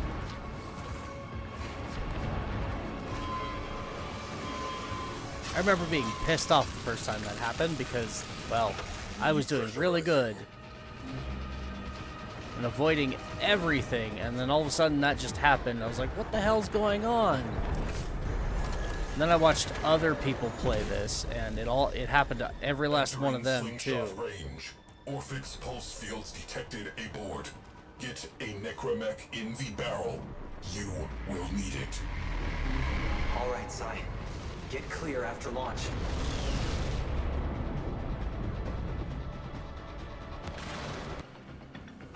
Okay.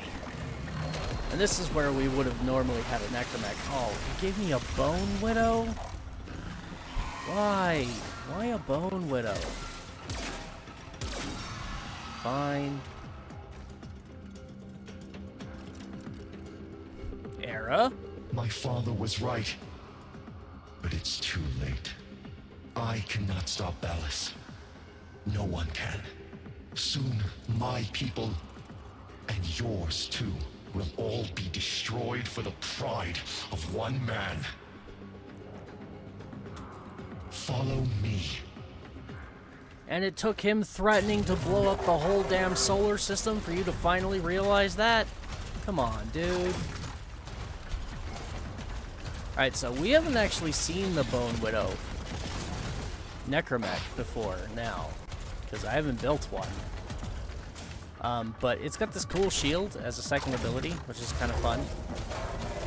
Its first ability is... well, I can't use it right now. I believe it's just like a grab of some kind. Or maybe a grenade. I'm not entirely sure. It doesn't want to let me do it.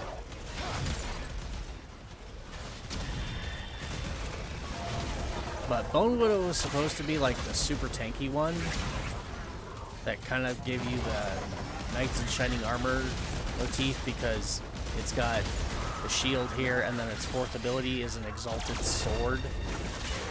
But the sword kind of sucks, and the shield doesn't do nearly as much damage mitigation as we would like it to.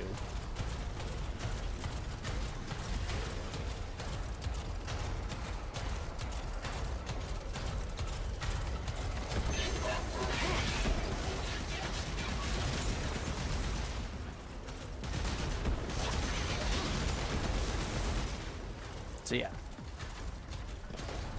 Most people who use the Bone Widow, there are a few people that are like, oh, this is the best thing ever. And that's fine. If you're a person who really likes the Bone Widow, that's great. Nothing against that. But the majority of people were like, nah, this is dumb, we're just going to use the Void Rig. Because the Void Rig has its own version of, like, well, Rhino's Iron Skin or Revenant's Mesmer Skin, where it's just, here, press 2 to take 0 damage. And then it's got the massive, like, high-intensity FU cannons for a fourth ability. Ooh, okay. Avoid getting melted by the sun.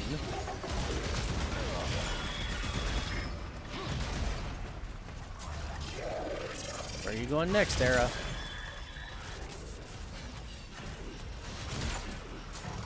He's focusing too much on...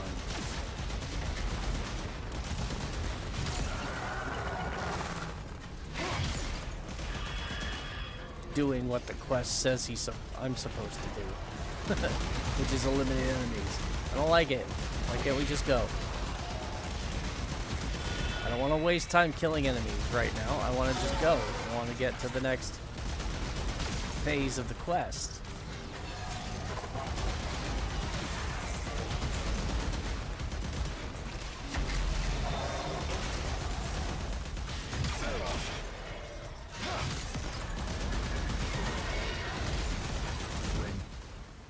this reaches him, he will make her his puppet. Together, they will annihilate the sun. And so, my sister must... I know! Maybe if she was stronger, we wouldn't have to.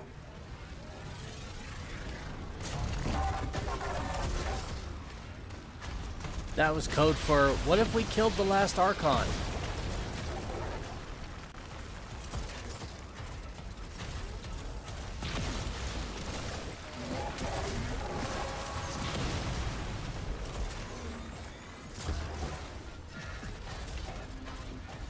Where are you going, Era? Yeah, don't worry about the peons. Keep moving forward.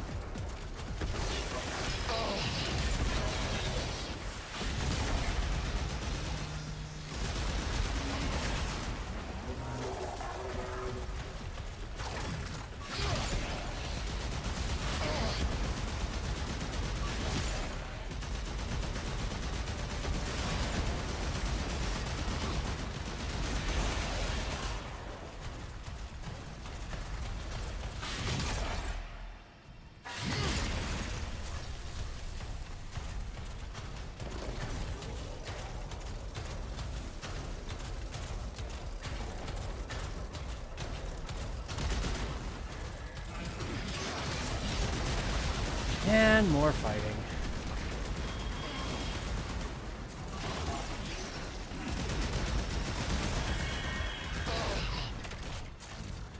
Oh, I'm an idiot. I just figured out why my one wasn't working. It's because it is. It's a grab with the left hand.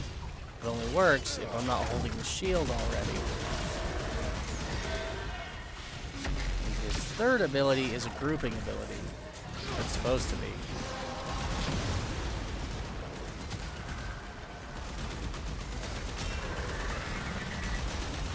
Oh, one of these things. We haven't fought one of these yet. So the way you fight these is, you see the canisters around his waist? You gotta destroy those. And then he becomes vulnerable to damage.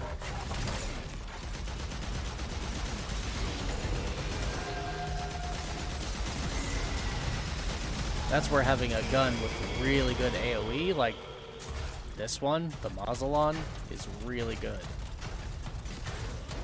Because you just kind of shoot it at the waist and...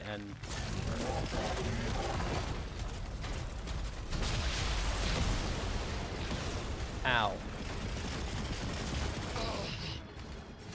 Keep going, buddy. You got this.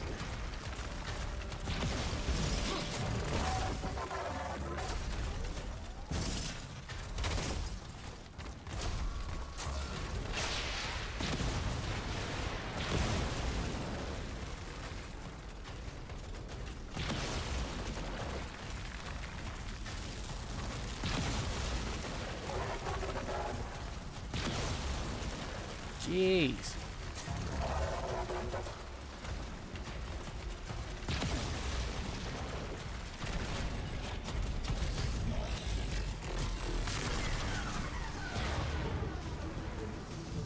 Perkasa doesn't even like being this close to the sun.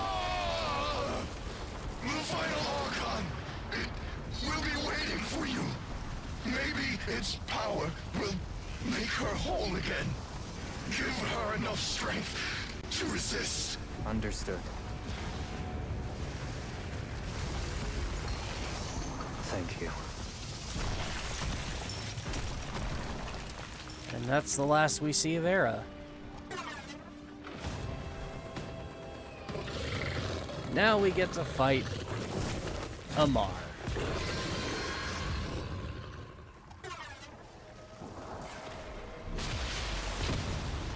Ow. But unlike before, we have like void powers now.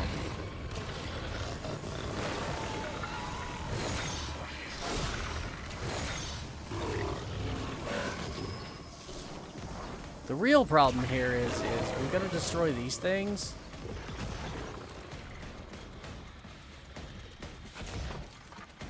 I don't exactly remember how to do it.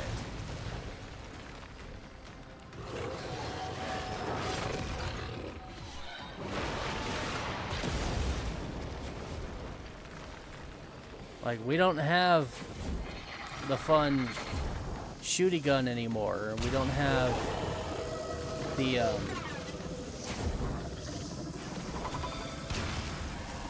we don't have the Natterhook anymore.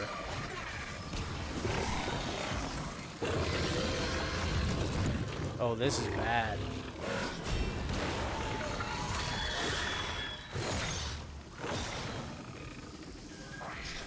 I can't damage him. I think I'm supposed to damage this, but I don't know how to weaken it.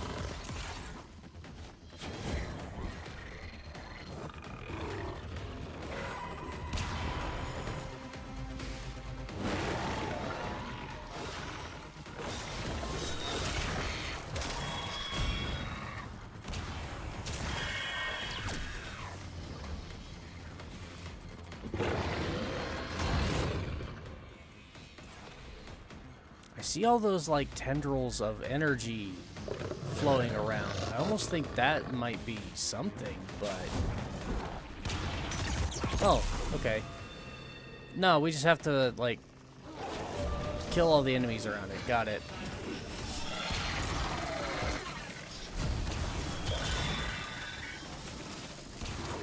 Just like in the Teshin segment. It's just harder to do it because we don't have all of our fun toys anymore. Oh, crap. What a time to run out of void energy.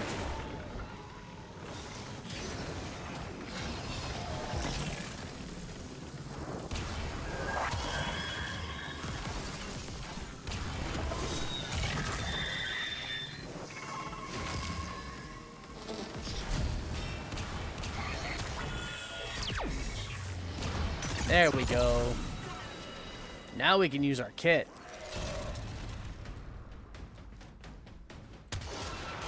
And kill him the right way.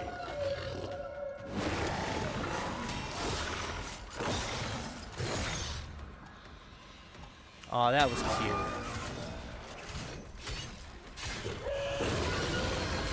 Arguably, the fastest way to kill him is with that sword. Where are we going? Oh. Didn't even get a second phase or an invincibility phase. You're just done. Good night, my friend. What a glorious reunion. You and Mother Dearest. That's why we both saved him for come last. to send me on my way. I am ready, Tenno. Are you?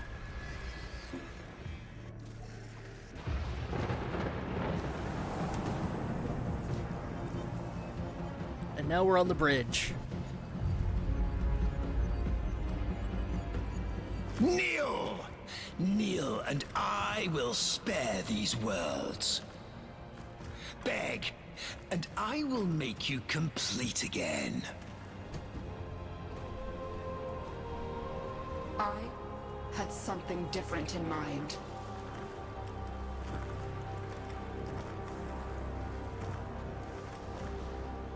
I loved you once. You were so like her.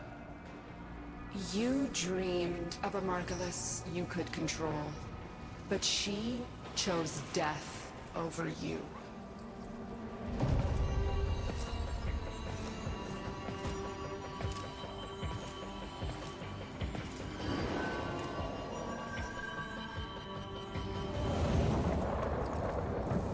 I said to stay out of this. But you can't, can you? Still desperate to save her from herself. You never truly knew her, did you? What she most needs. No!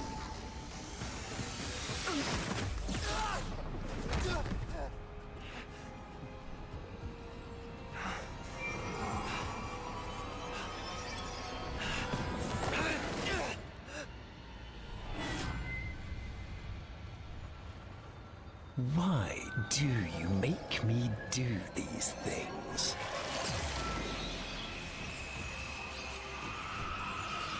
Well, that plan backfired.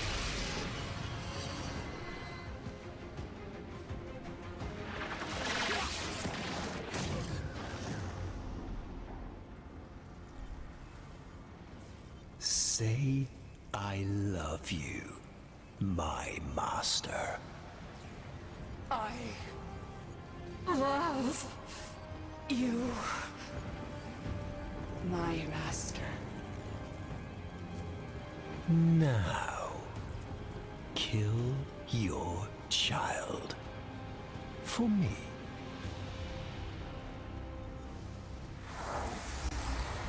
Alright, so in this phase, we're fighting her, and just like the There's a good girl. Repair the hurt. the sentient you have enemies dealt earlier us. when she shot that beam Dealt at us. Me. We just gotta No.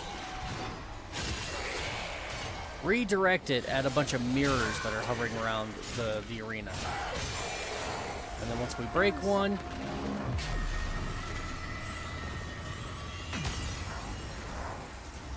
You had to have a child. And with an he'll summon a bunch of open deacons for us to heart, kill. I gave you this. And my reward? Being left to watch as all your love, my love, poured into the bottomless well of this abominable child. he can't be hurt while we're doing this. So, redirect. Remember what he did to you! I remember my old self dissolving beneath your fingers, shaping me, directing me. Lua. Okay. Mirror's back. Shatter that one. Yes. There's quite a few of Let's these. discuss what I did. I, who have endured your torture of me, your lies, your betrayals, without complaint. All for you. Oh, please. And this is my reward. You lie. You are small. She's following me. Smash that one. Pitiful. I am loved. You No. are a mask with nothing behind it.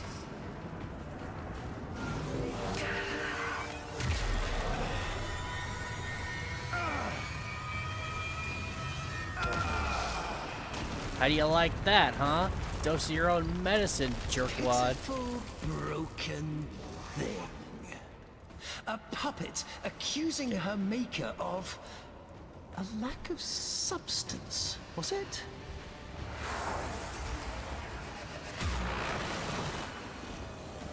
Okay, so here again we've got a bunch of mirrors. Very well. She can take your punishment for you.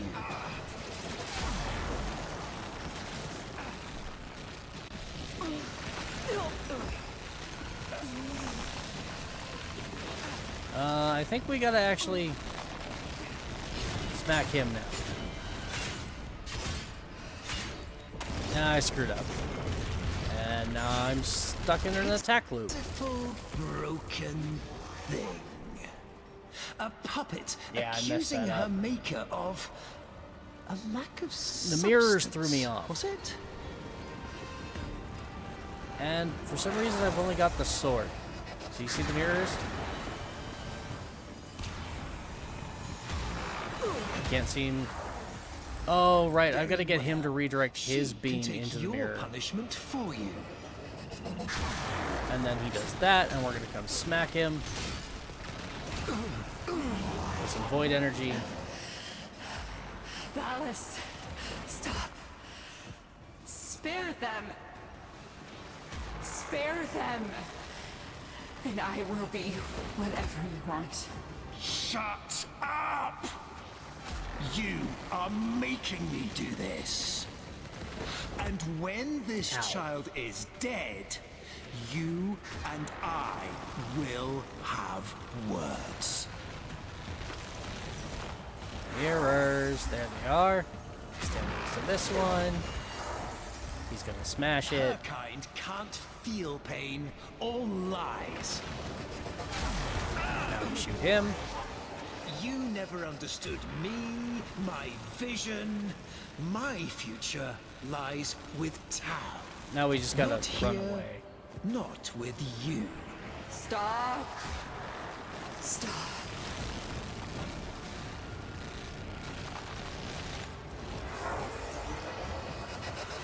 Oh, okay. More mirrors. Just stand in front of this one. She has this coming. Do not interfere again. Oh, we interfere. I cast you from my sight, Lotus. Ow! Just barely touched me. Alright, last mirror.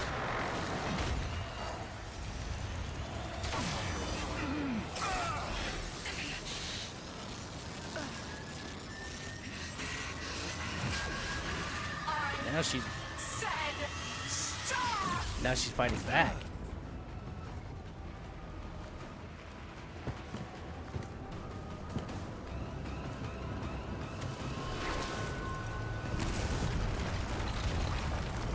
He opened another void portal again. Very well. I give you my death, and yours as well. The unstoppable annihilation of every single last thing. Pleased? Satisfied? Are you now full up with death? Okay, now this, I don't remember. My vision was only ever comprehensible to myself. My ambition beyond the grasp of people. Thus, I have always been alone. Your death changes nothing. I think we literally just sit here and watch. Tell me that. What barren, disgusting thing have I let into my house and my heart? Tell me! Child. Run! Run? Where should they run to? You've only destroyed everything!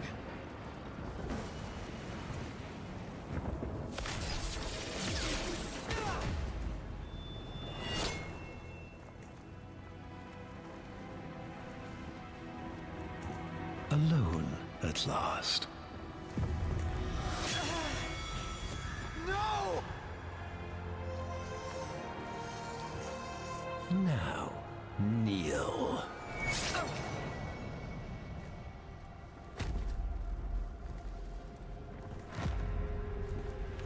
You monstrous bitch!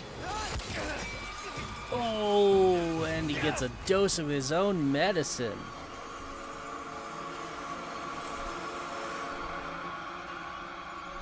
Alice, my life. And for the first time, we finally get to see Margulis.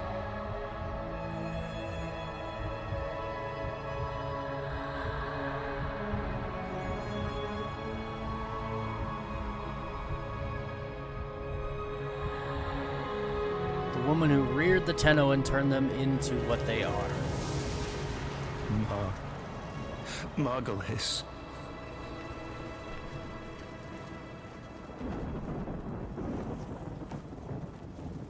Kiss me.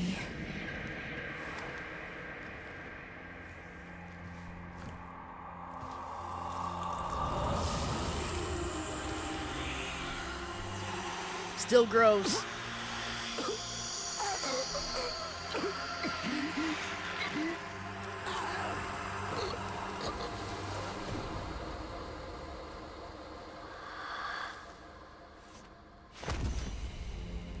She just sucked all of his life force out. Ballas is finally noble. Lotus has a brand new look about her.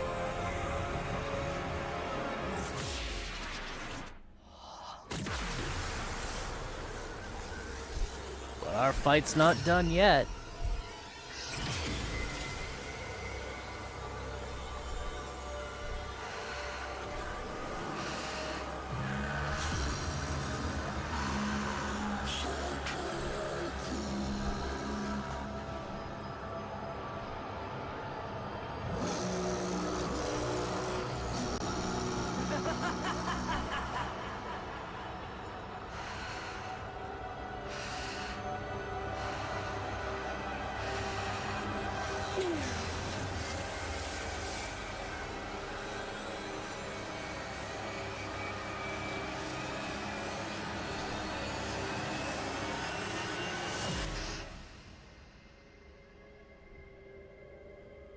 Now her hand is smoking.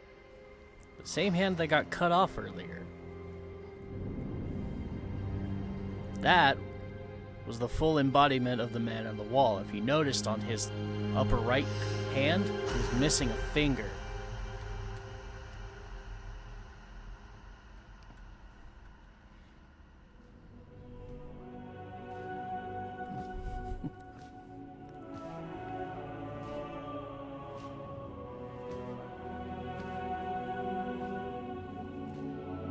Now we take the Lotus home, and she's finally returned. After years of being gone.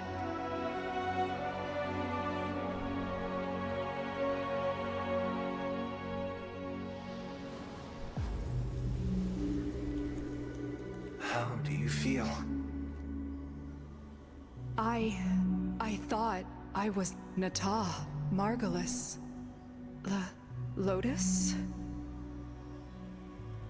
That's up to you. He's gone. You. Thank you. At the end, what did you see? I saw...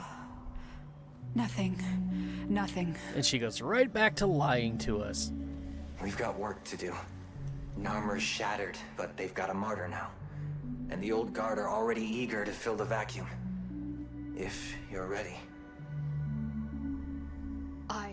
I'm not sure. There are voices. I am not one. I know. But maybe you could choose one voice to lead the others. It's your choice. So, here's a fun thing for you, and this is where I'm actually going to deviate from our little Parazon Renegade thing here. You probably can't see it because, yet again, my avatar's in the way. But there, our little symbol thingy is back. So, unique thing about this, we now get to choose what form does she actually want to take on. And depending on which one you choose, decides... first of all, which appearance she will have, but also from now on, whichever one you pick, anytime that she talks to you, during missions, during quest objectives, she will always be referenced as the name that you pick. So keep that in mind as to what you want her to be. Should she be Nata, her original self? Should she be Margulis, the woman who reared the Temno, the one that she took so much pains to imitate and emulate and become so that she could become, you know, the nurturer for the Tenno to become their mother, or the one that we know, the one we've known all along, the one who's always been there for us, the Lotus. Whatever you decide in this spot, that is what she will be referred to forever. As for the appearances, all 3 of these appearances are later unlockable. It does require platinum in order for you to buy them, but they are all available for purchase and you can customize them. And we'll show you that a little bit later. But for purposes of lore, this is where I'm going to deviate from being full-on renegade, and I'm going to pick the Lotus, because that is the one that I think best suits her. In my original playthrough on my main account, I chose Margulis to stick to that dark side thing, plus I really wanted to see her face, and to this day I kind of regret it. Like, it's nice having that skin and being able to see her face, but knowing that I can do that later, I didn't know at the time, which is why I picked Margulis, but knowing now that I can go back and I can choose this skin and I can see her face anytime I want, I wish I had picked the Lotus. For lore reasons, I'm going to pick the Lotus. The choice of Lotus is permanent. Additional customization options are accessible in your personal quarters. That's exactly what I was just talking about. She will always forever be referred to as the Lotus, but you can change her appearance anytime you want after this, which is really cool. I see violence and suffering in our future. We will need compassion and strength in equal measure. I am the Lotus.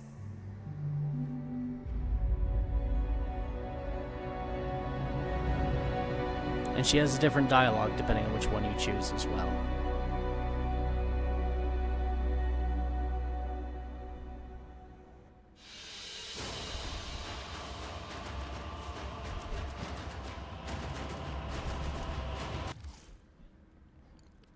And there we go. My friend, what was done is done. Ballas is no more. We have both woken from that nightmare at last. New dangers, new choices await us now. Few will be simple. Each moment unfolds into 1,000-petaled bloom of possibilities, and each one we will face together. For now, rest. Dream of who we were and of who we have become. Nothing I could give could repay what you have done for me, but these items may assist you on your onward journey. Okay, and with that we get a whole bunch of fun stuff. So Infinity Boosters, a whole bunch of new quests, the Angels of the Zeramin, Jade Shadows, Veilbreaker. We get a new weapon, the Rumblejack, which is a melee weapon. I've heard people say this as the Sirocco. I'm pretty sure it's supposed to be pronounced the Scirocco, because I think it's an Italian word. But this is a new operator amp that we have access to, and it's considerably stronger, even in its basic phase, than the Moat amp. And with this, we can actually go do some fun, nasty stuff. We got the Nataruk as a reward, and we can now finally put mods on it, and I'm excited for that. This, just like all the other quest weapons we've gotten, comes with an Orokin catalyst already attached to it, so you don't have to worry about wasting that. So it comes with just a default 60 mod points, which makes modding it really easy. And then we got a couple of cosmetics here. The ship decorations, Ballas's armor staff, and the portrait of our parents. We can set those on our ship anywhere. And then probably the most fun thing we got is this, the Drifter camp scene. But that being a Captura scene, unread inbox messages make me ill, is not all that is. The Lotus is reborn. Armor is all but decimated. Its scattered adherents now rally in the name of their lost martyr. The tenuous alliance against a common enemy has crumbled, leaving the Origin system struggling to recover. Now the Tenno face new questions, the paradox of the Drifter's origin, and the threads binding them to a nameless void entity. It's called the Indifference. And there we get the Whispers in the Walls quest next. Tenno, please meet me at the Necrolisk as soon as you're able. This cannot wait. Discretion is paramount. Tell nobody. Lloyd. Okay, we are going to do those, but not today. I don't have enough time, I'm afraid.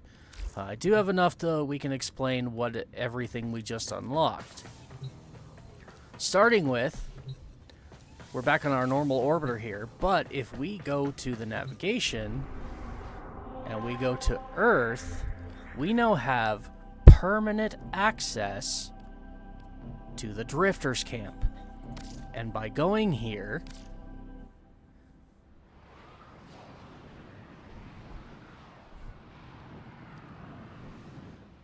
we can now make this our permanent base of operations. You have new quests in your codex.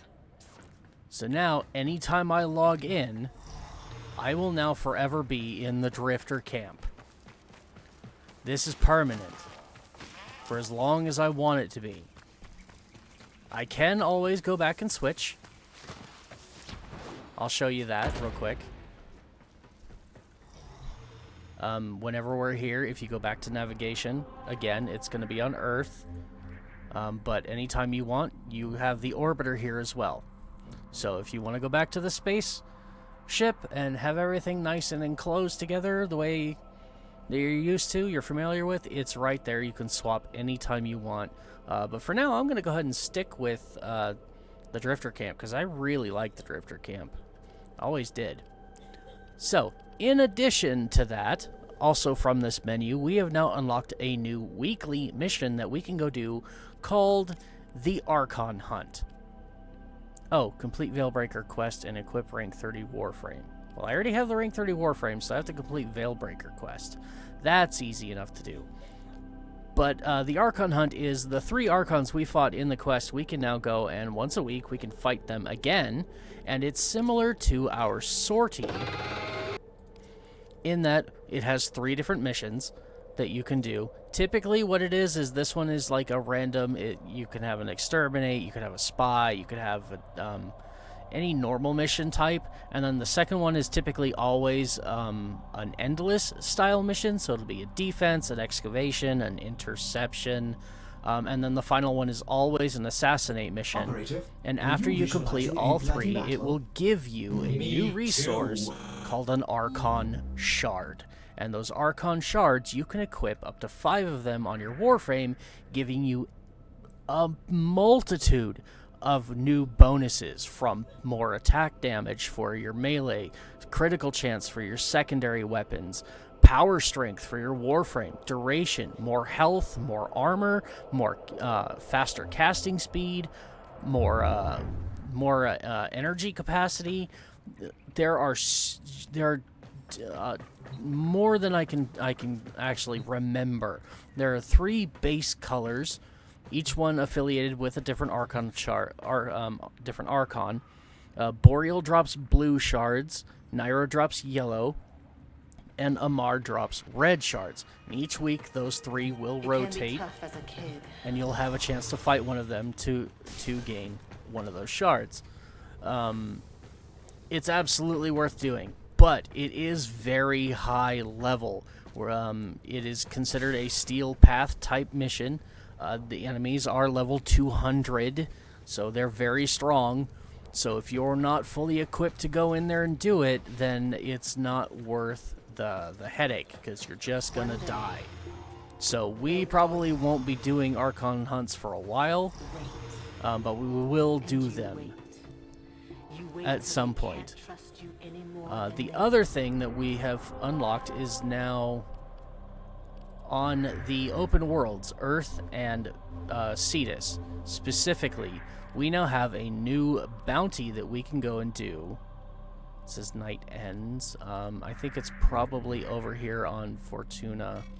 I do believe I'm getting better at this. Yeah. Even my sisters say so. Shush. She should be dead already. No, sir.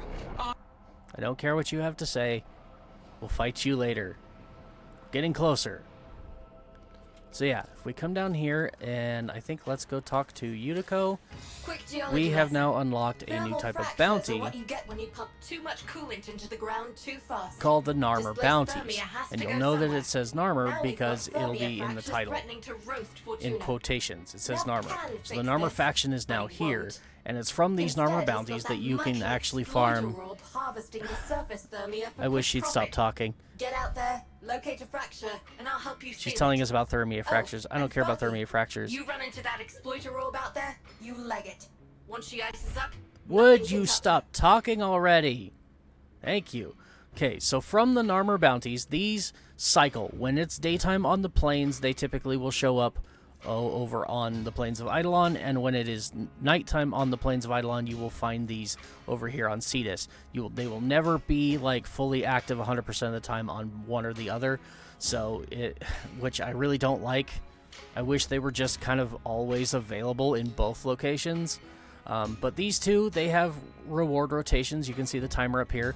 And this is where you'll farm the parts for Caliban, as well as the blueprints for the weapons that the Archons used. So right now we have Boreal's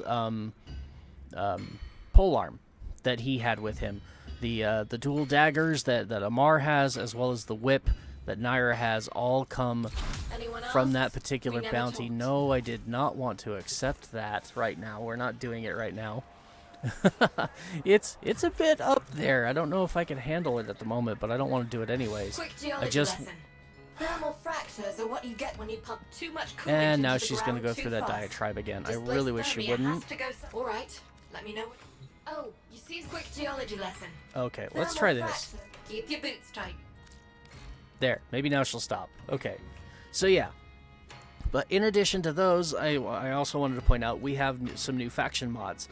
So Boreal, Amar, and Naira all have their own set of 3 mods that you can get also from this mission that give you bonuses based on where you put them. These ones are all Warframe, minus this one. I have this one on my main account. It's actually really, really nice. Giving you bonus melee damage as well as status damage, meaning every time you hit an enemy with a status effect, it does 60% bonus damage based on the status, which is really the nice thing. But so yeah, there's 3 different sets. You can collect all of them from this mission as well. And lastly, we have this new thing called Narmer Isoplasts.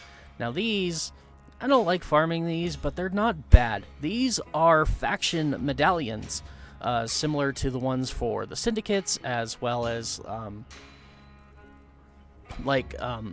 tokens that we farm from the Entrati family on Deimos, and the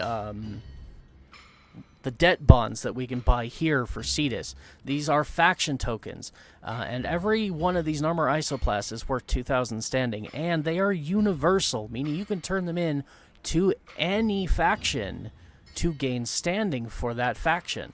So some people probably find them very worthwhile to go and farm, and so if that's something that appeals to you, yeah, definitely do it. I originally thought it was really appealing. I thought they were super exciting, but then like their drop rates were really hard. and then of course you find out that things like the Quorum here, they want 16 Narmer Isoplasts to build this, and I was like, oy, well that just doesn't sound as fun anymore. So personally, I don't like farming those, but they are worth it if it's something you want to do. So yeah, that's basically everything we've unlocked now doing the new war quest. As far as like missions and content is considered. The other things we unlocked, I'll go ahead and I said I would show you. Updated with a new quest. If we come back here to our personal quarters now and interact with the Lotus helmet, we now have access to the Lotus herself, and we can customize her, giving her her own unique colors, setting them to whatever you want them to be. But this is also where you will have access to those other skins. You've got the original default Lotus skin that you can get here. You have that new broken Eidolon one that she was looking like during the quest itself. Then there's the Margulis skin that we can get, as well as the full Nata that was part of the sacrifice And during the Prelude to War, that's available for purchase now. And there's a couple of new unique ones in here as well. So we've got this Lotus Amaga skin, which makes her look very ornate and very like traditional. And yep, there's some fan service in this one too, if that's something that you're into. But just remember, when you're picking a skin, if that's what you're doing, you're only ever gonna see her head, because that's all that ever shows up in transmissions. And then we've got one here that is Halloween themed, where she looks like pale and more vampiric. It's pretty cool. So yeah, you can now actually go ahead and buy these skins. You've got 2 defaults, which is nice. You've got the original Lotus skin, and then of course I've got the new fancier looking Lotus skin, which I'm going to keep on for a while because I really like it. And then of course, like I said, you can go ahead and color those. So I've only got a few color palettes open. No, that's a purple. Operator, Ordis has determined the secrets to happiness. That's a lot of purple. A combination of heightened dopamine levels and do I have a darker terrible purple? memory. Oh. You're welcome. I don't think so. Let's go with blue. Blue sounds fun. Oh, did I just... Oh, I just turned every color into that blue. I did not know that was a thing I could do. There we go. I like that. That looks good. We'll just leave it like that for now.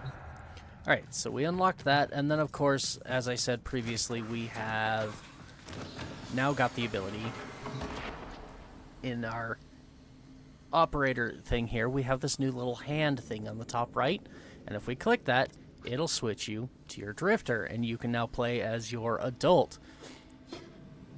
And in addition to that, we can come in here with the modem, and I can now equip the Scirocco, which is a far, far better... Look at that. Like, look at the stat difference here. Look at the stat difference there. It is night and day better than the modamp. And with this, we could actually probably go and do... Can't do any of that? I don't have any operator arcanes. But this thing... has a lens, has stuff installed, it looks like. Copy suit colors? Sure, why not? That looks pretty cool. But yeah, this one, it looks like it already has adapters equipped for at least 1 amp arcane if we had any. So that saves you some money. Once it's max rank and we can guild it, because I do believe we still have to guild it, we can install a focus lens on it if you want to use it to deal some damage. But more importantly, or I wouldn't say more importantly, but in addition to that, we can also come to our operator, our base operator, and swap it out here. And it looks really weird, but also kind of cool. Like that. But also, if we don't want to use the Scirocco and we want to have, say, we've got an even better one, but we like the look of it, you can now actually, if I had it unlocked, you could make, you have a skin now that you can put on any of your amps that you want, and it makes it look just like this. Makes it look like you're actually holding the Scirocco pistol, which is really cool.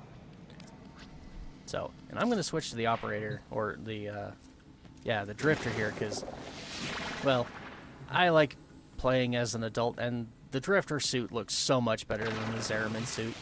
So, yeah.